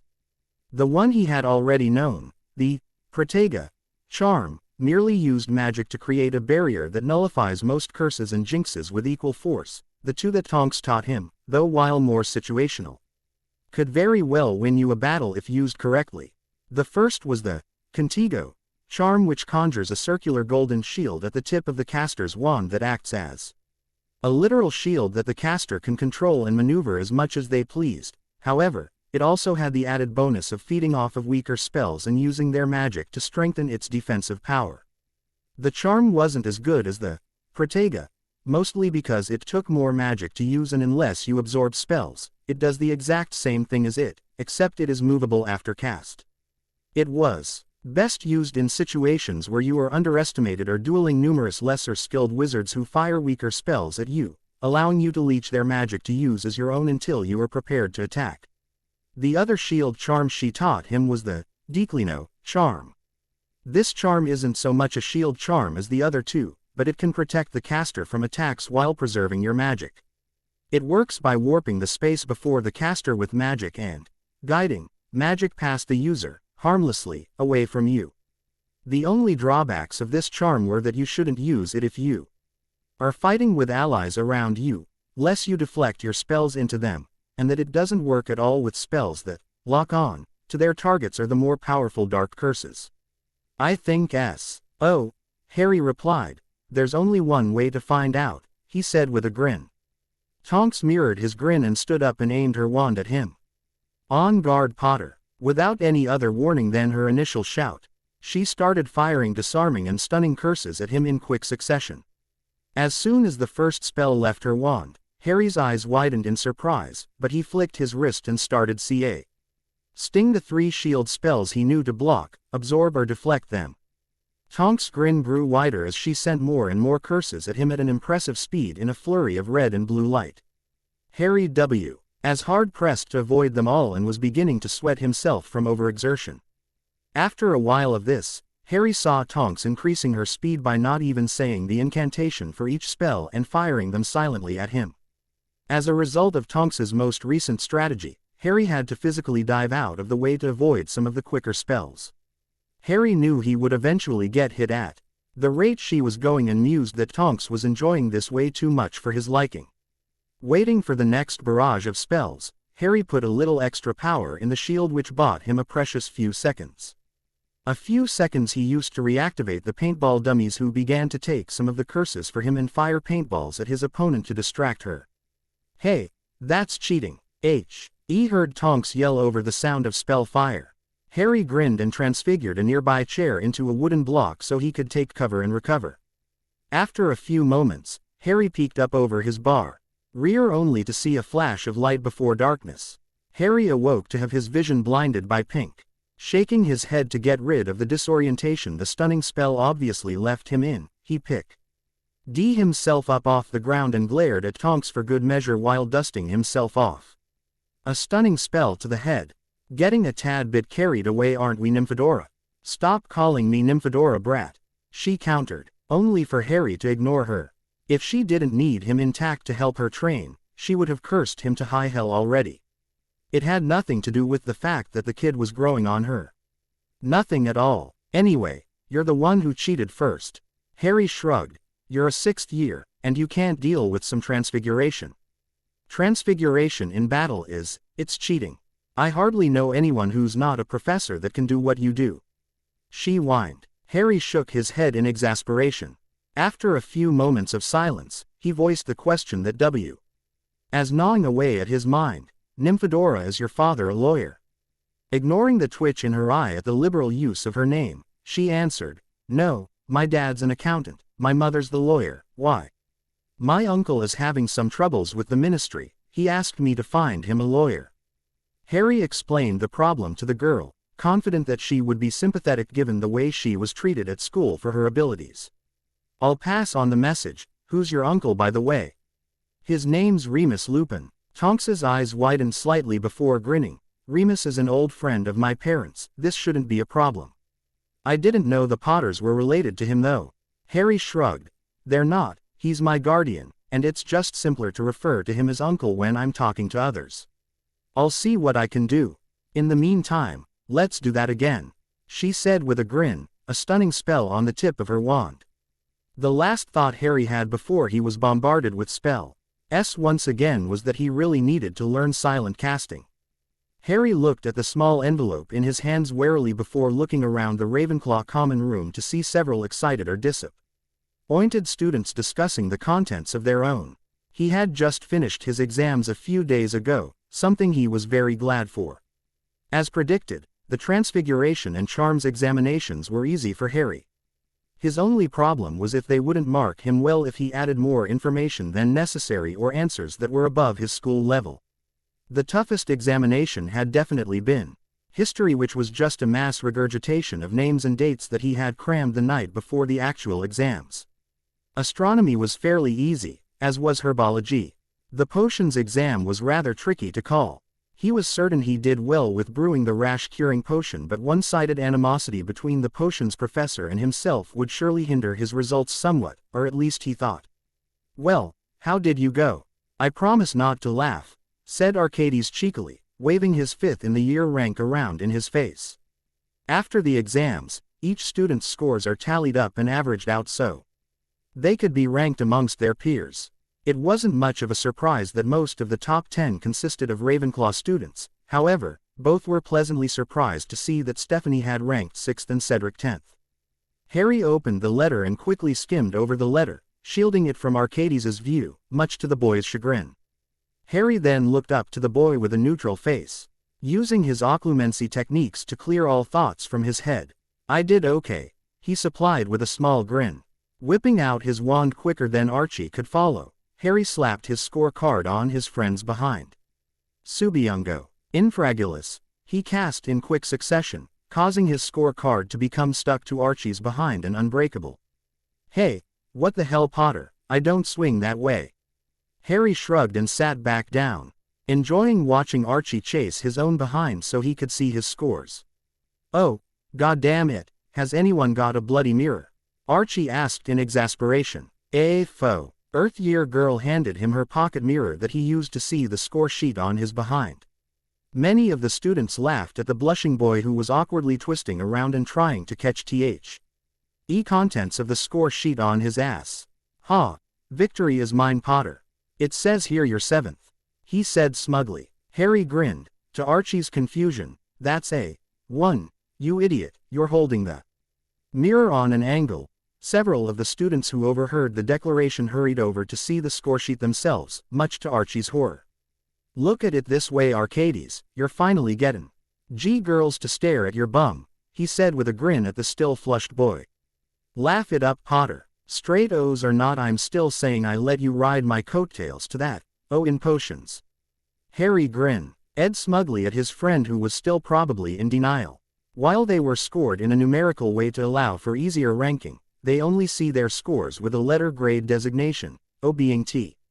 He best and meaning outstanding, followed by E for exceeds expectations, A for acceptable, P for poor, D for dreadful, and T for troll. There was a rumor that any Ravenclaw that gets below an A for any class was kicked out of the house, but the theory was never tested as the mandatory study groups made sure that never happened.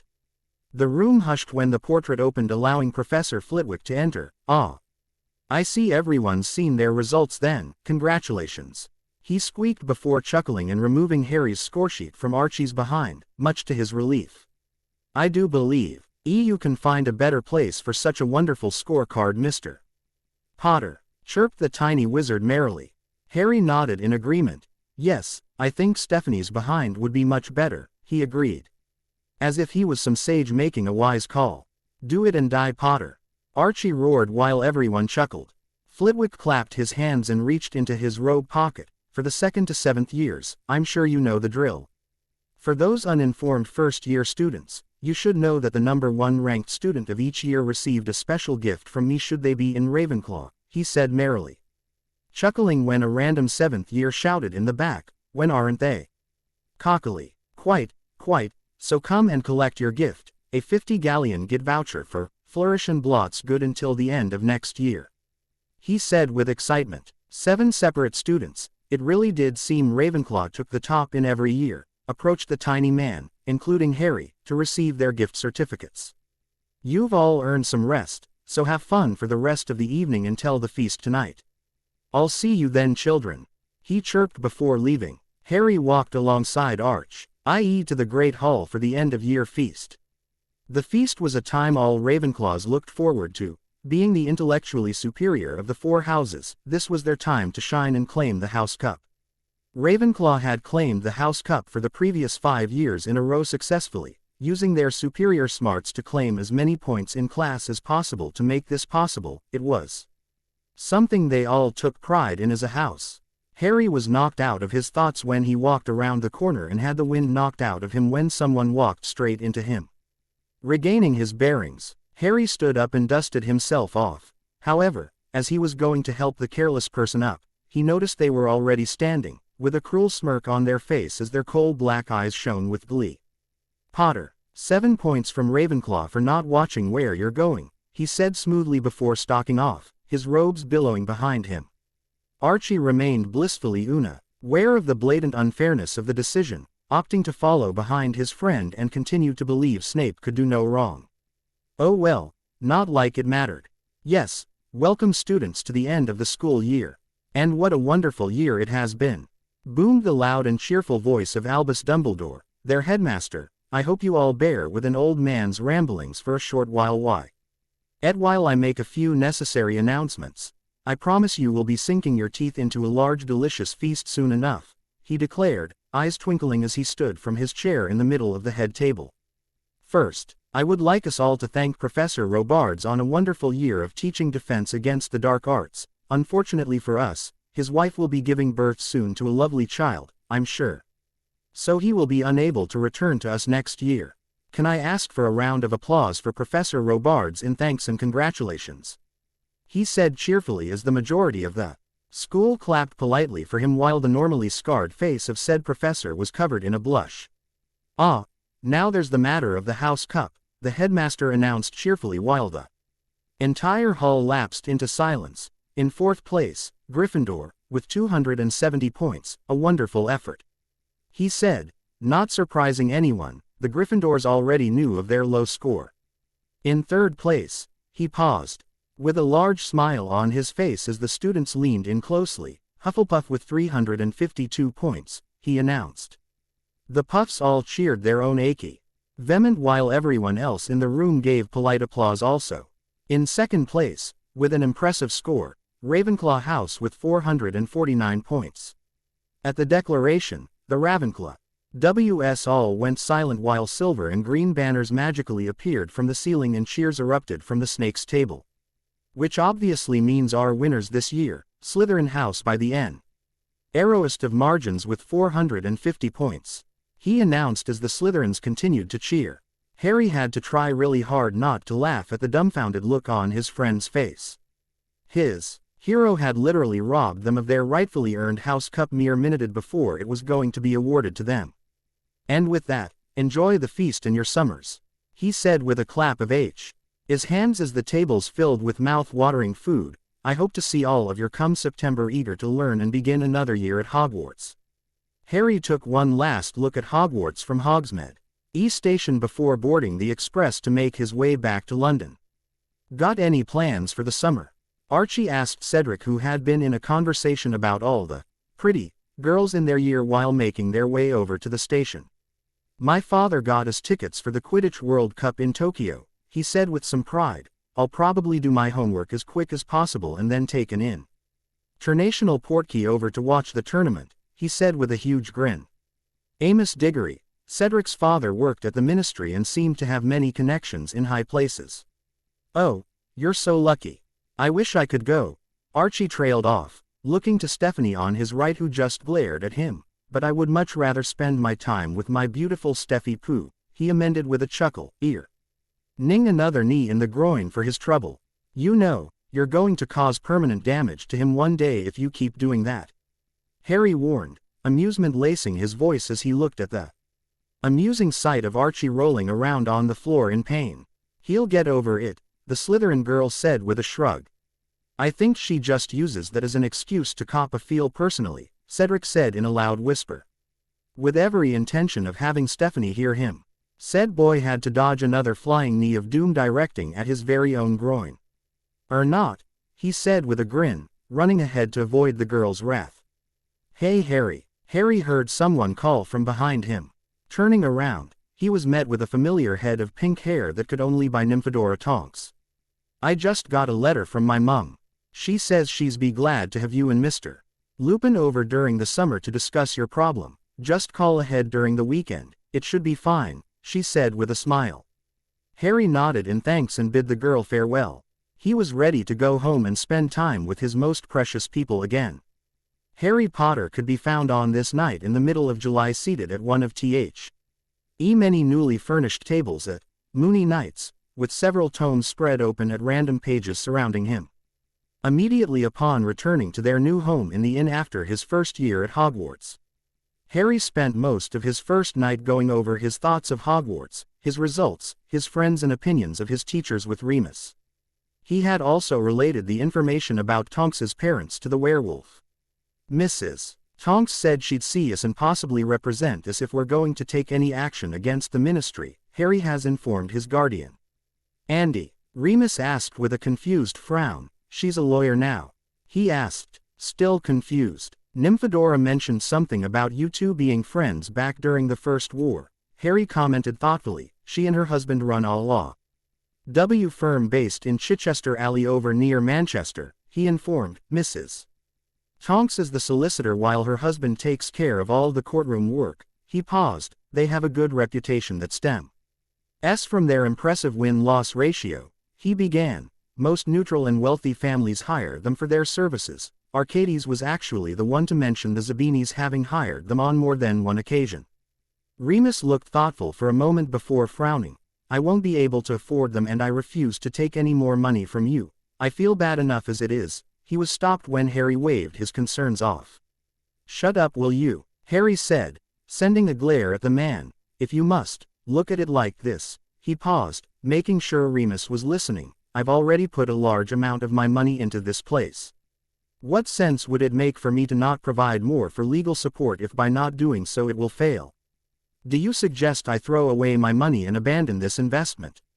"I know what you mean, but But nothing, Remus. I know how you feel about charity, but I'm trying to help you here, so just accept it, okay?"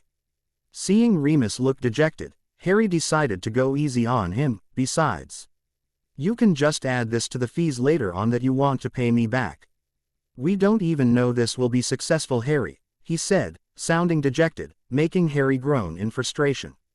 "You can be so annoying sometimes," Harry said, sounding frustrated, before calming down so he could continue. "There has never, and I mean ever, been an establishment that can offer a safe haven or dark creatures in England," he informed. "I looked it up when you first sent me the letter. The only thing remotely close to this place in all of Europe would be a vampire safe house in Romania that doubles as a blood bank.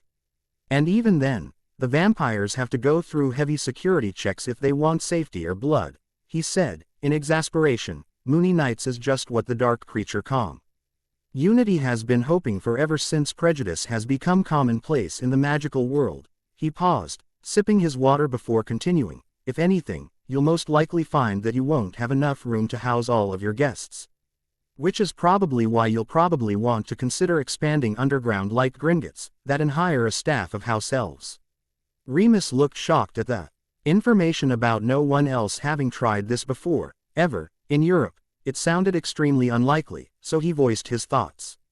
"I never said they haven't tried," Harry corrected. "There have been several attempts in Russia, Belgium, Sweden, Holland, Italy and Greece, but they are all, at some point in their creation, stopped before opening," he said, reciting what he had learned from his research.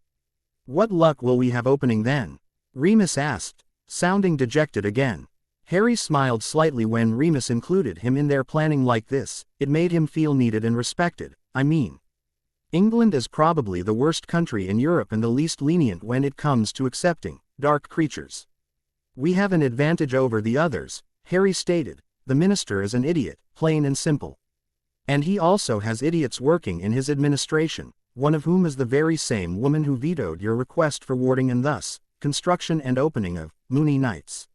"I can understand Fudge," he said slowly. "His ambition is the only reason he ever became minister, ruthless as the rest of them but sadly, only possessing the brain power of a troll." They both snickered at that. "But how will that help us?" "He'll just be more adamant about keeping us closed, given his well-known views of the dark creature population," he said, sounding exasperated. "We can discuss it with Mrs. and Mr. Tonks when we visit for dinner tomorrow night," he answered. "However, Dolores Umbridge will be the key to winning this case in my opinion. We just need to attack her and make her look bad," he said. "Make her look bad enough. Fudge will do whatever he can to distance himself from her and help his public image, even if that means going against her." Remus couldn't help but let out a loud laugh. Trust Harry to find the simplest and most efficient way to get things done, even if he had to take down a few high-ranking ministry officials to do so. Harry heard Remus coming down the stairs finally, after having had to wait an hour for the man to get ready. The man had decided with simple dark gray slacks, a tight black shirt and a dinner jacket matching his pants in color. The only way you would be able to tell he was a wizard was the fact that he still chose to wear his black dragon hide shoes, which looked enough like leather to not be noticeable. Harry had to admit that he looked almost handsome, as if he were trying to impress someone, which amused him. "You're aware we are going to Mrs. and Mr. Tonks' house tonight, right?" Harry asked with amusement laced in his voice. Remus looked down at his clothes in confusion. "Is there something wrong with what I'm wearing?" Harry chuckled and waved him off. No, quite the opposite in fact." Remus shook his head in annoyance, nodding at Harry's choice in clothes. Cargo pants, a tight t-shirt, denim jacket and his favorite high tops. The boy had also removed the glamour hiding his 3 piercings he usually left on during the school year to avoid trouble, revealing 2 diamond studs, 1 in each lobe, and a simple white gold hoop in his upper left ear. "You comment on my dress, what's with the diamonds?" Harry looked unconcerned by the comment. "What? I think they look good," he said with a shrug. I also got them enchanted at Gringotts to inform me if something I am about to eat has any foreign substances in it. Remus looked thoughtful for a moment. I always wondered how that worked. They heat up when they sense it. It's only enough to warn me, not enough to burn me. I tested it out already, he said automatically as they began to walk out of the inn. No, I mean, how is it that the charm can tell if a certain substance in a food is foreign and simply not part of the ingredients itself, he said with a grin. Faking a thoughtful look, Harry froze mid-step and turned slowly to Remus, a puzzled frown on his face. That is something I'll need to ask the goblins about one day. Let's just alk it up to magic and be done with it. Remus grinned. For now, Harry couldn't help but agree. The two exited the inn and Remus placed a hand on Harry's shoulder before they disappeared with a loud pop. The house they had appeared before looked to be in the middle of London suburbia. It wasn't so late that the street was bathed in darkness, so they were able to see fairly far down the street. After they exited the alleyway they had appeared in, courtesy of Nymphadora, who had given them instructions on how to get to their house.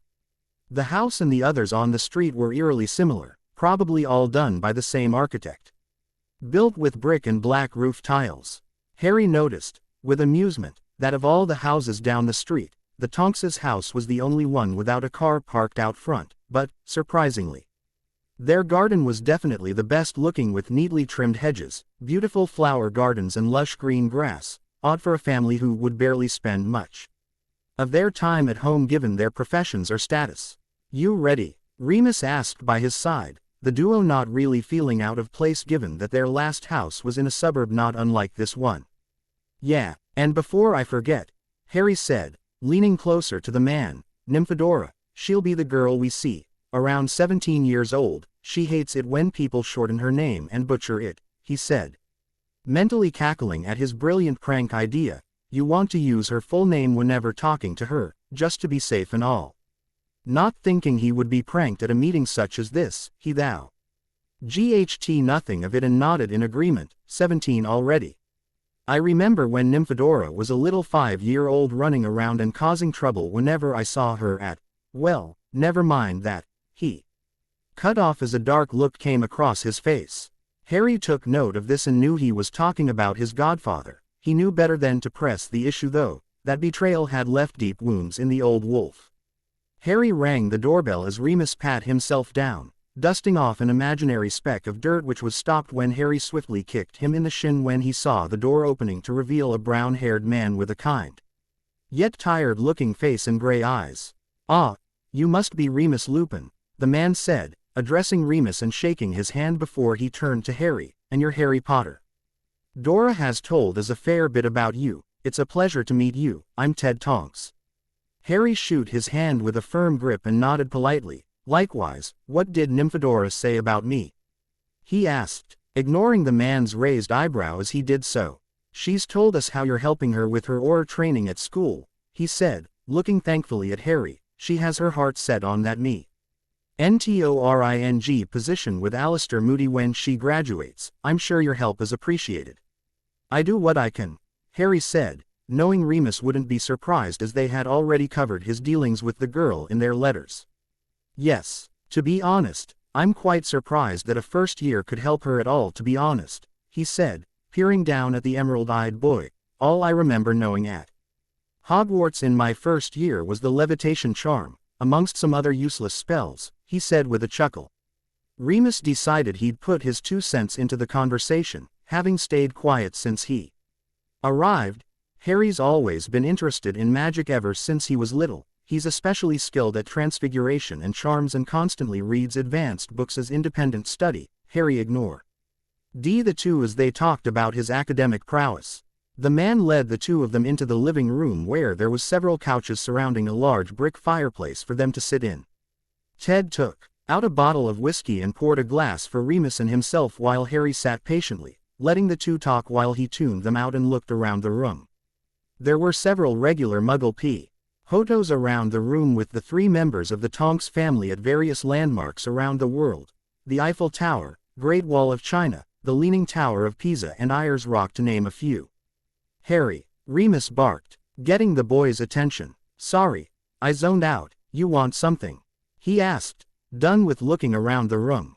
Actually, I was telling Ted about how you love football. Ted says he's a fan too, he said, motioning to the grinning fan.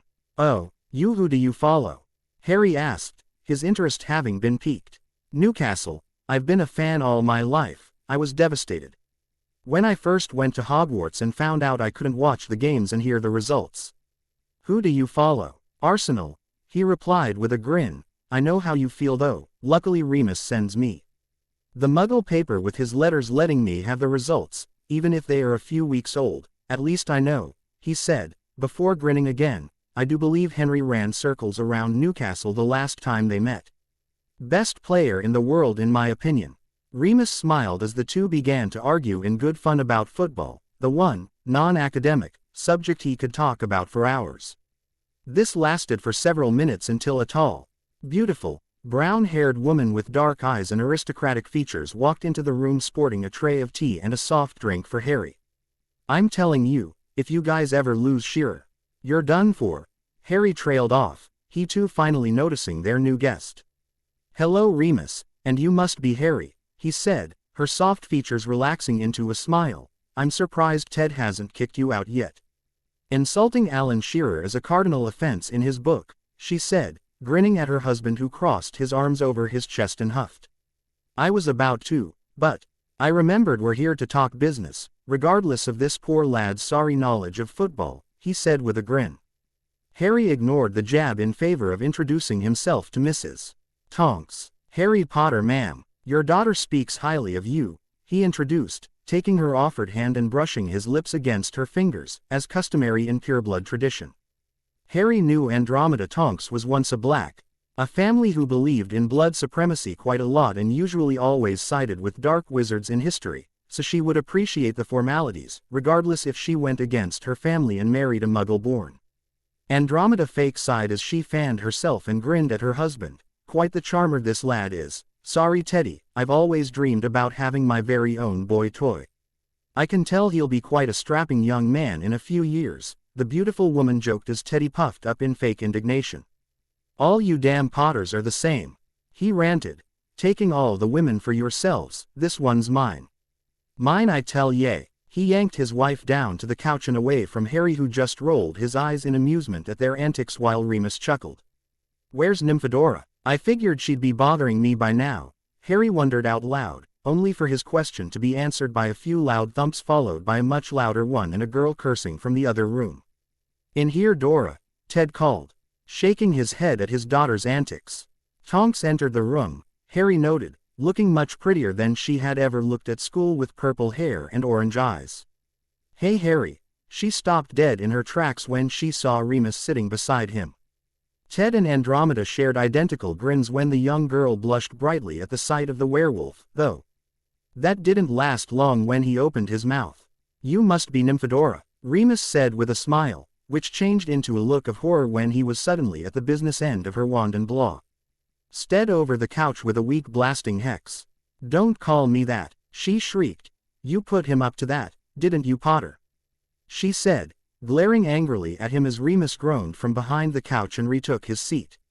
Eyeing the girl warily. I have no idea what you mean Nymphadora, he said, seeing her go for her wand. Harry raised an eyebrow at her. So, are we going to continue our training next year Nymphadora?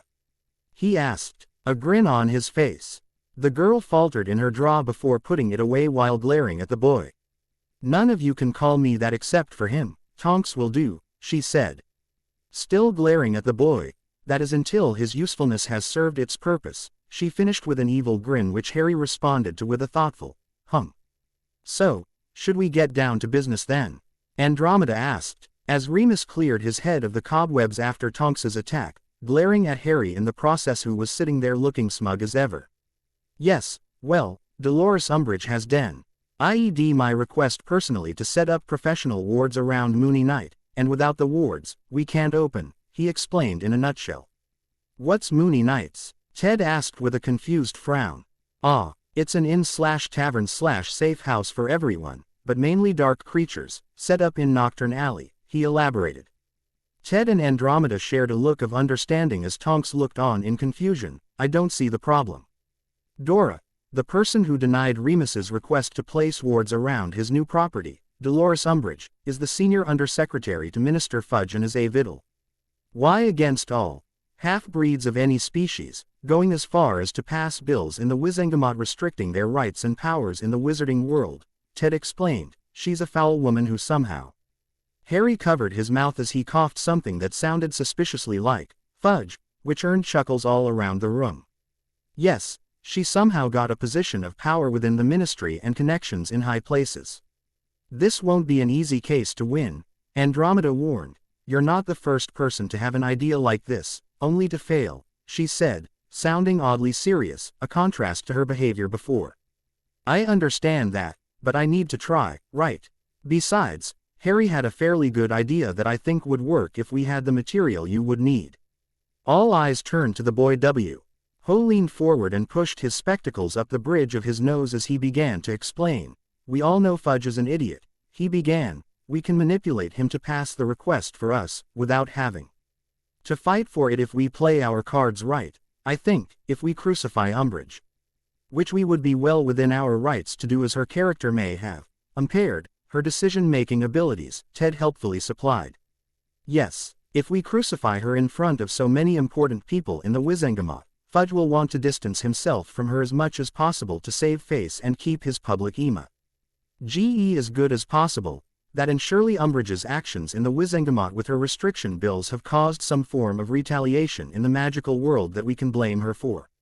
Andromeda smiled at Harry while Ted looked thoughtful. That's surprisingly well thought out and could very well work if we can find statistics that directly link Dolores's racist bills to uprising in Viol. NCE caused by dark creatures. I'll have Andromeda look into that. Does that mean you'll take the case?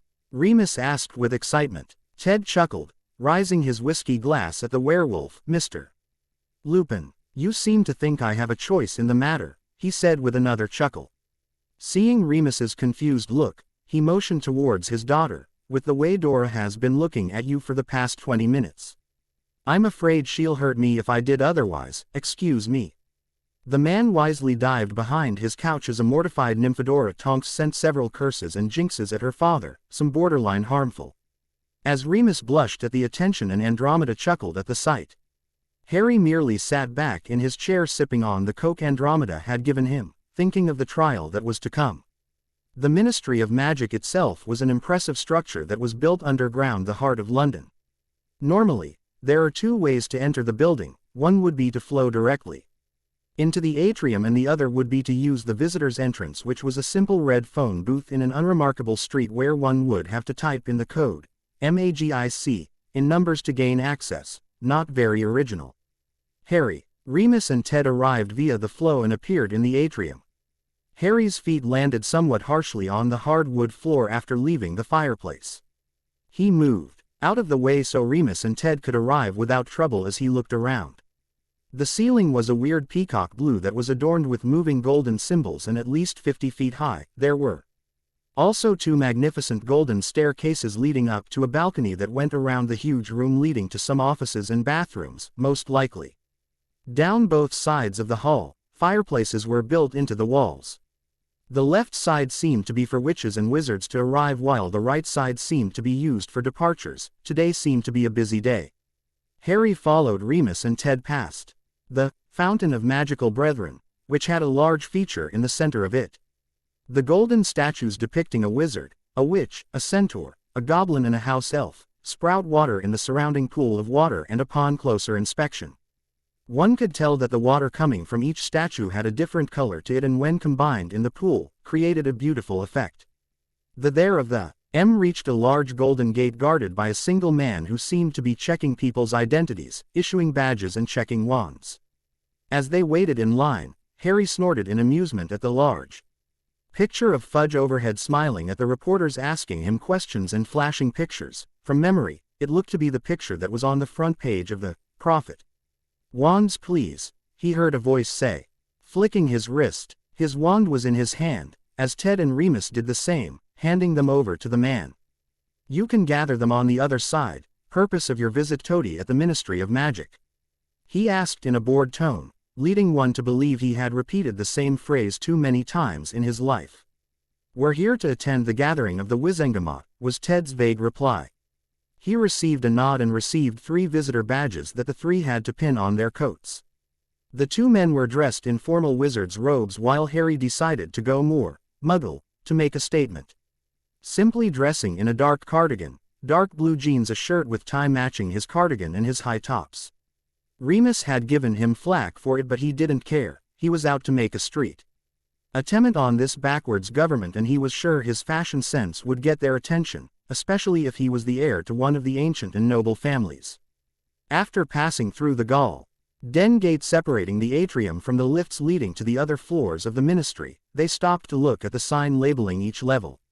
They were going to the only floor that was above this one, level 10. Where all of the courtrooms for criminal and civil cases are held. The elevator door opened, allowing roughly a dozen people to enter, including Harry, Remus and Ted. Harry also noticed several dozen paper aeroplanes charmed to fly and most likely find someone enter also and hover in midair. Ted pressed the button for level 10 as the doors closed and took them up. Once they arrived on the 10th floor, they were greeted with a room full of wizards and witches. The room itself had a dungeon feel, which was amusing on its own considering it was the highest level in the building. Regardless if it was underground or not, people waited around sitting in the supplied chairs or standing around and waiting patiently as a plump witch with a large scroll would come out occasionally and call out a number, which was immediately followed by someone new entering the courtroom. The 3 had to wait for 3 whole hours before their number was called, which was mainly spent with Harry discussing the theory behind silent casting with Remus and Ted, who were surprisingly helpful on the subject.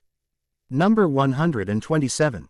The witch yelled over the noise of the gat-haired crowd who only increased in size since their arrival.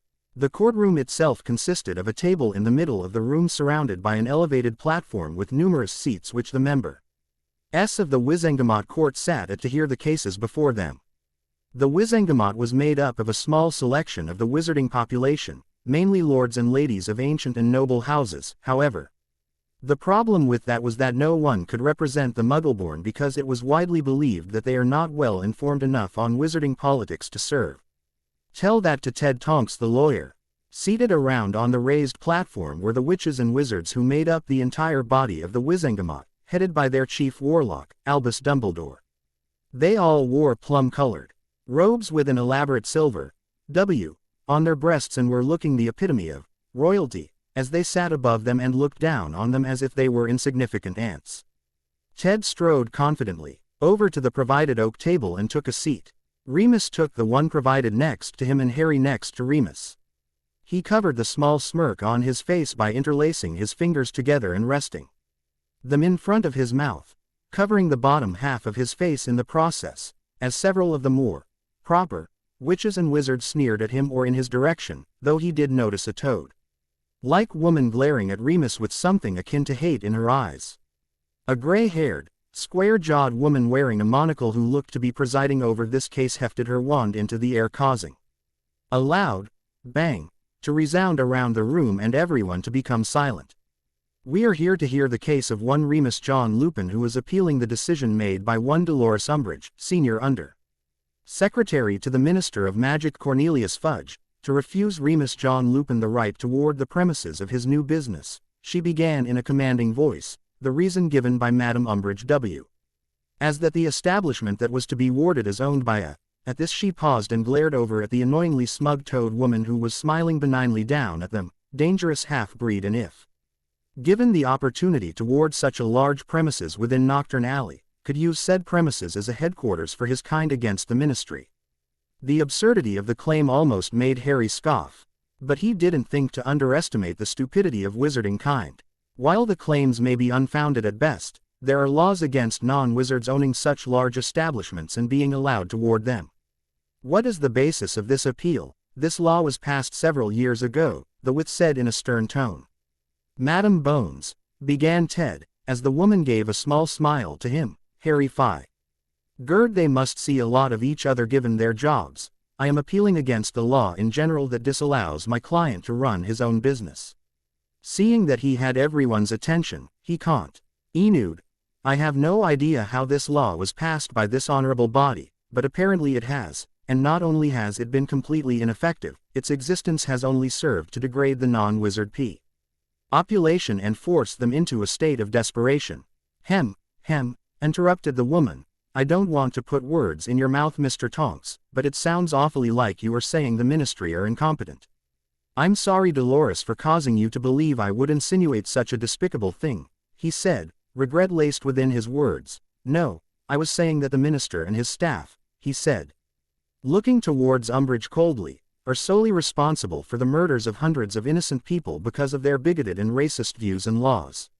Seeing the women turn an angry scowl, T and the minister himself, who was amongst the elders of the Wizengamot, begin to sputter in indignation. He pressed on.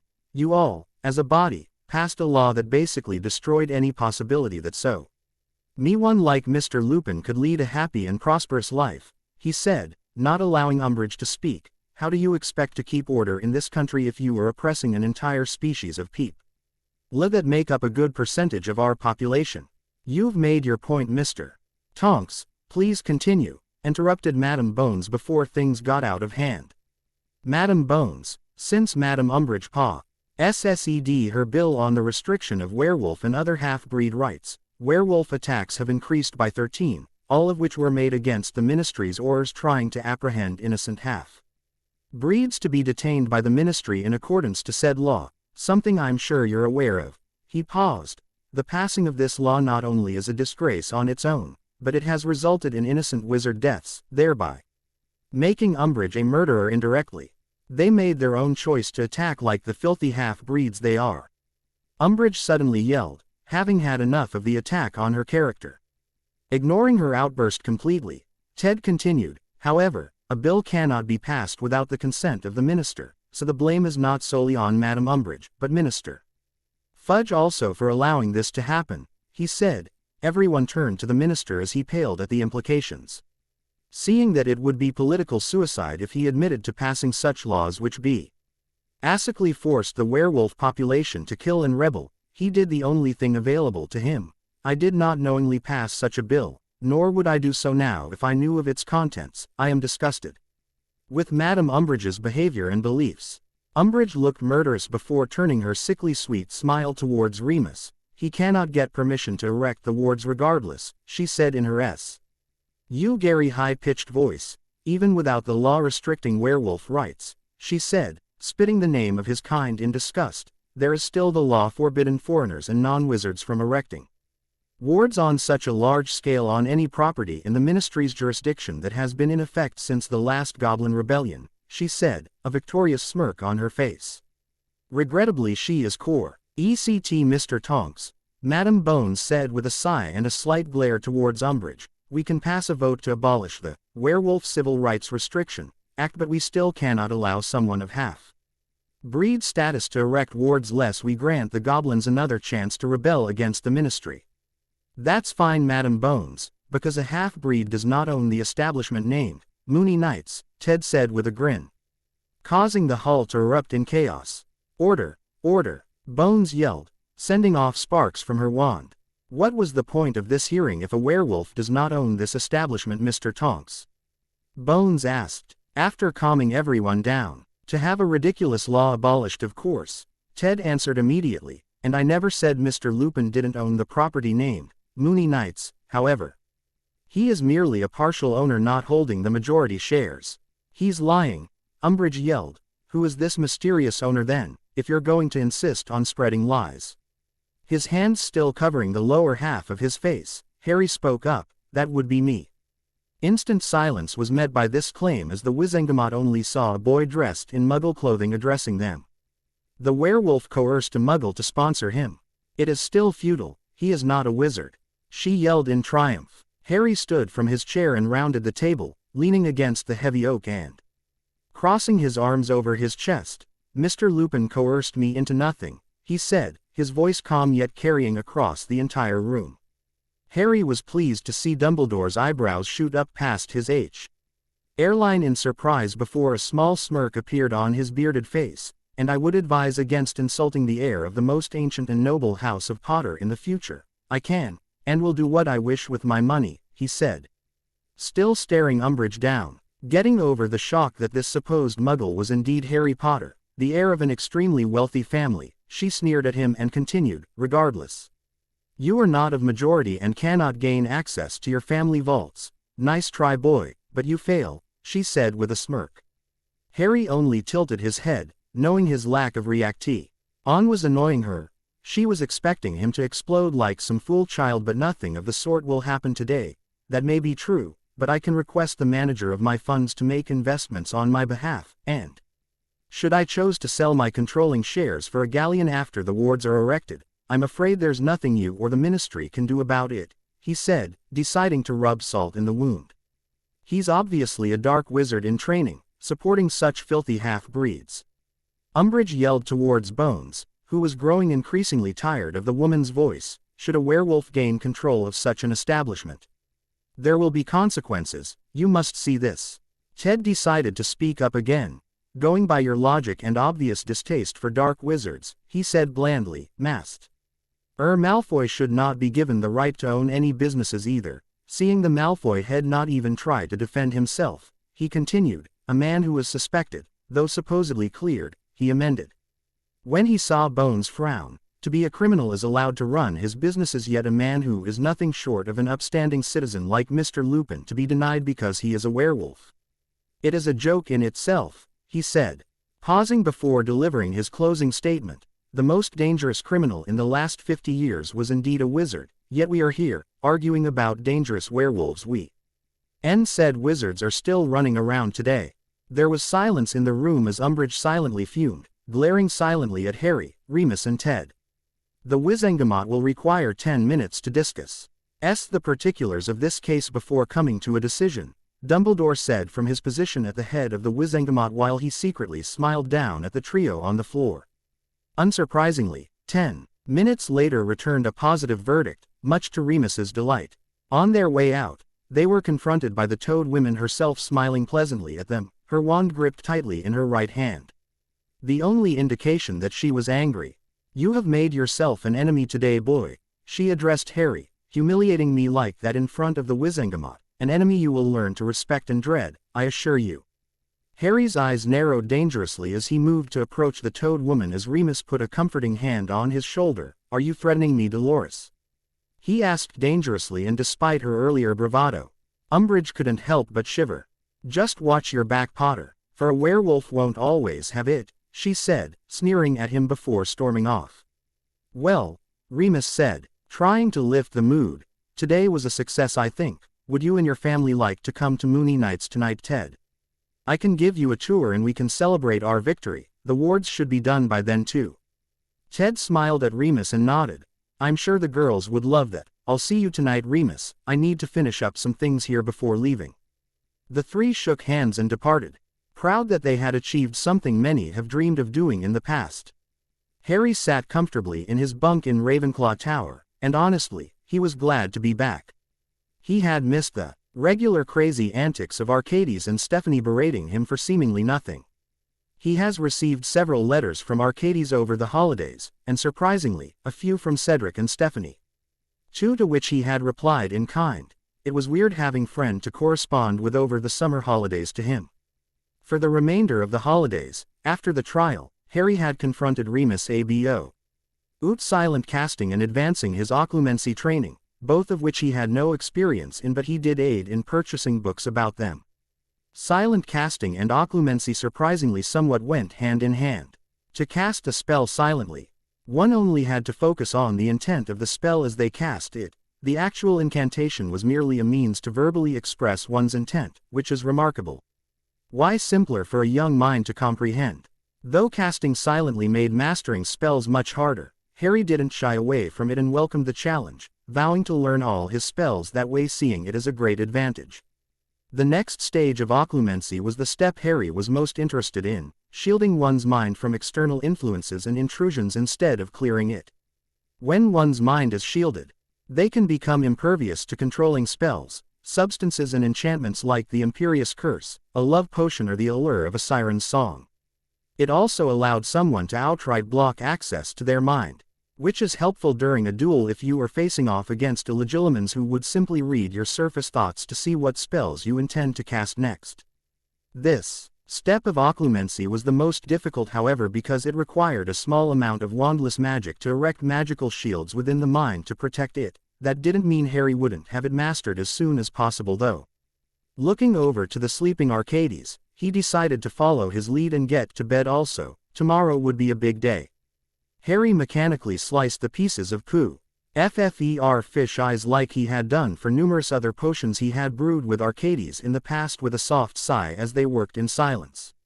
Potions hadn't changed since their first lesson with Professor Snape in regards to the overly bitter potion master's attitude towards him and Arcades' almost fanatical desire to impress the man, often resulting in angry glares from his brewing partners and he dared impose on the professor and cause their house points. Honestly, he could sympathize with the two of them. How dare he breathe? As everyone in the class reached the stage of the brewing process where all that was left was to let the potion simmer over a fire for 40 minutes, Snape began with the theory potion of the class. As he silently began to take notes down from the lecture, he noticed Arcades become overly interested in something the professor was saying. Any true potions master would not only be able to brew his or her own concoctions to absolute perfection under any circumstances, but they would also have their very own supply of rare and powerful ingredients in their stores, he said, almost causing Harry to groan in frustration. This couldn't end well. Raising his hand, Arcades spoke. "Why's that, sir?" Snape, Harry noticed, had taken somewhat of a liking for the brown-haired youth, and by liking, he meant that he merely tolerated his existence that little bit more than other students.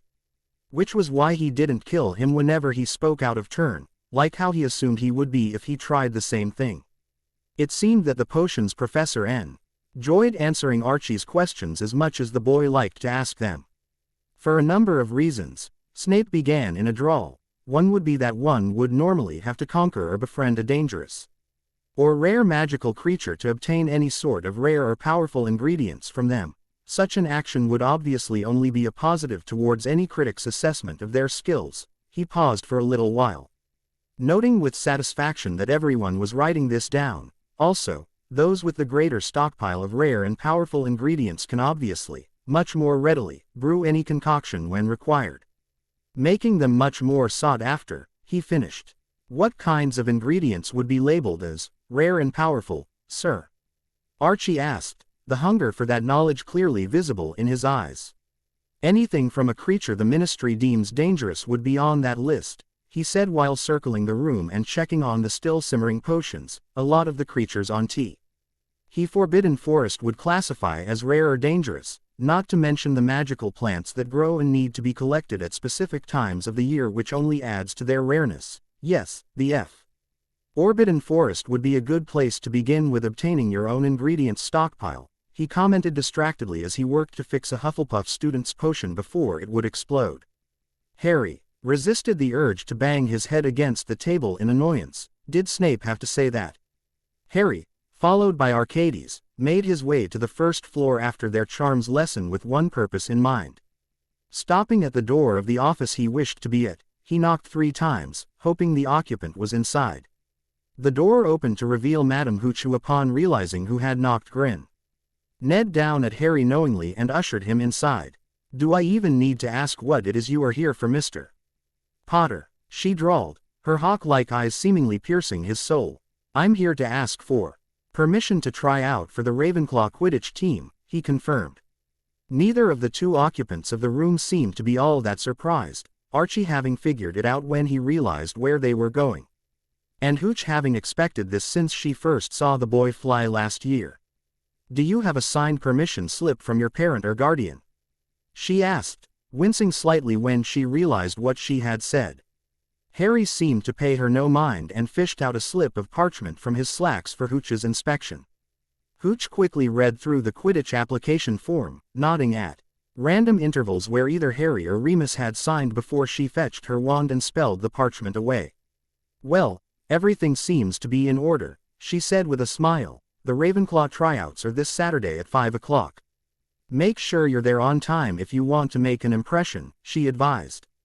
Harry nodded in thanks and was about to leave before Hooch placed a hand on his shoulder to halt him for a moment. "Do you mind me asking what position you're trying for, Mr. Potter? She asked, genuinely curious. Most of the young kids these days wanted all the glory and went for Seeker. But something about this boy just seemed different. Chaser, was his firm and determined reply. Hooch grinned and nodded in approval. I have a good feeling about you, Mr. Potter, she said, still grinning. Quidditch is in your blood. Your father was one of the best chasers Hogwarts had seen in centuries. I hope he passed his skill on to you. Slytherin has held the cup for far too long in my opinion, she said with a brief chuckle. No wonder you kept asking all those questions about chasers and seekers during the first match we watched together last year. Well, I hope you're good because otherwise. Gryffindor is just going to trounce everyone this year, Archie supplied unhelpfully. Hooch grinned again. More like Weasley will trounce everyone this year, Mr. Montague, she corrected as the two chuckled at their little joke. I'll try my best, madam, Harry said, dismissing himself and Arcades with a nod before leaving the office and heading towards the Great Hall for lunch. You know, you never told me what you did during the summer. I told you about going to the Zabini's beach house with Stephanie and her family, remember? Archie asked, as the two walked to their destination, weaving in and around the throng of students heading to the same place.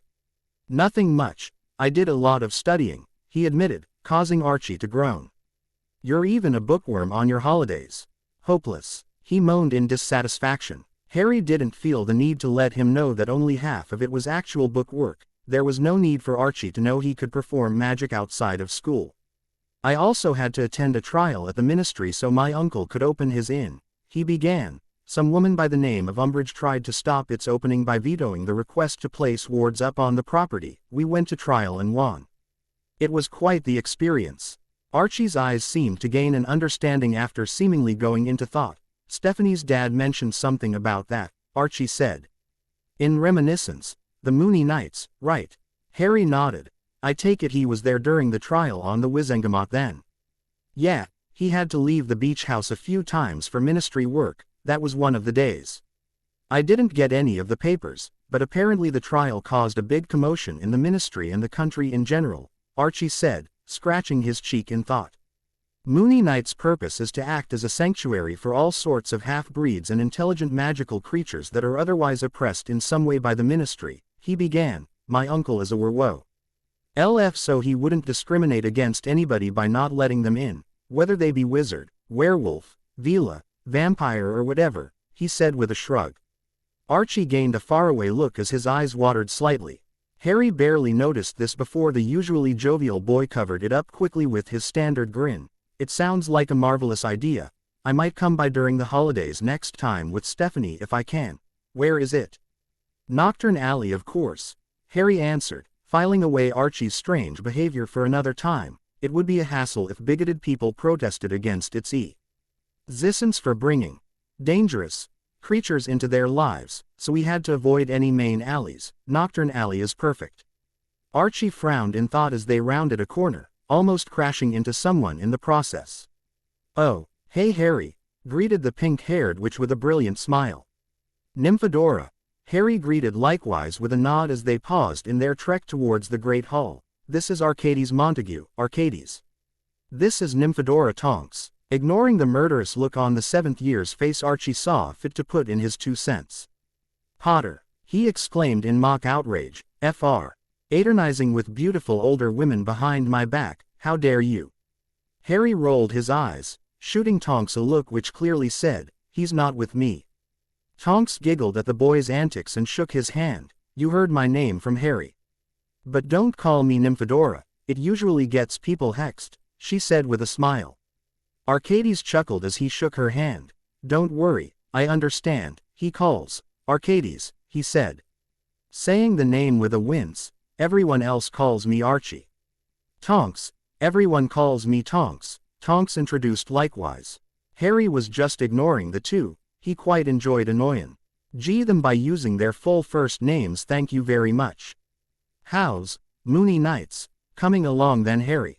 Tonks asked as all 3 of them started towards the Great Hall again. My mum apologizes for not showing up to the trial, by the way. She had other clients to attend to on the same day. Besides, my dad's the one that takes care of the courtroom stuff anyway, she apologized. Harry waved it off. Already knowing how Andromeda and Ted Tonks worked their law firm, the goblins, knowing what the place's purpose was, were quick to erect the wards once we got the permit, he began as his company listened with rapt attention. What kind of wards did they put up? Archie asked, wanting to know the spells used to protect public establishments involved. Anti-apparition wards, anti-portkey wards, anti-aggression wards, structure strengthening wards, anti-trespasser wards, and object restriction wards, to name a few off the top of my head, he listed off to his two confused companions. I know what the first two do, Tonks began slowly, obviously, but what about the rest? I never took runes or took much interest in warding before you asked, she said, glaring at Harry, daring him to say something. Archie looked just as interested as Tonks did about the topic. Well, the anti-aggression wards prevent anyone who means harm to an occupant of Moony Nights from entering the premises or removes someone who intend harm that is already in there, he began. That one is fairly essential for dealing with some of the less intelligent werewolves and vampires who insist on keeping up with that centuries-old feud, he explained. Gaining understanding nods from his two companions. It is generally known that the younger and less educated werewolves and vampires sometimes insist on honoring a feud. That was all but dealt with as soon as it began. The structure-strengthening wards are what Gringotts place around all of their valued clients' vaults to stop anyone smashing through the walls or floors to get into them, he said. Pausing slightly to gather his thoughts as they reached the Great Hall, for Moony Nights, it basically means that no one can destroy the premises from the outside physically or magically.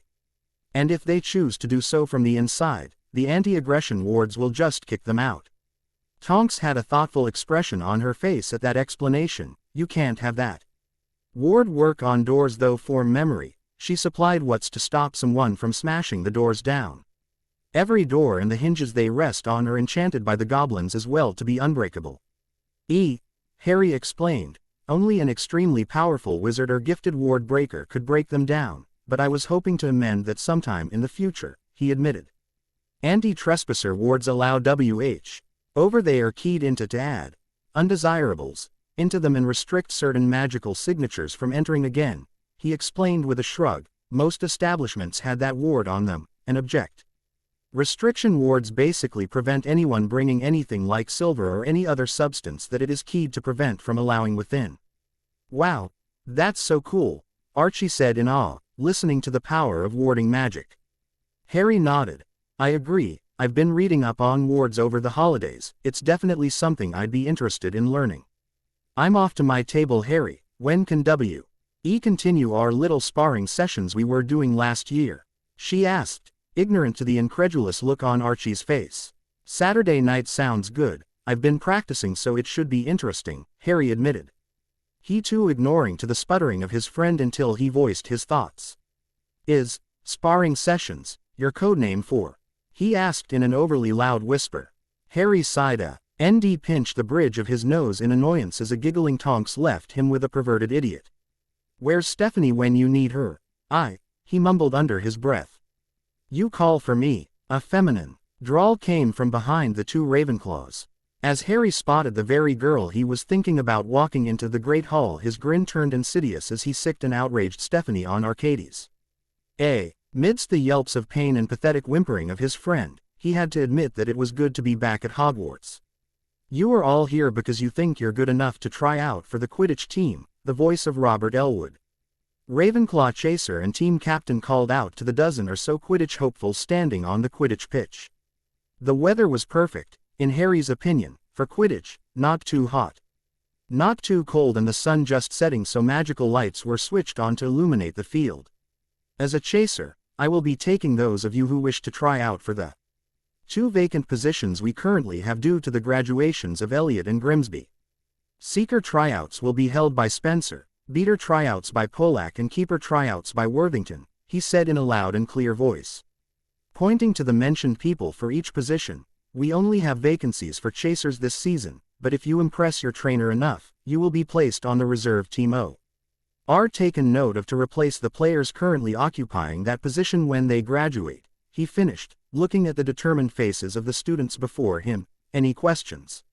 Seeing that no one raised their hands, he blew the whistle he had hanging from his neck and everyone broke up into separate groups. Harry followed Elwood over to a box that held 24 or so quaffles and stood at attention. A Comet 260, provided by the school, held by his side. The only other person he recognized in the Chaser Tryouts was Roger Davis, another of the boys who showed promise on a broom last year.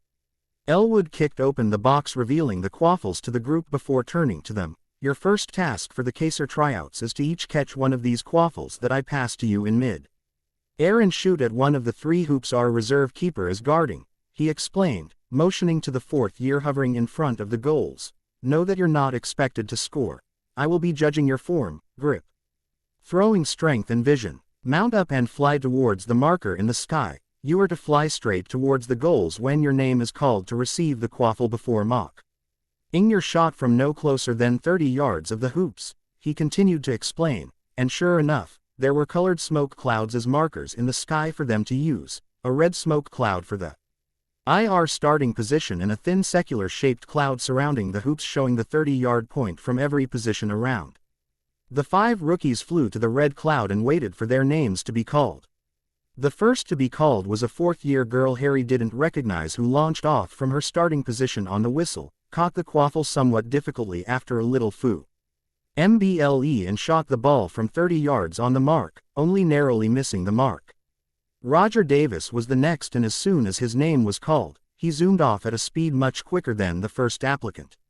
When the quaffle was thrown at him, it was a little behind him and not in front like he had hoped due to the speed he had flown at. To rectify the problem, he yanked on his broom yard and did a backwards loop so he could catch the ball before shooting from 35 yards and narrowly missing the wide hoop. Harry was impressed, and Elwood seemed to be also. That shot totally had the keeper beat. He just needed to be more accurate. The 3rd on 4th Chaser applicants were completely unremarkable after Roger's performance, so it was no surprise that Elwood didn't seem all that eager when he called Harry's name.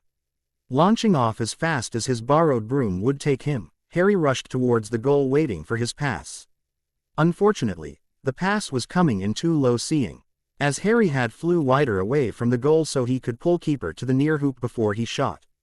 Gritting his teeth in annoyance, Harry tried something he had read in a Quidditch plays book Archie had let him borrow before this and hoped it would work. Elwood watched with a frown as the quaffle was losing its altitude before it would hit its mark. However, he was shocked at what Potter did to rectify this. The 2nd year rolled off his broom to his right, away from him, with his arm reach out low to catch the ball. Harry was completely upside down on his broom when he caught the quaffle his legs interlocked on the broomstick to remain flying. However, he was not yet done. Using the inertia from his roll, he came back up on the opposite side of his broom and hurled the ball with an outward spin that completely fooled the keeper. The quaffle flew over the keeper's head and curled into the far hoop after ricocheting from the inside portion of the metal hoop. There was silence as Harry lowered himself to the ground until 2 students began to cheer from the stands. Harry purposefully looked away from Tonks and Archie, who, he was sure, were deliberately trying to embarrass him with their idiocy. Though he failed to hide a small smile that was plastered on his face due to the adrenaline rush of what he had just pulled. The remaining 2 trials for the Chaser Tryouts were a passing test and a defending test, where they simply had to throw as good a pass as possible to a randomly flying Elwood and attempting to pull off interceptions of passes between the recently finished beaters and Chaser captain himself. It was no surprise when Roger and Harry shined in these tests, scoring 7 out of 10 and 9 out of 10 passes respectively and 4 interceptions each. Alright guys, I thank you all for trying out, but I doubt there's any use denying the skill these 2 showed today on the pitch. Have either of you played before? He asked, looking as excited as he sounded.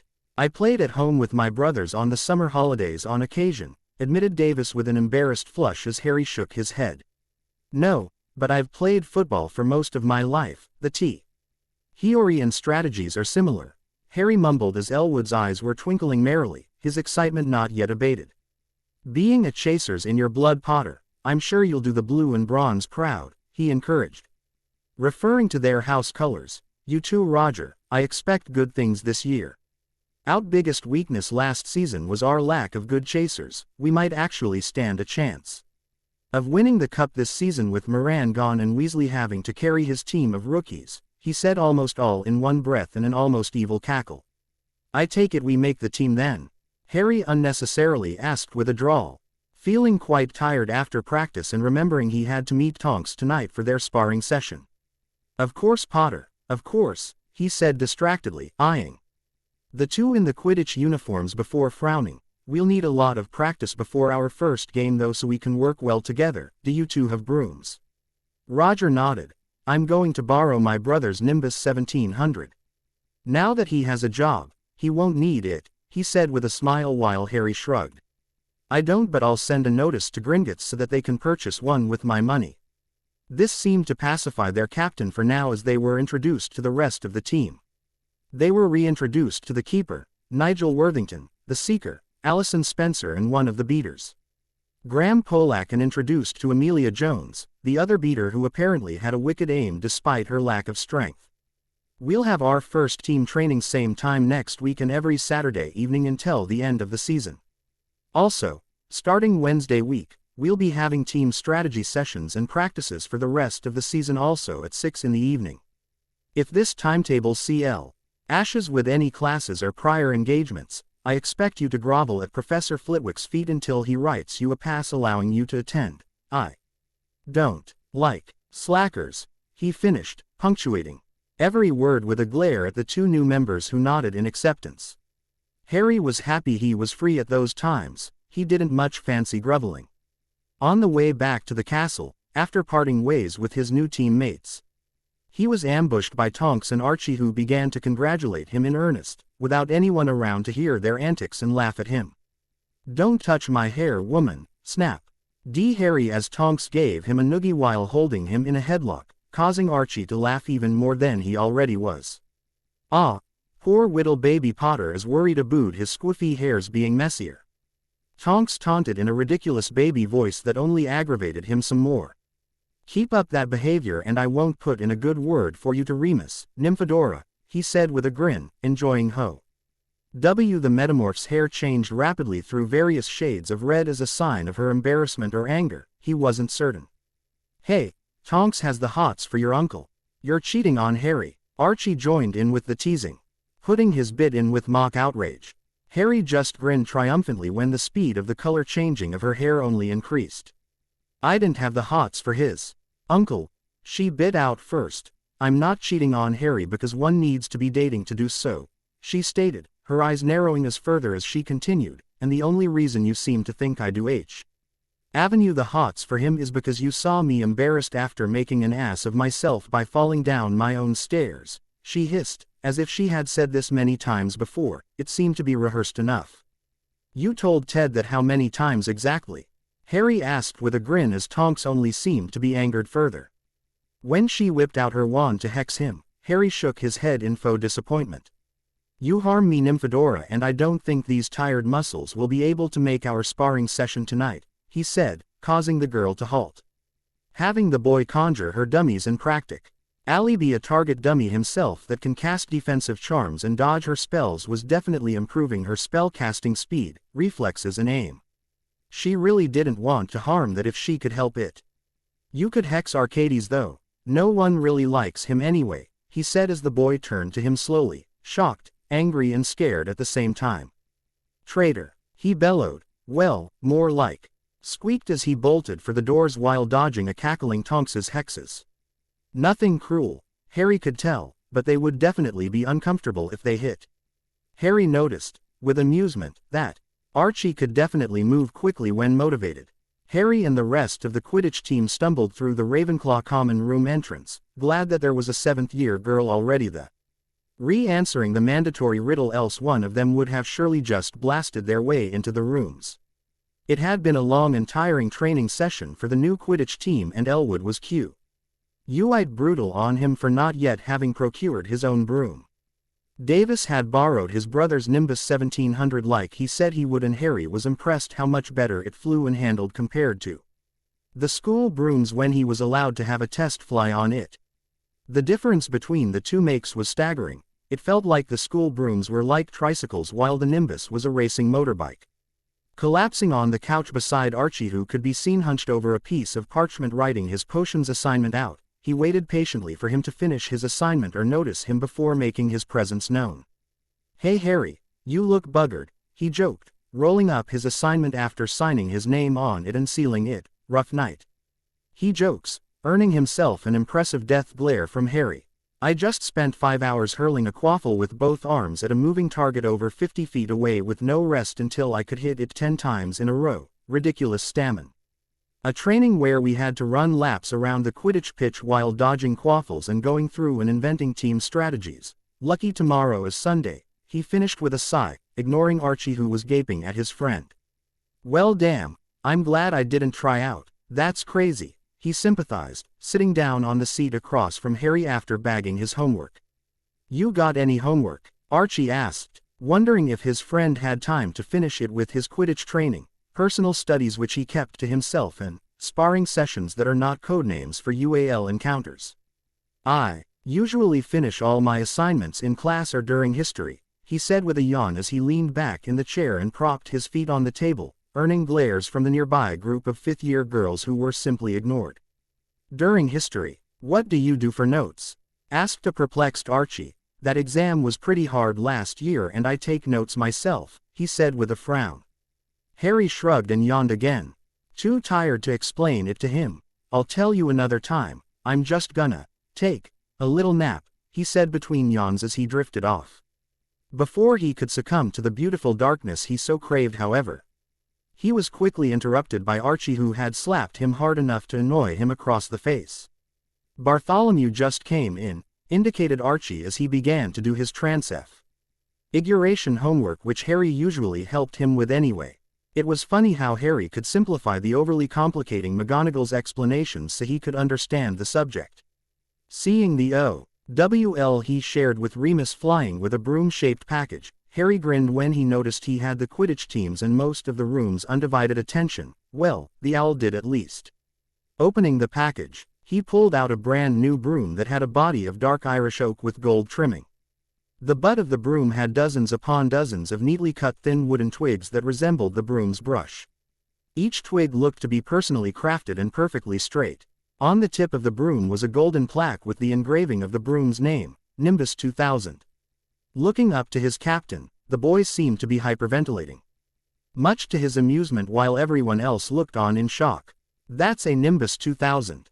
Gaped Elwood in shock, rushing over to Harry but not daring to touch the broom, while glaring at anyone who even dared to even think such a thing. This is the fastest racing broom on the market, it just came out this week.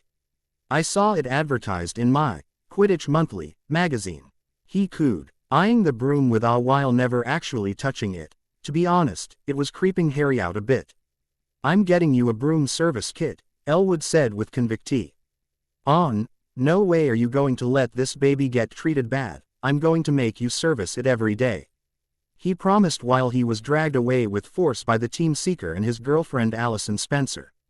As the crowd dissipated, Archie retook his seat, trying not to look impressed by the broom. So, he began, you going to let me have a ride on your broom?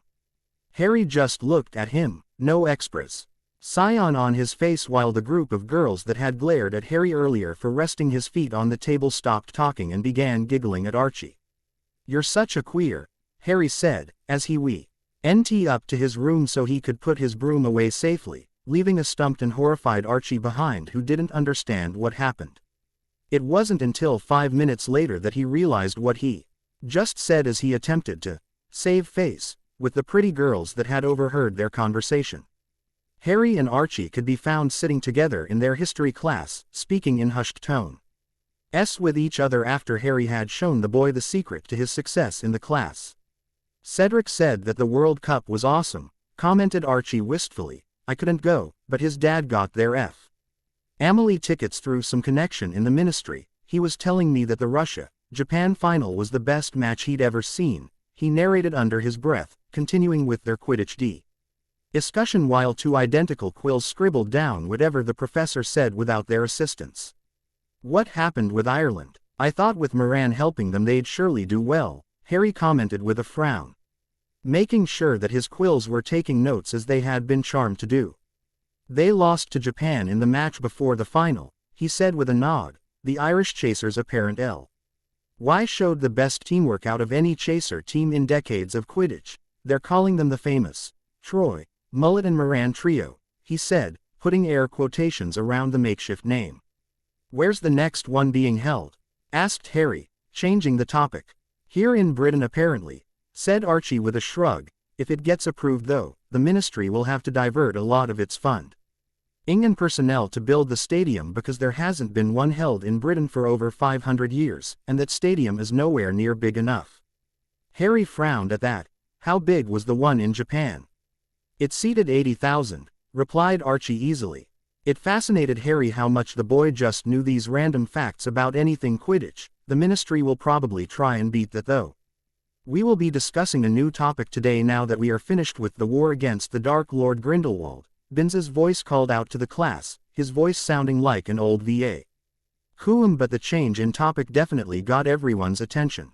They had, to start the term, been briefly going over the defeat of every dark wizard for the past 1,000 years, and it seemed they were up to the most recent of them. The Dark Lord, commonly known as He Who Must Not Be Named, he began, as Harry rolled his eyes at the stupid name, was, unfortunately, winning the war until one knee.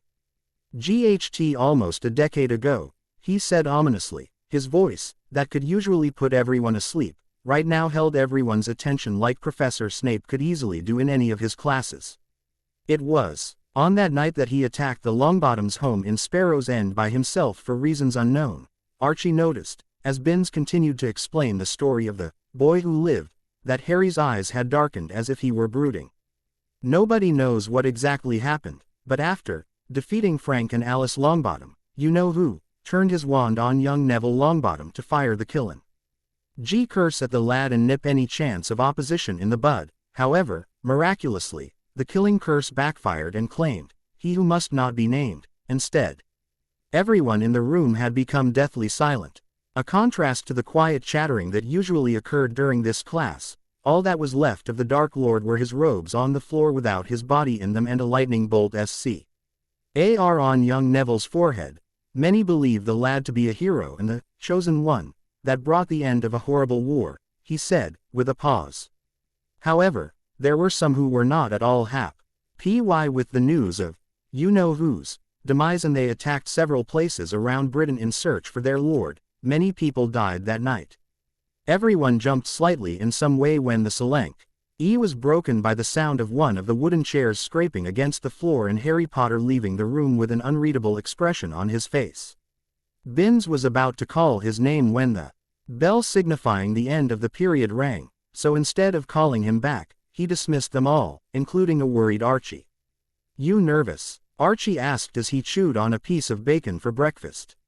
It was the morning of the first game of the year, and as luck would have it, Ravenclaw were set to verse Gryffindor. No, was Harry's simple and cold reply. That was another thing that confused Archie. Ever since that particular history lesson about the boy who lived, where Harry had stormed out of the classroom, he had become distant and cold. Well, more than usual anyway.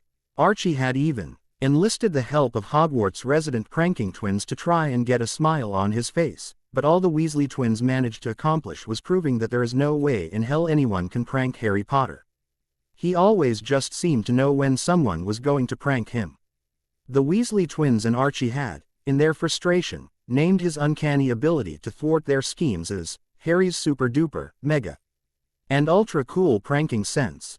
The name was still up for discussion at their next meeting. Something that only served to frustrate the trio more was when they had asked him how he continued to evade being pranked. In the hopes of making their pranks all the more unavoidable, he had just replied that they needed more skill points. What the hell were skill points?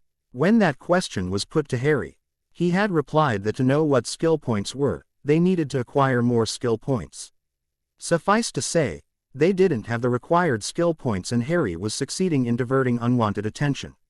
Stephanie had advised to give Harry his space when he had asked for her advice on the situation, but after a month passed with no change in his attitude, he was honestly starting to get worried. Well, do you think we've got a chance at beating the Griffs today? He asked, trying to get at least a few words out of his friend.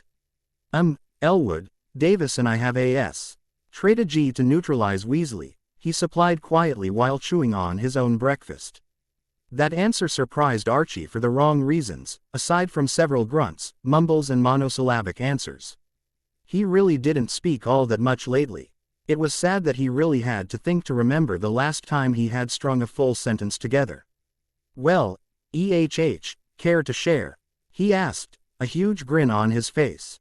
No, Arcades sighed dejectedly, hoping a win today would at least help his friend lighten up a bit. He was sure he wouldn't mind so much if he at least knew why he was acting this way. It was an extremely cold Sunday morning that found Archie sitting in the Hufflepuff stands beside Cedric so they could watch their friend debut for the Ravenclaw House Quidditch team against Gryffindor. The news of the 2 second years making the team was a secret that Elwood intended on exploiting and using to his advantage, so naturally, everyone in the castle had found out about it not 2 hours after their first training session. That didn't seem to bother the Ravenclaw captain as much as it should have, mainly because he too had caught wind of 5 of Gryffindor's new recruits, the Weasley twins as their new beaters, and Angelina Johnson and Alicia Spinnet as their new chasers. The only experienced players they had on their team were Charlie Weasley and Jeremy Brown with Oliver Wood as a second-year keeper.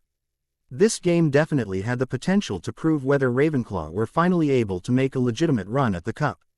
Meanwhile in the changing rooms, Harry and the Saint of the Ravenclaw team had changed into their dark blue and bronze Quidditch robes. Harry had made sure to place a temporary sticking charm on his glasses so they didn't fall off while he was playing. He knew that his flying style was flamboyant at the least, so it was a smart decision on his behalf. All right guys, there's no need to be nervous, Elwood began as he stood before his team that were seated in a line on the bench. A blackboard with their tactics being drawn, erased, and redrawn behind him as he spoke. His speech was mainly for the 2 newbies' benefit, and the 2 newbies in Sion knew this: as long as we follow through with our planned strategies, there's no way we can lose. The training you've all been through in the last month should be more than enough to trounce our opponents today, he finished with conviction. I want us to go out there and do the best we can, and I know for a fact that our best puts us way ahead of the Gryffindors, he jokes, earning several chuckles from the team.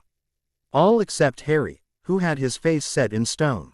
His role in the game would be the most important of all, in his opinion. What's our goal? Elwood shouted, holding his hand out and motioning for the others to follow.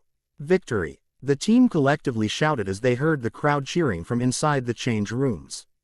Gryffindor must have made their way on the pitch. All right, let's do this. Game faces on everyone, and with that, every member of the team set their own faces in stone. It was fine to joke around and have fun during training as long as you get your allocated tasks done, but on game day, it was all business as far as Elwood was concerned. With Elwood in the lead, Harry followed him out to the pitch, ignoring the loud cheers that greeted them. Huff he did discreetly try and look for Archie. Madame Hooch was standing in the middle of the pitch, ready to referee the game, with her broom in hand. Harry noticed, with some form of amusement, at the opposing team's eyes widened a fraction when they caught sight of his broom. Now, as you all know, I expect a good, clean game, she said, as a formality, not really expecting anything less from these 2 teams. Mount your brooms please, on my whistle, you may begin, she said as Harry steadily mounted his broom with his feet firmly planted on the ground, waiting for her whistle. At the sound of a loud whistle, 15 brooms shot up into the air.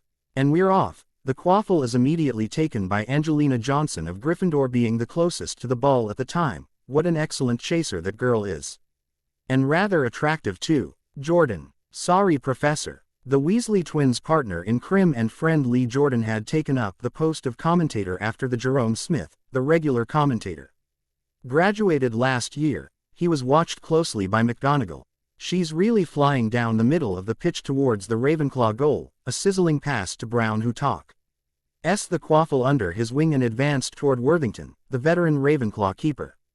Brown passes it to Spinnet, and no, what's this? Potter has intercepted the pass and Ravenclaw are on the breakaway with Potter. Ravenclaw's rookie chaser flanked by Elwood and Davis. Potter performs a battle roll to avoid a well-aimed bludger from Fred or George Weasley, can't really tell, and lays it off to Davis.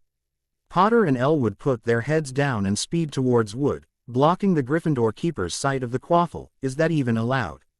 He shouted, amidst the cheers and the jeers.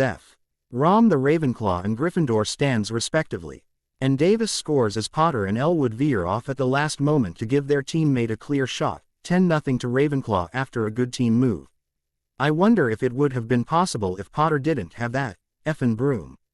Jordan, sorry professor, sounding anything but apologetic. Wow, that was awesome. Cheered Archie in the midst of the other Hufflepuffs applauding politely.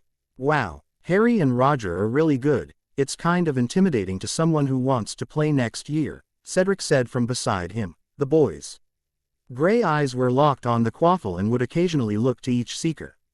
Hey, yeah, you said you wanted to play, Archie recalled. Why didn't you try out this year?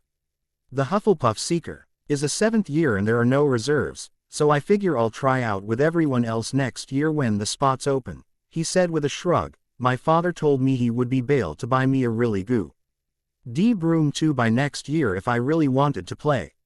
Archie nodded politely with a smile. The Diggories, though an old pureblood family, were not exactly rich and racing brooms weren't exactly cheap either. There you are, came a feminine voice from behind the two boys. Turning around, Archie and Cedric were greeted with the sight of a flushed Stephanie who looked like she had run up several dozen flights of stairs. She probably had if she was looking for Archie. Hey Steph, take a seat, you watching this too? Stephanie deliberately sat next to Cedric's left, opposite to Archie, as the beau. Why sulked?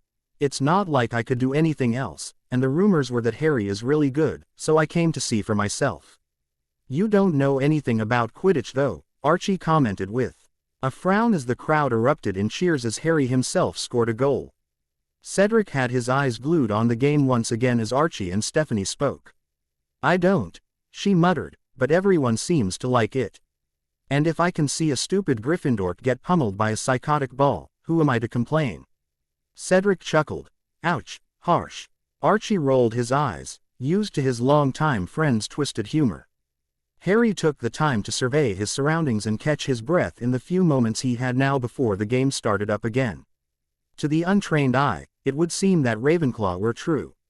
NCing the Gryffindors with the score being 140-10 in their favor, but Charlie Weasley had come disturbingly close to catching the snitch on several occasions. The plan was for He Chasers to score as many points as possible before Charlie inevitably did the job he was famous for, and the beaters were doing admirably in cutting him off. The problem was, he was adapting to them, and would catch it soon if something wasn't done to stop him. As he received the quaffle from Davis, Harry launched it to Elwood, but not before seeing a flash of gold and Weasley diving towards it. He'd caught sight of the snitch. Ignoring the play they were about to implement, Harry veered to the right and zoomed towards Weasley's intended path. Davis had seen him go off course and stray their plan but passed it to him regardless. This action caused the 6 chasers on the pitch, both Gryffindor and Ravenclaw alike, to move to the same area, virtually halting Weasley's dive with a body of players. Weasley had no choice but to curse and stop his dive, losing the snitch in the process. The crowd, seeing what had happened, cheered wildly, especially the Ravenclaw section. With the quaffle still in hand, Harry's eyes followed Davis zoom towards the Gryffindor goal to take advantage of the open field. Cocking his arm back, Harry gave a mighty throw and released the quaffle with a loud grunt. The crowd almost became silent as the quaffle had to have easily covered 150 feet at a breakneck speed, straight into Davis's waiting hands, who easily, having been head towards the far hoop while Wood was guarding the near hoop, put the quaffle through for a goal. Did you see that? That was amazing by Potter to not only cut Weasley's, the elder, chance at catching the snitch, but to pick out Davis from virtually the other side of the pitch. If this keeps up, not even Weasley catching the snitch will save Gryffindor. Boy, this is exciting. Surprisingly enough, the game lasted for quite a bit longer, with the score now being 200-50, in Ravenclaw's favor, and they were on the attack again. All they needed was one more goal, and even if Weasley caught the snitch, they wouldn't be able to win. Harry, however, saw something that made his stomach fall out from beneath him. Charlie Weasley, on the opposite end of the pitch, racing towards the snitch unopposed. Spencer was far too far away to stop him, and so was any other player on the Ravenclaw team. Even their beaters couldn't do anything as the bludgers were being controlled by the impressive Weasley twins' teamwork. They had planned this. Elwood, Weasley, Snitch, Harry yelled at the top of his lungs. The captain whipped his head around, having heard the warning, and cursed. The red-haired seeker was within seconds of catching it. Deciding that there was only one chance left, Elwood, with all his might, passed the quaffle to Harry, who was hovering near the Gryffindor goal, far enough away that Wood couldn't come out to block any passes coming in his direction, yet close enough to score. Harry scowled when he noticed the quaffle was coming in too high and too fast. In almost an instant, his mind analyzed the situation. If he were to fly high and intercept, not only would he give the opposing chasers time to track him down and intercept, but he would have to pause yet again to actually shoot. Acting on instinct, Harry climbed on his broom, balancing both feet on it and making sure he had a steady footing. When this was assured, he barely had enough time to scold himself for trying something so utterly foolish before leaping into the air with the grace of a swan. Potter's gone mad at the sight of Weasley zeroing in on the snitch, so mad he's leapt right off his broom without even facing the quaffle. Ladies and gents, it's a sad day when players would rather kill themselves than lose to Gryffindor. So shocked was the Transfiguration professor that she didn't reprimand the cheeky commentator. It seemed that the entire stadium took a collective intake of breath when he leapt into the air, and there were even a few gasps when said broom began to plummet to the ground. Harry, however, paid no mind to what was going on around him. There were only three things on his mind: the quaffle, the hoop he was aiming at, and his position in the air. He had to time this perfectly. To the shock of everyone in the crowd, Harry had performed a backward somersault in midair and used the speed of the quaffle to his advantage, directing the ball into the nearest hoop with his foot. Football fans at Hogwarts would forever remember this defining moment in Hogwarts Quidditch history when Harry Potter invented the midair scissor kick. What was even more shocking was that the quaffle slammed straight into the inside of the hoop and through, the force of the kick being so great that the entire pole shook violently. Almost too shocked to cheer, everyone's eyes immediately left the shaking pole to see a rapidly descending Harry Potter, heading into the ground face down with his arms tucked by his sides. In the stands, Dumbledore quickly rose to his feet and whipped out his wand. However, he found an intervention on his part was completely unnecessary, as Harry quickly caught up with his broom, mounted it, and pulled up before he could smack into the ground. There were several moments of silence until, "Unfreaking believable," cheered the voice of Lee Jordan, his normal bias absent in his praise of the daredevil stunt. Potter just pulled off the St. Gryffindor-like stunt I have ever seen on the Quidditch pitch, and it seems it could have won them the game, for Weasley has caught the snitch. The Gryffindors immediately voiced their approval at Charlie Weasley's feet, while the Gryffindor captain himself was gaping in shock at Harry. The rookie Ravenclaw chaser of the hour was watched by several hundred pairs of eyes as he quickly lowered himself to the ground and hopped on one foot towards the changing rooms, his right foot never touching the ground, and seemingly in pain as he ignored the commotion he caused. Immediately after his departure, Elwood and Weasley flew straight to Madam Hooch to argue their cases. He used his bloody foot to score that goal. Is that even allowed? Besides, I know I caught the snitch before he scored, roared Weasley over the sounds of the crowd. Bollocks. Nowhere does it say in the rulebook that you cannot use your feet to score. Besides, he beat you to the punch, Weasley. This is clearly our game. Hooch, being the only person who had the sense to not glue her eyes to Harry Potter during his shot, frowned before blowing her whistle. Goal to Ravenclaw. Charlie Weasley has caught the snitch. Ravenclaw win 210-200. The cheers coming from the crowd seemed to be deafening, especially from Archie and Cedric, and even to some extent, Stephanie, who could appreciate a good show. Minerva McGonagall, however, narrowed her eyes suspiciously at the entrance of the change rooms, choosing to remain silent. Harry sighed in annoyance for what had to have been the 50th time that day as he sat at his desk in the second-year boys' dorm rooms, his right foot having been covered in a cast despite his head of houses and the school nurse's opinions. "What are you doing holed up in here, Harry, my man?" asked Archie, who barged into the room to see Harry at his desk reading over a book that he really shouldn't be reading. Archie filed that bit of information away for a later date, intent on completing the task he had come up here for. "Don't call me that," Harry answered with a glare. Archie, being so familiar with him, was nothing out of the ordinary. They had practically been friends for over a year now, but immediately after that game, people, mostly older girls, who had all but ignored his existence, have pretty much declared their undying love or unwavering friendship for him. It was annoying. Everyone else is doing it, Archie reasoned with a shrug. I still don't get why you refused to have your foot fixed by Madame Pomfrey the conventional way, you know. With a Skele-Grow potion or by magic itself, he commented with a frown, eyeing Harry's cast with disdain.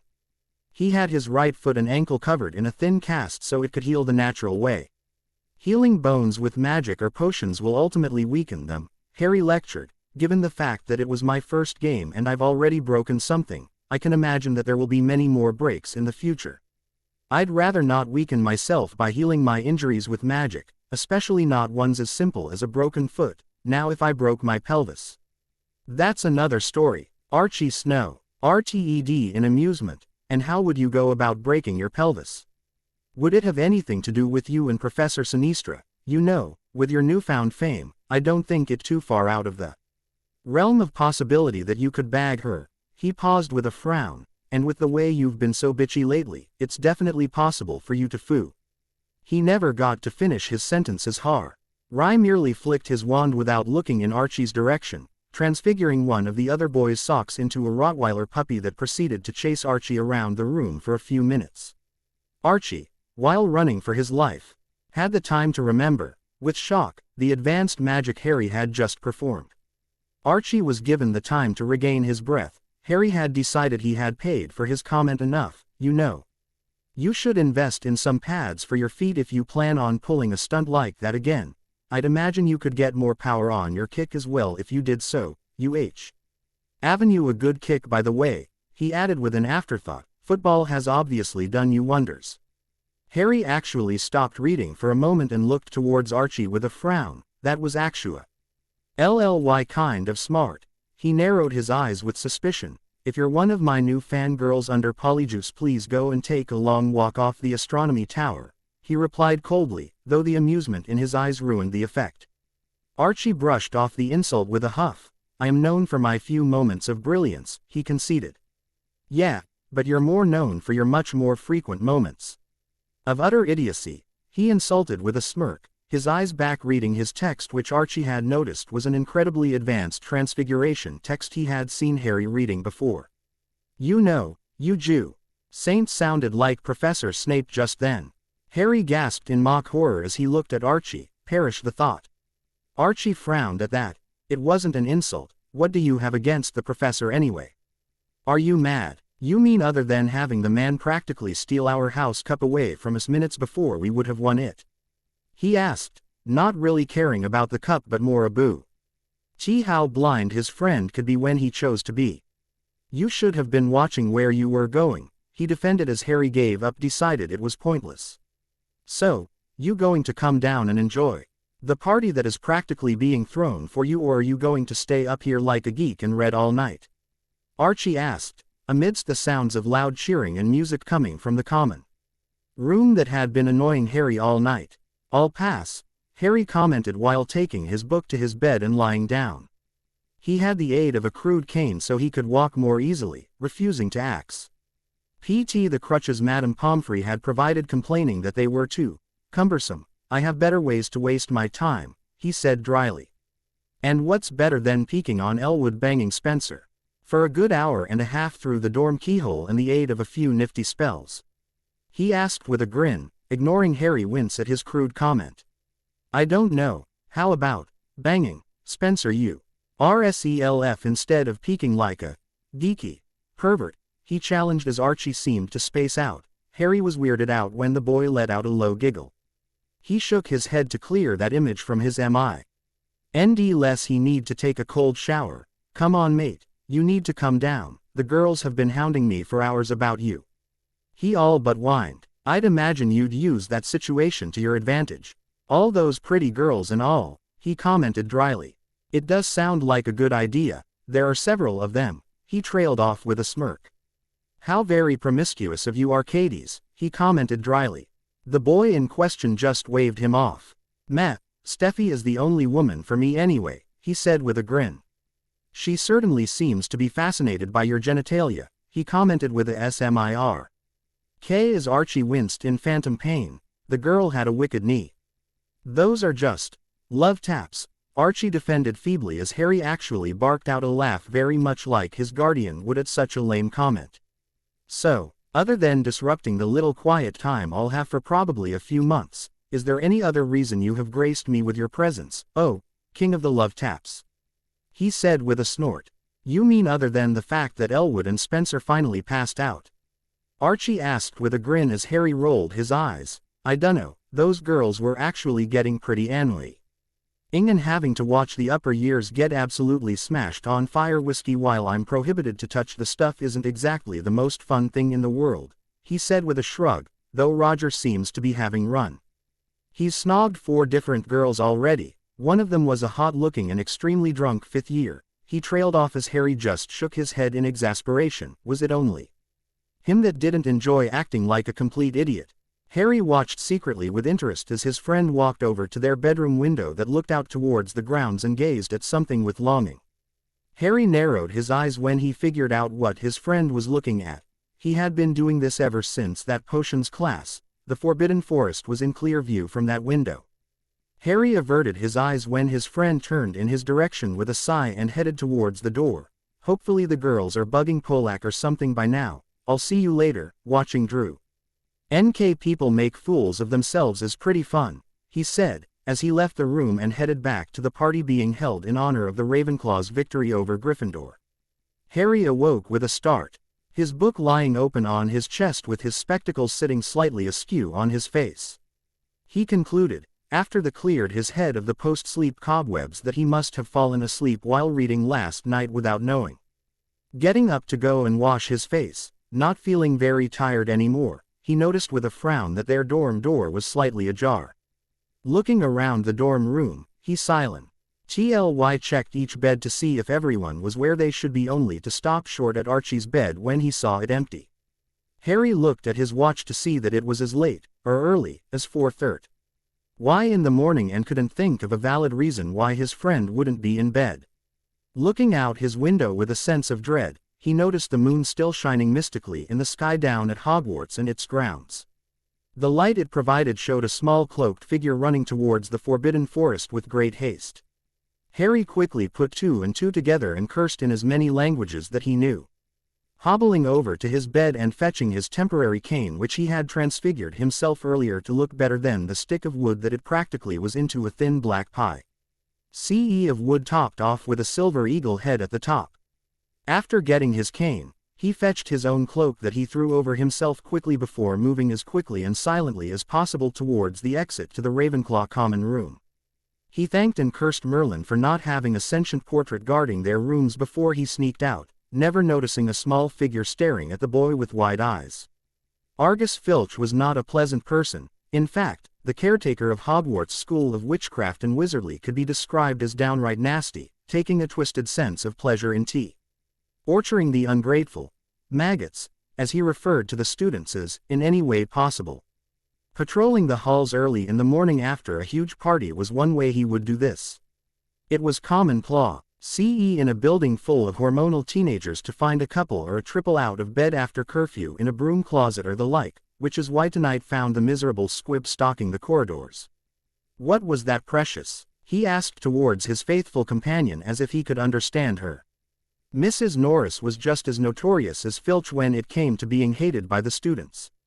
The Weasley twins swore up and down that the cat could taste fear and track down students better than Filch ever could. You hear someone out of bed, Led us to them then, come on, he urged with a large grin as he balding man chased his cat down the corridor, only for the both of them to stop short when they saw a black cat running out towards the grounds at top speed. Oh well, precious, you can't be right the time, he said with a disappointed sigh as he turned and walked away, leaving a hissing cat behind that eventually stalked after her master when she was done.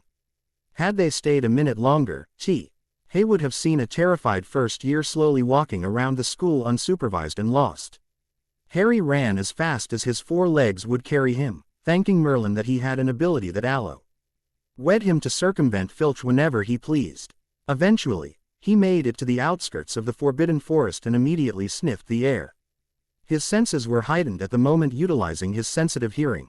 Smell and his increased touch receptors to their most, he was able to follow Archie's trail further into the forest.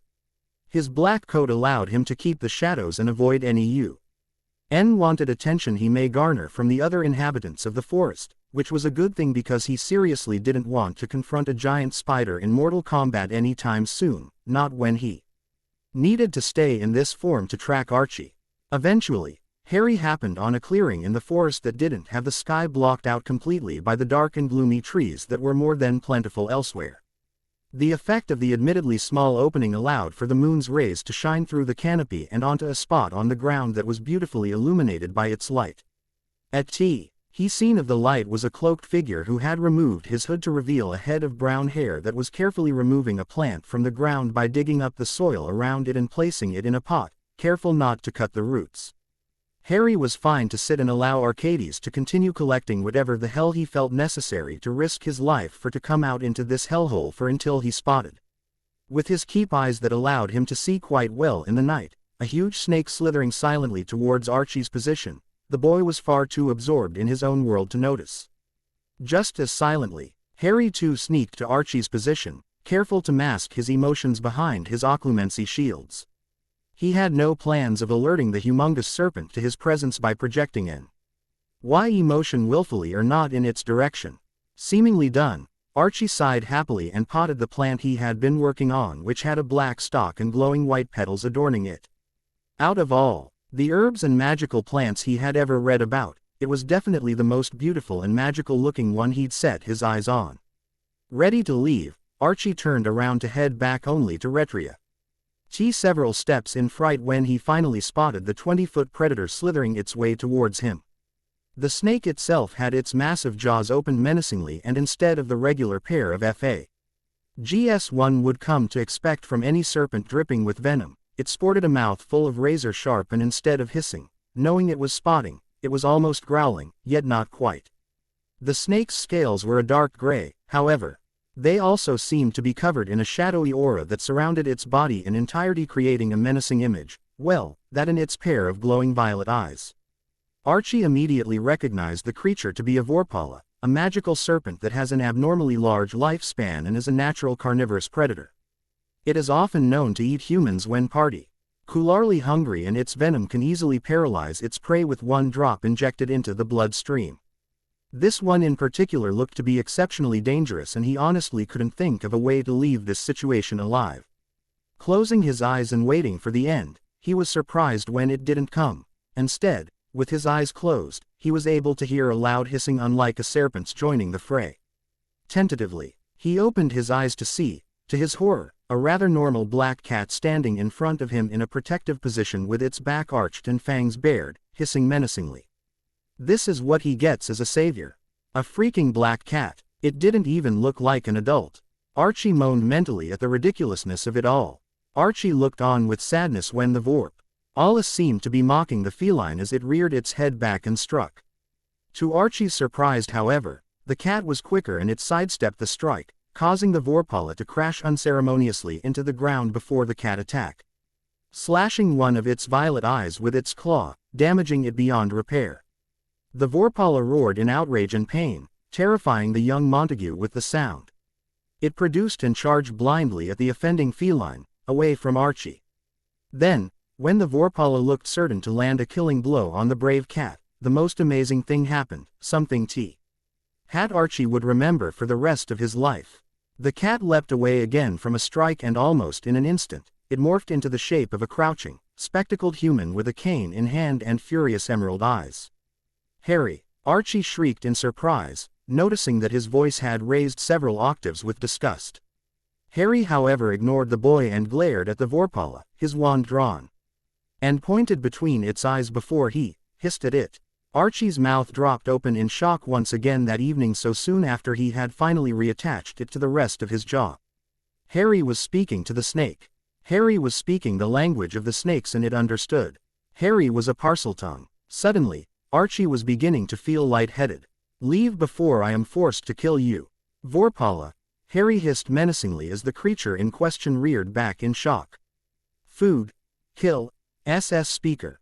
Kill. SSSO hungry. Kill. Devour. Destroy." the Vorpala hissed back unintelligibly, much to Harry's annoyance. The brief pause in momentum as the Vorpala processed this new information was all the time Harry needed to strike. Flicking his wand, he sent a blue beam of power out of his wand that rashed into the ground the Vorpala had been seated on. Fortunately for the Vorpala, it was able to get away in time. Unfortunately for the Vorpala, Harry was not done. With a slight twirl and jab of his wand, the debris created by the explosion of the blasting hex slamming into the ground was transfigured into almost a dozen spear-length wooden spikes. The spikes seemed to hover in mid-air around the suddenly fearful Vorpala until Harry jabbed his wand again in mid-air, causing the spikes to crash down into the area the Vorpala had been occupying, piercing its tough scales in several places yet not killing it. With cold eyes, Harry flicked his wand and swished it from left to right, causing a yellow beam of light to generate from the swish and quickly sever the beast's head. Turning to his friend after he was sure the beast was dead, Archie involuntarily took another step back when he saw the fury in his eyes. "You don't need to explain, I already know why you're here," he hissed out. And Archie was brutally reminded of his Parseltongue abilities that he had shown not too long ago. "I hope it was worth almost losing your life over. Just feel glad that I'm a light sleeper," he said as he limped over to his friend, cane in hand to aid him and grabbed his shoulder, ready to drag him back. "Wait," Archie yelped as he broke free from the grip and took out a knife and immediately set to work on the Vorpala.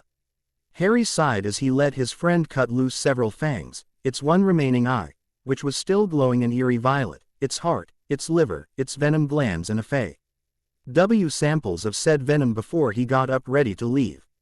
"Are you finished, Precious?" he sneered. "We'll be lucky if we don't encounter something on the way back. The creatures of this forest must have heard something," he said angrily as Archie paled and nodded quickly. Harry transformed back into a black cat with bright green eyes and headed back in the direction Archie assumed was the castle. Following behind with his newly obtained potions ingredients inside a bottomless bag and the pot with the glowing plant held tightly in his hand, Archie sped along the forest floor, keeping to the shadows as Harry led the way back. Suddenly, the pair was assaulted with the sound of hundreds of light footsteps followed by chattering and hissing noises. They were being followed and whatever was following them was in a huge pack. The sounds seemed to get nearer and nearer until, out of the bushes ahead of them burst a large half-man half-horse holding a spear and looking past them. This was a centaur and its skin was a dark gray while the coat of its horse half was even darker. "Quick, Arcades Montague and Harry Potter," the centaur said in a kind voice, shocking the two who had stopped in their tracks upon his arrival. "I will stall the herd of Acromantula tailing you with a parting bit of advice. Do not return until you can defend yourselves from such a threat. You are lucky I am here to do so," he finished sternly. Harry, still in his cat form, nodded his head and ran past him, Archie following quickly as he feebly tried to hide his plant, worried that he'd offend the centaur if he saw it. The two had not stopped running until they had returned to the castle. The sun had just begun to peek out over the horizon when they did so, which didn't bode well for them. The teachers would be waking soon. Changing back into his human form, Harry pulled Archie by his arm while using his one remaining appendage to utilize his cane. Neither of the boys spoke until they rounded a corner to see a small form curled up behind a statue sobbing quietly. The two had a silent conversation that was made up of glares, hand gestures and more glares until Archie finally relented. No. Being as good at glaring as Harry, and approached the girl. "Hey," Archie said softly as he approached the girl. "My name's Archie. What are you doing up and about and why are you crying?" he said kindly, startling the girl who was about to scream until she realized who it was. Archie too had realized who it was when he saw the teary oriental face looking back at him. The girl's name was Cho Chong, a first year who had been giggling along with the other girls not a few hours ago while observing Roger's antics. I saw Harry sneaking out and I was going to tell him he would lose us point. And maybe the house cup again if he went out, so I followed him, but I lose him and I got lost," she said in a quiet voice that was interrupted by stutters as she was still crying. Archie could practically feel the glare of Harry's being directed at the back of his head as he smirked triumphantly. "Yeah, Harry's a bit of a tool," he agreed with a chuckle, ignoring his friend who had by now tuned tea. He too out as he kept a lookout for teachers. You don't have to worry about us though, we're not getting caught, let me take you back to the dorms okay? The girl nodded with a big smile and allowed Archie to lead her back. The two boys saw Cho off to bed while standing in the common room alone. When the door of her dorm room closed and they were finally alone, the two were met with a terse silence. Woo, what an adventure! Archie cheerily exclaimed. We need to do that OOMF. He began only to be cut off as Harry rammed his cane into his foot and slammed it in his stomach immediately afterwards. Okay. Archie wheezed, catching his breath. I deserved that, he admitted. What the hell were you thinking? He hissed, immediately reminding Archie of something he had just figured out. Don't go all angry on me. He argued back in a loud whisper. When were you going to tell me you were a Parseltongue? He accused, or an animagus for that matter. He caught his breath. Those are really advanced or frown upon magics. It was none of your concern. I'd appreciate it if you wouldn't mention it again either, he said with finality. What the hell was worth risking your life for in the Forbidden Forest anyway? He argued back. You are aware of how close you came to becoming Vorpala food tonight, aren't you? Archie lowered his head in shame at that. What could he say? He was right. I can't tell you why. Archie began. But suffice to say that I really needed this Moonthistle for something more important at school, he said with a seriousness that made Harry pause. I may tell you someday. But today is not that day. Leave it alone. He let out a sigh. Suffice to say that it's important enough to me that I knew the dangers of venturing into the forest and I still ignored them to get it. Harry glared at him one final time before stalking up the stairs. When he reached halfway, he turned back around. You owe me a new pair of shoes by the way, he said, motioning towards his one ruined shoe, which made Archie laugh at the absurdity of it all. The two went to bed, thankful that they had no classes tomorrow, or today, as the sun could attest to. Groggily, Archie and RRY made their way down to the Great Hall for lunch, having just woken up and skipped breakfast, the latter still hobbling with his cane. When did you get a new cane? Asked a surprised Archie when He finally realized Harry holding onto an eagle head rather than a rough piece of wood. I transfigured the old one into this. The head was the hardest part and it was what I was reading about in that book, he said as the two made their way into the Great Hall, where they were immediately confronted by a pissed-off-looking Stephanie. You two promised to study with me, she accused, as the two boys remembered their charmed study session they had planned. You ditched me, I want an explanation, she said coldly, getting her knee ready to use on Archie should his answer not suffice. Seeing only nay way out of this without getting floored, Archie took it. Harry's a Parselmouth. Chatter around the Great Hall instantly hushed as everyone stared at him with a bit of shock, surprise and even some fear. Stephanie was openly gaping at him, and she was not the only one. Harry had removed his glasses and began to rube the bridge of his nose in annoyance, an act he found himself doing more and more of ever since he knew Archie. Seeing everyone looking at him and knowing he had no way out of this without roughly 3 million uncomfortable and not to mention annoying questions, he turned to the majority of the hall. What are you looking at, fools? He hissed out in Parseltongue as several students shrieked upon hearing the snake language spoken so casually from a fellow student. Parseltongue was the sign of a dark wizard. What did that make Potter? Oh, and Stephanie, the reason why we were late today. He went over to her and began to whisper in her ear. At first, she got over her shock about Harry's abilities and her eyes widened before narrowing in anger. Her face then showed relief briefly before her face trembled with fury. Archie discreetly crossed his hands over his privates and hoped for the best. Knowing what his friend had done, surprisingly enough, Stephanie launched herself at Arcades and hugged him tight. I'm so glad you're all right. Archie was so stupid that he let his arms drop to his sides as a goofy expression came to his face. That was all the incentive Stephanie needed, and she kneed him in the groin, one of her hardest and best attacks ever. But if you ever do something so stupid again, I'm replacing my knee with a knife, she hissed, storming off and leaving a moaning Archie on the floor. Feeling justice was done, Harry took a sandwich from the table, frowning when the students gave him a wide berth, and headed back to the common room. Unsurprisingly enough, the infamous rumor mill of Hogwarts had done its job to perfection, and D spread the word of Harry's new ability like wildfire. Not that he cared much, it allowed him to study in peace more often. Though no one outright persecuted him for it, they were wary of him and his success in the Quidditch game against Gryffindor was quickly forgotten. The months rolled by with Christmas coming and going. Harry had gone home to visit his mother, as was standard, and had helped Remus around moony nights, while he wasn't studying.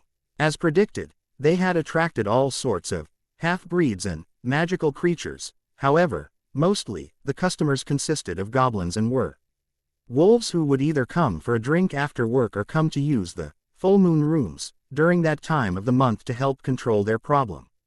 Back at school, Harry and the Ravenclaw team were winning game after game.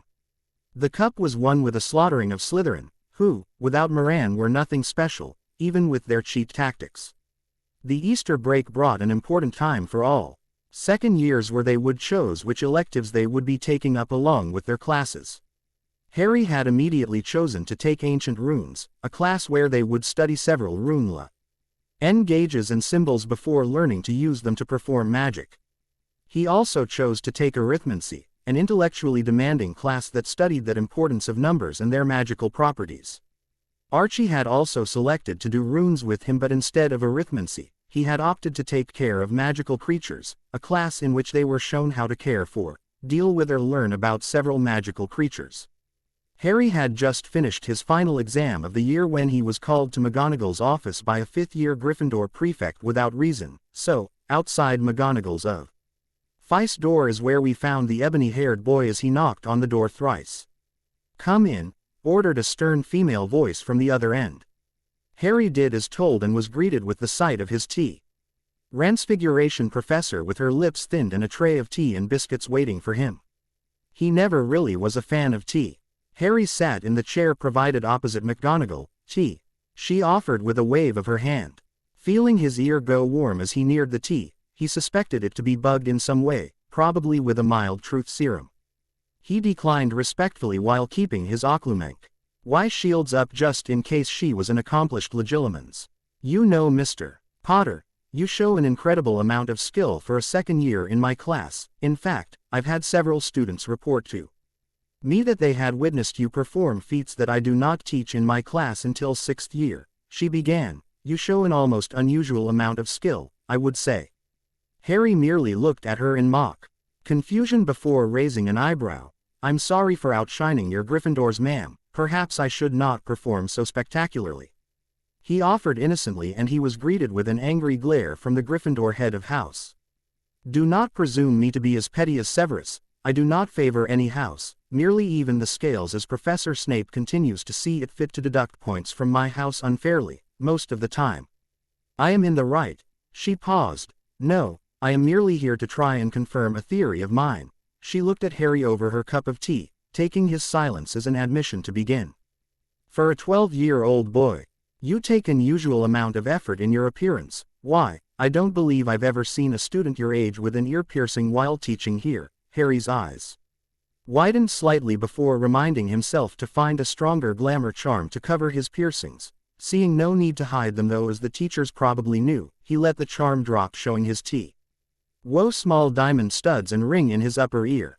McGonagall smirked at the action. "You also wear, if my knowledge of the Muggle world is to be accurate, designer clothing and have a pair of designer glasses, most unusual. I repeat, for someone your age." Getting tired of the games the professor was playing, he commented, "I'm flattered, Professor, really, and if I were maybe a few centuries older, I'd definitely make a pass." Angered at the jab at her age, the interrupted furiously, "That is not what I meant, and you know it, Mr. Potter. 20 points from Ravenclaw for your cheek, and I'd advise you to not comment on a woman's age in the future," she yelled, her cheeks flushed in anger. Trying hard not to laugh at the normally stern professor looking so flustered, he remained silent. "Now that I have mentioned that first anomaly, let me state another in regards to you." She paused. "Now your father was probably one of the most gifted students I have ever had the pleasure of teaching in my time at Hogwarts. Yet not even he showed even a smidgen of your potential until his 5th year. Your unnatural skill in transfiguration also intrigues me." Harry narrowed his eyes as he saw where this was going. Though he opted to remain silent, Then there is your performance during Quidditch, she said, frowning at the memory of their defeat. While I am still sour at our defeat, it is not that which I am commenting on. Rather the grace of your movements when you are on a broom. They are too graceful, very much like a feline perhaps. Harry was sure she knew about his ability to turn into a cat, though he still remained silent. How he thought he could hide such a thing from a cat animagus and a transfiguration professor he'd never know. On their own, these facts don't mean much, but together, they point to you having an ability that I believe you have been holding out on me for. She paused again, taking a sip of her tea. That is the ability of being an animagus. Are you a cat animagus, Mr. Potter? Harry looked at his professor with his head cocked before almost instantly. Where he once sat, he was replaced with a black cat with startling green eyes. He then transformed back without a word and only the slightest show of discomfort. I thought so, she said to herself with a smile, which looked oddly placed on her usually stony face. However, it was gone as quick as it came. Is there a reason you are not registered, Mr. Potter? You know that it is an offense to not do so, correct? Harry snorted and lounged back in his chair. Who said I'm not registered? I don't like liars, Mr. Potter, she said with a frown. However, she was silenced when Harry held his hand up, stopping her protests. She didn't take too kindly to that. Who said I registered in Britain? He asked with a grin as McGonagall's eyes widened in shock. But you, but isn't it still negative? Are you absolutely 100%? Will you stop answering my question? BEF. Negative. McGonagall frowned, but the amusement in her eyes was clear as day. I am satisfied to have solved the enigma that I find myself dubbing you as Mr. Potter. You have my word that I will not reveal th. is to anyone, as you have obviously gone to great lengths to keep it hidden. To some extent, I can understand why also, she frowned, being one of the few who knew of his past. Harry nodded in thanks. As he watched the professor pull out a book from her desk and slide it over to him. It was titled, Tipping the Scales, a text on battle transfiguration. It was your father's favorite book, she said, quietly. In that book you will find many uses for transfiguration from several experts, including the headmaster himself, to use during battle, as well as several spells and theories. Normally I would never consider giving it to a merely second-year going on third-year student, but you are far from normal. Harry took the book graciously and with reverence and nodded at the professor in thanks. I also hear that you are well on your way to securing the number 1 spot for the year again. Congratulations, she said with a smile as Harry frowned. He had just finished his exams. I will see you after summer break, Mr. Potter. Do say hello to Lily and Remus for me. Wondering just how many people knew of his visits to his mother, he nodded and left the office with another words of thanks back towards his common room. He needed sleep after such a long week. Harry stood beside a teary Nymphadora Tonks at King's Cross, who had enveloped him in a bone-crushing hug.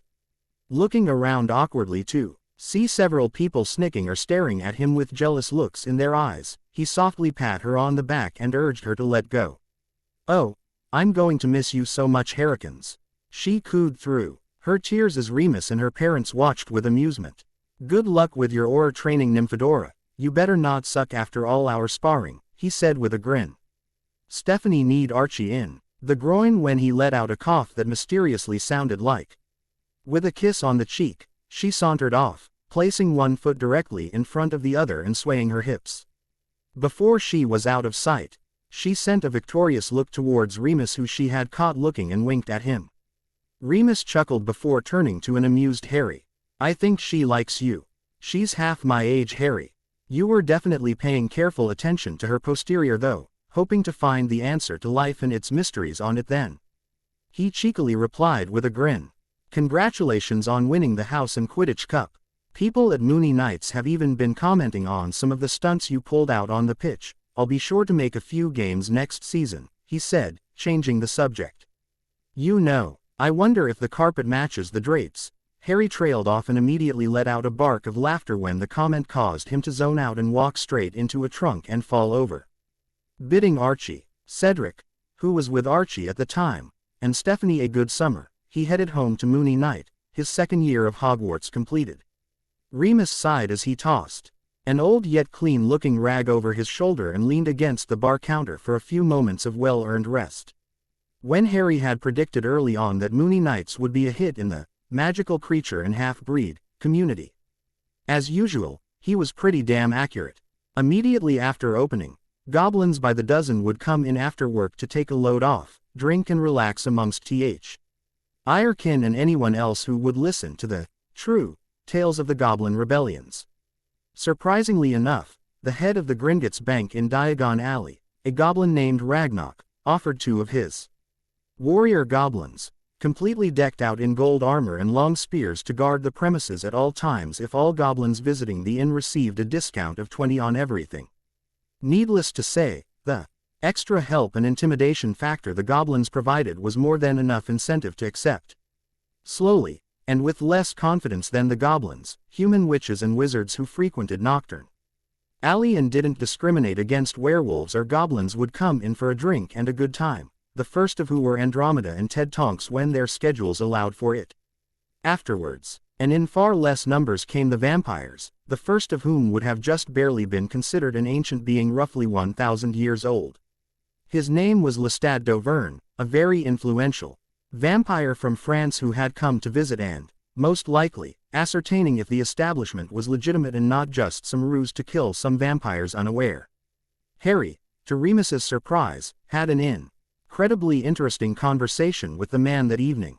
"Ah, and you must be young Lord Potter, the wizard who helped fund this establishment and make it possible," Lestat said with amusement and a slightly French accent. Nodding slightly to the man and looking at Remus questioningly, he waited for the man to introduce himself.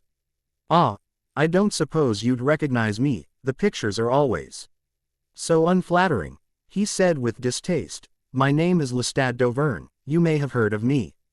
He responded cheekily, well, cheekily for an ancient vampire anyway, and nodded his head in kind. Comprehension dawned on Harry upon hearing the name and reverted to the man's natural tongue. What does an ancient vampire such as yourself find interesting enough here to interrupt his daily activities to come and see? Lestat looked down at the boy with amusement dancing in his dark gray eyes, taking the offered glass of blood from Remus on the other side of the bar. "Your accent truly is impeccable," he complimented. "Most people, much older than yourself, have problems grasping it. To have it so mastered is quite the feat." He paused to take a sip of the drink and sighed appreciatively, nodding to Remus to show his thanks for the drink. "I am merely scoping out the premises on behalf of my brothers and sisters. Should I think it safe for them, I will spread the word and they shall come." Harry nodded, sitting straighter when he realized this man could bring immense revenue to his guardian's business. "They are very eager to visit, I assure you," he finished with a grin, having noticed boy sit straighter after his explanation. "Do you find Moony Knights to your liking so far then, monsieur?" He tried to ask apathetically, though the eagerness in his voice must have been noticeable, for Lestat chuckled after the question. "Fear not, Lord Potter, I have already come to my decision. Nothing you could say or do would change that, though I do think the name is a tad bit undignified. Though the only competition in the area is a place named the Leaky Cauldron, not so dignified either, must be a British thing," he finished with a chuckle. Harry grinned slightly but said nothing else otherwise. The elderly vampire sensed that the boy wasn't exactly the most talkative type, so he took it upon himself to start up conversation. "My sources tell me you are a Parselmouth," he more stated than asked. If the boy hissing under his breath was any sign, he probably wanted that information to be kept hidden. "You are not proud of this feat? Are you ashamed to have such a dark ability?" he questioned with amusement, though the underlying meaning did not get past Harry. "I do not have such idiotic views on magic as some others may," Harry snapped back. "I would have preferred my gift to remain secret simply because I prefer all my abilities to remain secret. I plan to have many enemies one day, them knowing my skills does me no good." "Ah, so you know there is a branch of magic hat comes with the ability of Parseltongue then?" Lestat Moore stated again. "How did you come to realize that without performing any parcel magic of your own? Or is it perhaps that you have?" Harry waved him off. "Nothing of the sort. I am a fan of both Muggle and magical mythology," he began. "I like to research mythological figures I know to have actually existed and discovering what magics they use.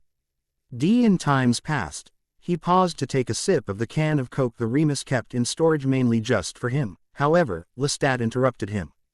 One of these, mythological, figures wouldn't happen to be the legendary Greek Asclepius, would it? He smirked. The so-called demigod of medicine and healing. It doesn't surprise me, given the unfortunate state of your mother. Harry nodded. I theorized that his legendary serpent staff was a sign of his possible abilities, and further research alluded to the possibility that he was indeed a Parseltongue himself. Ah yes, Lestat seemed to gain a faraw. Look, the idiocy of wizards in the modern day astounds me. To think that the gift that is parcel magic is hereditary. Lestat shook his head. No, it is most definitely a random gift from Lady Magic herself. Just as the ability of being a metamorphagus is, or an animagus for that matter, he explained. Did you discover anything about Asclepius then, Lord Potter? Harry shrugged. All trails Avenue tried to follow have led to dead ends, though the staff itself would be useful to me if I could get my hands on it. I am sure I could find a cure for my mother should I obtain it. Lestat seemed to be thinking while sipping away at the glass of rich blood before him. I believe another famous Parselmouth was on the same quest as you near the time of my turning, he began, for the same reason in fact. This wizard loved his mother, though it was probably a very unhealthy love, but that doesn't matter right now, he commented offhandedly as Harry snorted into his drink. He too was a very powerful, an accomplished wizard who no doubt would have left his research behind. If you were to find it, I no doubt believe you would be on the right track to helping your mother. Harry frowned while looking up at the ancient vampire who was covered in a thick traveling cloak with the hood not covering his face.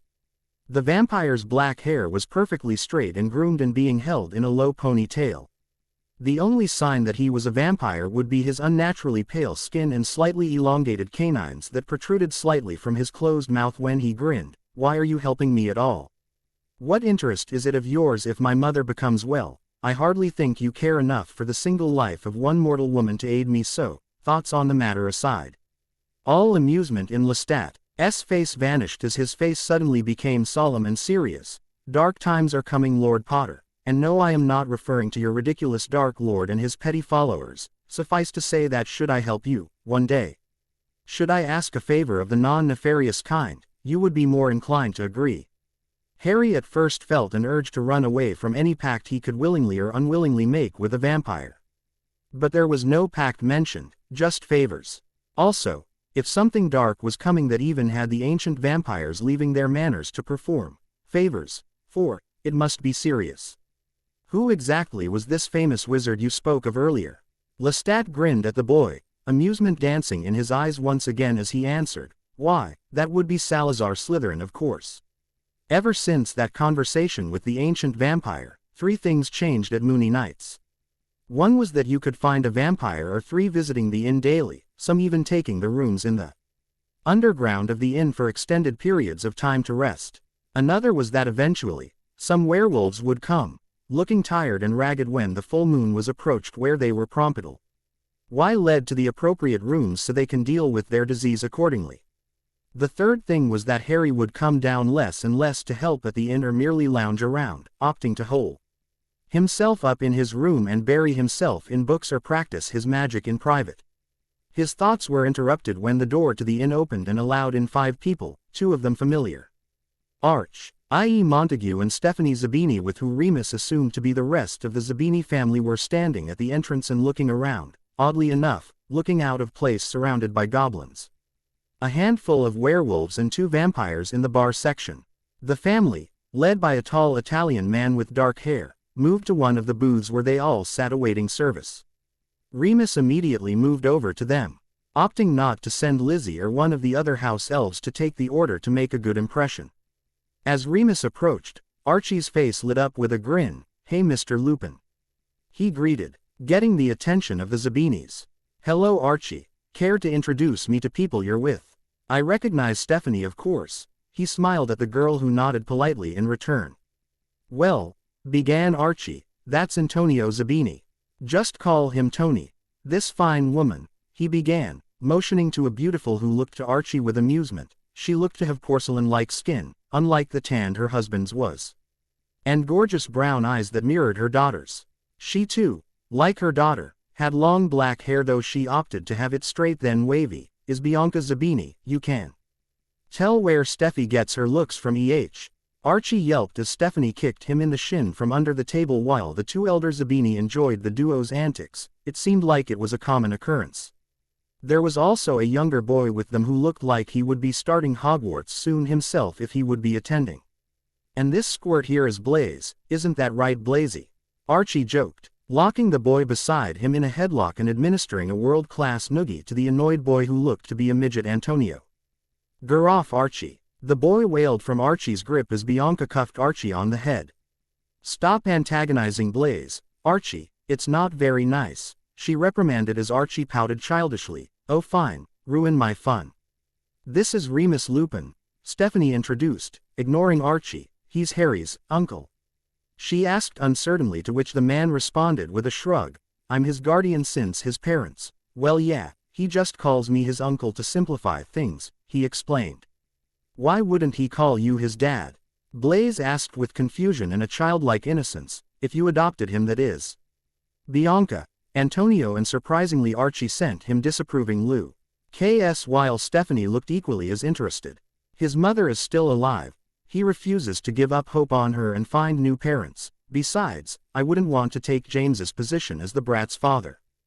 Being a guardian is complicated enough," he joked as the other laughed. "What happened to his mother?"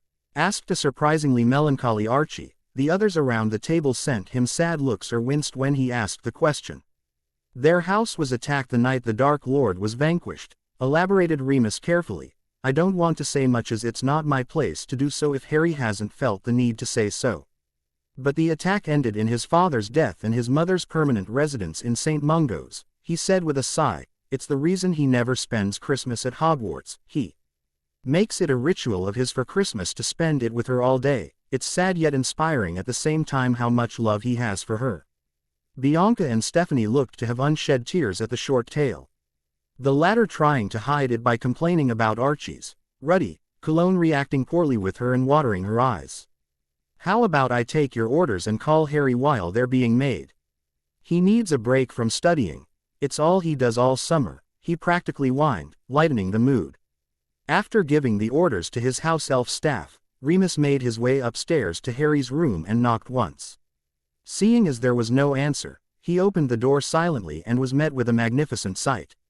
Standing in the middle of Harry's oddly bare room was Harry himself with his wand Aang waved in a constant dance of intricate patterns as he controlled his environment. On the floor all around him were several toy soldiers, around 12 inches in height, fighting each other with air little fists or weapons respectively. Remus was merely astounded by the sheer number of soldiers actually fighting to be shocked at how advanced the magic he was witnessing actually was, and on closer inspection, the soldiers looked to be made of some kind of metal. He knew Harry didn't have any toys, so he must have transfigured the whole batch up into metal. Transfiguring anything that isn't metal into metal was incredibly advanced as well. Suddenly, all the soldiers dropped to the ground dead, and with a stab of his wand, they all disappeared into nothingness. "Yes, Remus?" Harry asked, turning around to face his uncle with his face and chest drenched in sweat, the latter being visible as he was only dressed in a pair of bicycle shorts and singlet. "The Zabinis and Archie are here. I figured you could go and say hello," he commented, still in a daze at the magic he had witnessed from a just recently 13-year-old.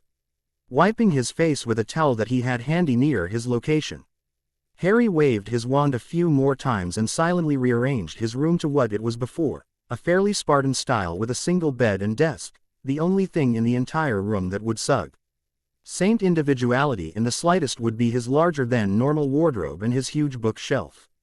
Only now had he realized that Harry had been looking at him with a deadpan. "Pervert, if you don't mind, I would like to get changed. Unless you want me parading around downstairs in my exercise clothes." Needing no further prompting, Remus quickly shut the door and hurried off to the bar to serve any customers that may have come. He would never understand Harry, but the boy was truly amazing sometimes. Not 10 minutes later, after a shower and a change of clothes, Harry arrived downstairs wearing something more appropriate to greet the Zabinis and one Montague. Scanning the room and spotting a few tables made up of goblins talking, probably about economics or battle, in hushed whispers. A trio of vampires seated in a dark corner enjoying mugs of blood, a few werewolves scattered around the place relaxing, the odd wizard or three, and finally, Archie, Stephanie and 3 people he vag. Yulie recognized from King's Cross Station seated at a booth. Walking past them, his hair still wet from his shower, he dragged a chair from a nearby table and pulled it over to the booth to take a seat, idly recognizing Hagrid. The groundskeeper from Hogwarts conversing with a hooded figure about something or other. The giant of a man couldn't be inconspicuous even if he tried, he looked quite drunk too. Salutations. Harry greeted with a tired smile at the group of people, not sitting down at the seat he brought until he was introduced, pureblood customs and all. Hey Harry, greeted Archie. Exuberantly as he introduced the 3 other Zabinis once again, which was followed by the green-eyed boy taking his seat and joining them in their dinner. Archie tells us you're quite the Quidditch player, Bianca prompted as soon as Harry sat down. With a nod, he got comfortable in the stiff wooden chair he had snatched, idly reminding himself to talk to Remus about replacing them later. We won the cup last season. Gryffindor wasn't too happy about that. Supposedly we were supposed to relinquish it to them because it was Weasley's last year, he said, shaking his head in annoyance. I play chaser. Play chaser is an understatement. Archie gushed. You should see him out there. His first season and he completely dominates everyone and makes his 2 chaser teammates look like the rookies. Harry rolled his eyes in annoyance. An action that was mirrored by Stephanie as the boy began retelling the main highlights of each match to the amused family. That sound awfully dangerous, Bea. NCA frowned as Antonio waved her off. Leave it alone, Bianca, chided Antonio playfully. You frown now, but I'm sure when young Harry makes the national team in a few years, you'll be cheering along with the rest of the English fans, he commented with a laugh. While Antonio was of Italian descent, being born in Italy himself, his wife was born in England, as were her parents. Her grandparents were the Italian-born ones. I'm not quite sure I'm that good, Harry mumbled, finally sounding slightly embarrassed after 20 good minutes of praise on his behalf, during which their dinner had arrived and they had begun eating. Regardless, Antonio waved off, it has more to do with England's chasers being that bad, he said with a chuckle which Harry, Blaise and Archie shared. Bianca and Stephanie shish. Ared, a look which clearly conveyed, boys. Hey, isn't that Hagrid over there talking to that cloaked person? Commented Archie after finishing his steak. The table collectively and discreetly looked over until Harry commented. Not many half-giants around these parts. I spotted him earlier. He frowned when he noticed how drunk the man was getting. A drunk half-giant was never a good thing for tea. He establishment said giant lost his inhibitions in. Wonder what he's doing. I figured he'd probably stick to Hogsmeade, nice and close to Hogwarts and less of a hassle, frowned Antonio. Harry silently agreed but decided not to worry about it. He was probably meeting here on his partner's insistence. This place had become rather popular these summer holidays, it wouldn't be impossible. Noticing no one new coming in, Remus came on over to the table and pulled up a chair for himself, deciding to take a break. Hey, want to play Exploding Snap over there? Asked Archie, eyeing the couches on the other side of the room and pulling out a packet.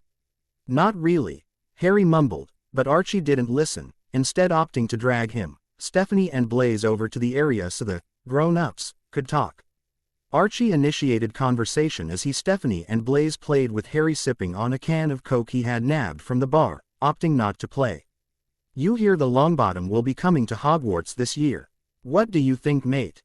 Archie asked as the cards exploded in his face. Don't care, he said with a shrug, as long as he isn't some spoilt brat with a head too large for his shoulders. I will probably pay, just ignore him. You don't seem to like Longbottom too much, Archie commented. They're a history. Nope, I think our parents were friends though, he shrugged. I just care as much for him as I care for any other first year coming to Hogwarts. How much is that? Asked Blaise, interested seeing as he'd be a first year himself. He doesn't. Both Stephanie and Archie aid simultaneously, earning chuckles from the two of them and a raised eyebrow from Harry. Next thing you know, you'll be finishing each other's sentences. Marriage isn't long after that, you know, huh? RRY commented knowingly as Blaise sniggered. Stephanie flushed in anger and Archie left to his happy place, consisting of Stephanie feeding him grapes in a bikini on a beach while lavishing attention on him. Seeing the droll coming out of the corner of Archie's mouth and the glazed look in his eyes, Stephanie's eyes narrowed. "You're not thinking perverted thoughts about me again, are you?" she said with a dangerous look in her eyes. "I like grapes," was all he said. Stephanie's eyes, Harry was sure, flashed red in fury before launching herself at the unsuspecting boy. "You know, Stephanie, Ari commented as she continued to beat on the poor boy. "The amount of times you get into these provocative situations with dear Arcades combined with the amount of times you come in contact with his genitals would suggest you are the pervert, not him." It was as if Stephanie and Archie had become the same sides of a magnet, when Harry saw the speed at which Stephanie leapt away from the boy. She still lay on the floor with a goofy look on his face. "Worth it." Stephanie was now flushed and glaring at Harry. "Care to repeat that, Potter?" "Don't start with me, Stephanie. Archie may feel you're cheating on him if you begin to fondle my genitals." Blaise looked lost, but by the deep flush on Stephanie's face and the sudden angry look on Archie's, they understood completely. "Hands off, Potter, and stopping up my woman." That was a mistake Archie learned about quickly. "Come along, Stephanie. If you're quite done harming my future son-in-law, we should get going. It's rather late," Bianca teased with an angelic laugh. Men around the inn that were minding their own business, of all species, stopped and stared at her beauty when she was near them. Antonio was used to it. He had to get used to it when he was first courting her, else he would be sporting a head of gray hair a long time ago.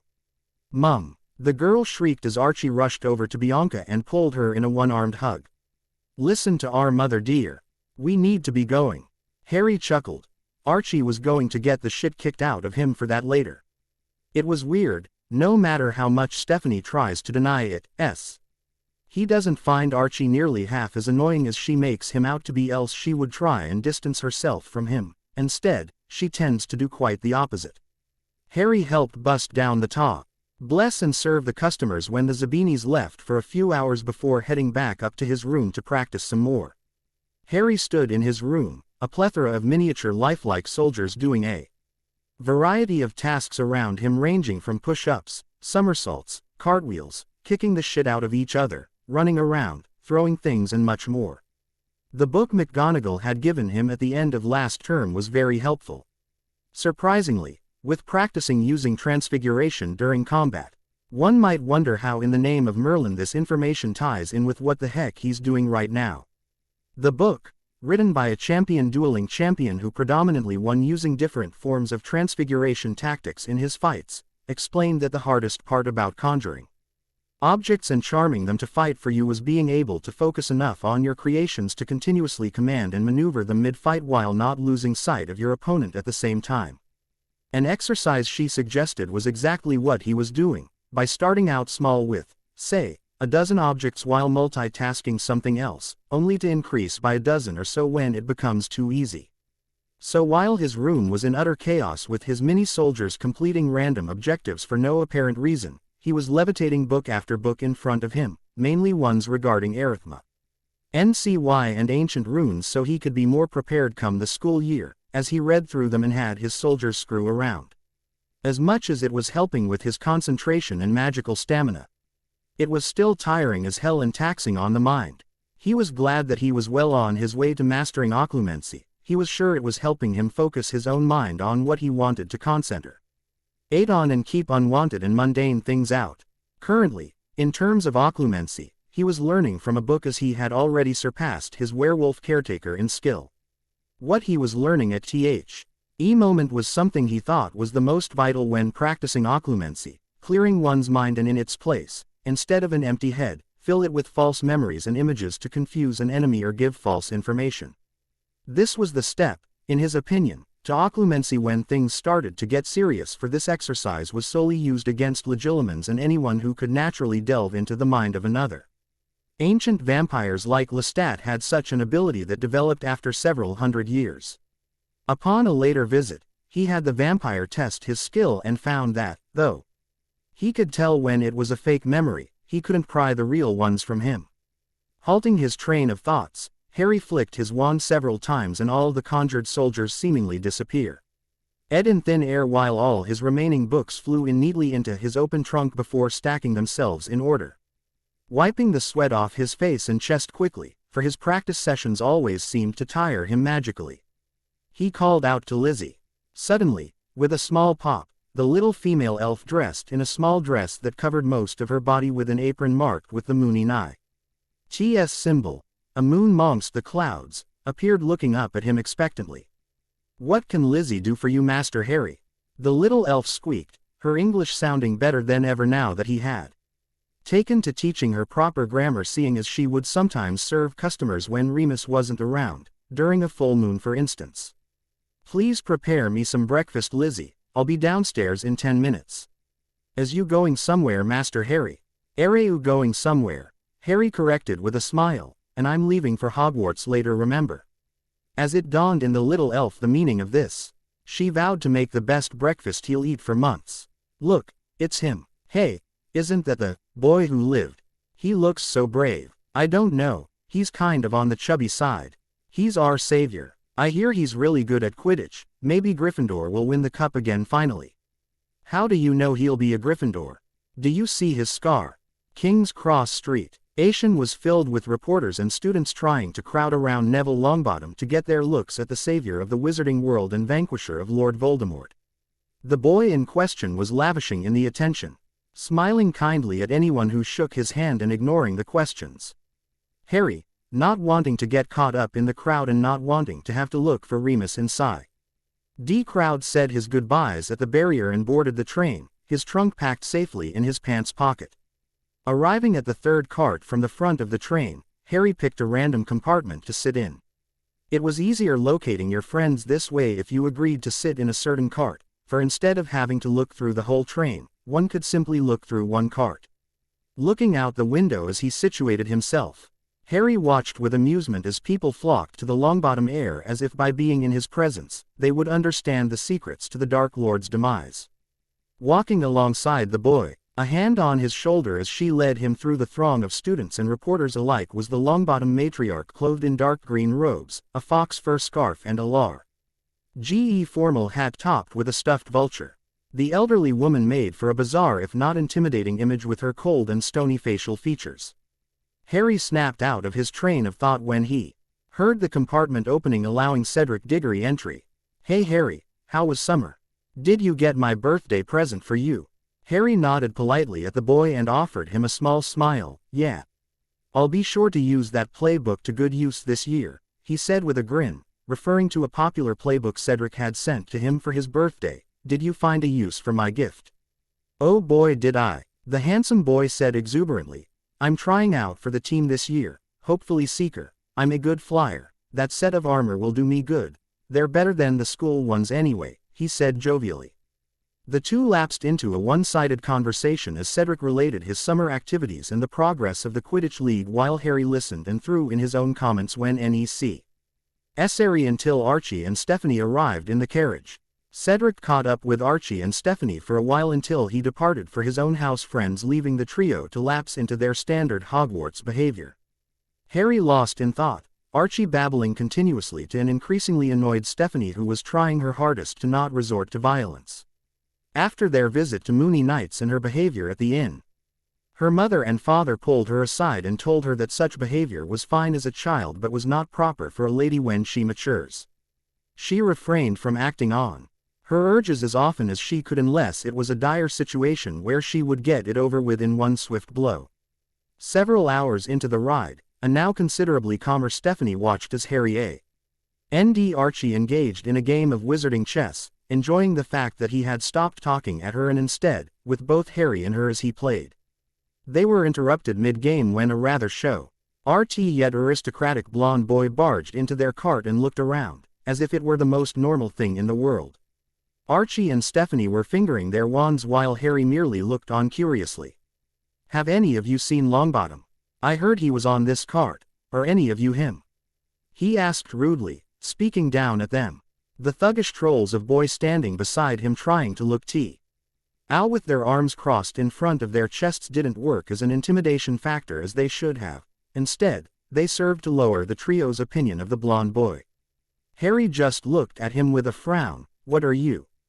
An idiot?" he asked bluntly. Suddenly the tension in the cart was released as Archie collapsed in giggles and Stephanie snorted in amusement. Do you know who I am? The boy asked, in what he probably thought was a dangerous tone. It was just hard for Harry to be intimidated by half a year, which is what he referred to children who had yet to attend a single class at school yet. Expensive manicure, pale blonde hair smothered with over a tub of hair gel, overly expensive and formal dress robes, and 2 thugs to back you up in case your incompetence is actually called into action. You must be a Malfoy. Archie analyzed with amusement. However, he had already known the Malfoy heir before having seen him today from his biological father. You think you're funny, do you? The Malfoy boy sneered. The name's Draco Malfoy, and these are my friends Crabbe and Goyle, he introduced, not bothering to even give their first names. I think you should watch your tongue. Montague, don't think I don't know who you are. A pleasure, he said with a cheeky grin. It seems my reputation precedes me, he said smugly yet with amusement in his eyes. Please, peasant, the only noteworthy achievement to your family's name was when your failure of a father put down your whore of a mother, he said nastily. This was news to Harry, as he looked to Stephanie with confusion. Seeing the girl trembling with fury, he looked to perhaps Archie for an explanation. Instead of the usual annoying grin, however, his face was, surprisingly, set in an emotionless mask. However, his eyes spoke 1,000 words. His eyes were filled with fury and hate. The question was, at what exactly? Seeing the boy's presence was clearly affecting the compartment's mood and things could really get out of hand. Harry decided to take initiative before someone got in trouble or just simply killed. As Malfoy was looking down at Archie with a superior grin, enjoying how his remark had hit home, he didn't notice Harry whip out his wand and fire 3 quick spells in his direction. That is until the 3 first years were sent flying out of the compartment via Potter Express, the ebony-haired boy having fired 3 relatively low-powered bludgeoning curses at them and closed the door with a locking charm. Stephanie whirled on him, ready to chew him out. However, he shut her up with a single look. As Stephanie balked at the glare Harry sent her, she noticed him motion over to Archie, whose face was still set in an emotionless mask while his body was trembling slightly. The boy's knuckles had turned white from the pressure they were under from the fists he was making. Understanding immediately, Stephanie immediately began to comfort the boy with hushed whispers as she held him in a gentle embrace. Not needing to be told, Harry got up and left the compartment with a nod towards Stephanie, who smiled gratefully at him. However, to his amusement, the 3 boys were currently passed out outside their compartment. Unfortunately for him, Percy Weasley, recently made prefect, was not impressed. What exactly happened here? He shouted, trying to assert some form of authority over his situation as students came out of nearby compartments to see what the commotion was about. Percival, Harry greeted coolly. How nice to see you. Bristling at the use of his full name, he never liked it. He glared at the 3rd year. Potter, as a prefect I demand to know what happened here. Harry suddenly looked down and gasped in mock surprise. Oh my, someone should remove that, he motioned towards Crabbe and Goyle. Those 2 could be considered a fire hazard. And the blonde one's hair could be also. Certainly you should be more aware of the Hogwarts Express's safety regulations, honorable prefect. Without being dismissed, Harry left a gaping Percy Weasley with several sniggering students. Harry swiftly made his way to the bathroom, not really needing to go personally but opting to freshen up to pass the time until Stephanie has Archie under control. On the way, however, he was stopped by someone tapping him on the shoulder from behind. Turning around, he was greeted with the sight of a short and somewhat bossy-looking bushy-haired girl with large front teeth. Excuse me, have you seen a toad? A boy I know has misplaced it. Harry just continued to look at the girl, pondering if her question even merited a response. What's your name? Harry asked, completely changing the subject. The girl seemed to flush in embarrassment. For what reason, Harry didn't know, or refused to acknowledge. Hermione Granger, she answered. She seemed to find her shoes to be very interesting at the moment. Instead of possibly starting a conversation, or at least informing her about the toad like she though, Harry simply turned away and into the small bathroom. They were standing outside while slamming the door in her face, leaving a confused and slightly angry girl behind. How rude. When Harry arrived back at the card, he was met with the sight of Archie sleeping on a sleeping Stephanie's lap, The boy was lying long ways along the seat while Stephanie was leaning against the window with her legs up on the opposite seat. Giving the two their privacy, Harry left the compartment and cast several of the strongest one-way locking and obscuring charms he knew before deciding to go for a walk. On his way, he saw several interesting sights. One of these was a pair of fifth-years snogging in what they thought was private on the floor in a compartment, the interesting thing being that one was a Gryffindor and the other a Slytherin. Another interesting thing was the Weasley twins setting a whole box of open chocolate frogs loose in the cart of the prefects' meeting. The most interesting of all was what he was witnessing at that very moment. "You must be a Weasley," Malfoy finished with disgust. Harry noticed that whatever he had said must have angered the young Weasley, for the boy's freckled face flushed with anger and embarrassment. The Granger girl he had come across earlier was standing to the red-headed boy's right while Neville Longbottom himself was glaring at the Malfoy heir, anger and fury in his eyes. "Leave Malfoy. I don't want to be friends with someone as evil as you," Longbottom hissed. Harry thought it was a rather presumptuous statement. To think an 11-year-old could be evil, but he continued to watch in amusement. He wasn't the only one enjoying the show either. Cedric and his friends looked to be watching with interest, as well as several other students. "You'll regret this, Longbottom," Malfoy shouted. "Don't forget what I offered you when you end up like your parents." Harry frowned at that. The boy would surely get hurt or worse, killed eventually if he continued to insult people's parents. Not that he cared too much, but still, surely someone from a family full of Slytherins would have a better sense of self-preservation. Before a fight could break out, Percy Weasley, in all his prefect-why goodness, came in and ushered everyone away. Harry locked eyes with Malfoy and cocked his head to the side, amusement dancing in his eyes. When Malfoy just flushed in anger and stalked off, Harry had to grin. The boy didn't seem very bright. The whistle of the train blew their times, indicating that they were approaching Hogsmeade Station. Harry headed back to his carriage to get changed into his robes and wake up his friends before the train arrived. It promised to be an interesting year at Hogwarts this year.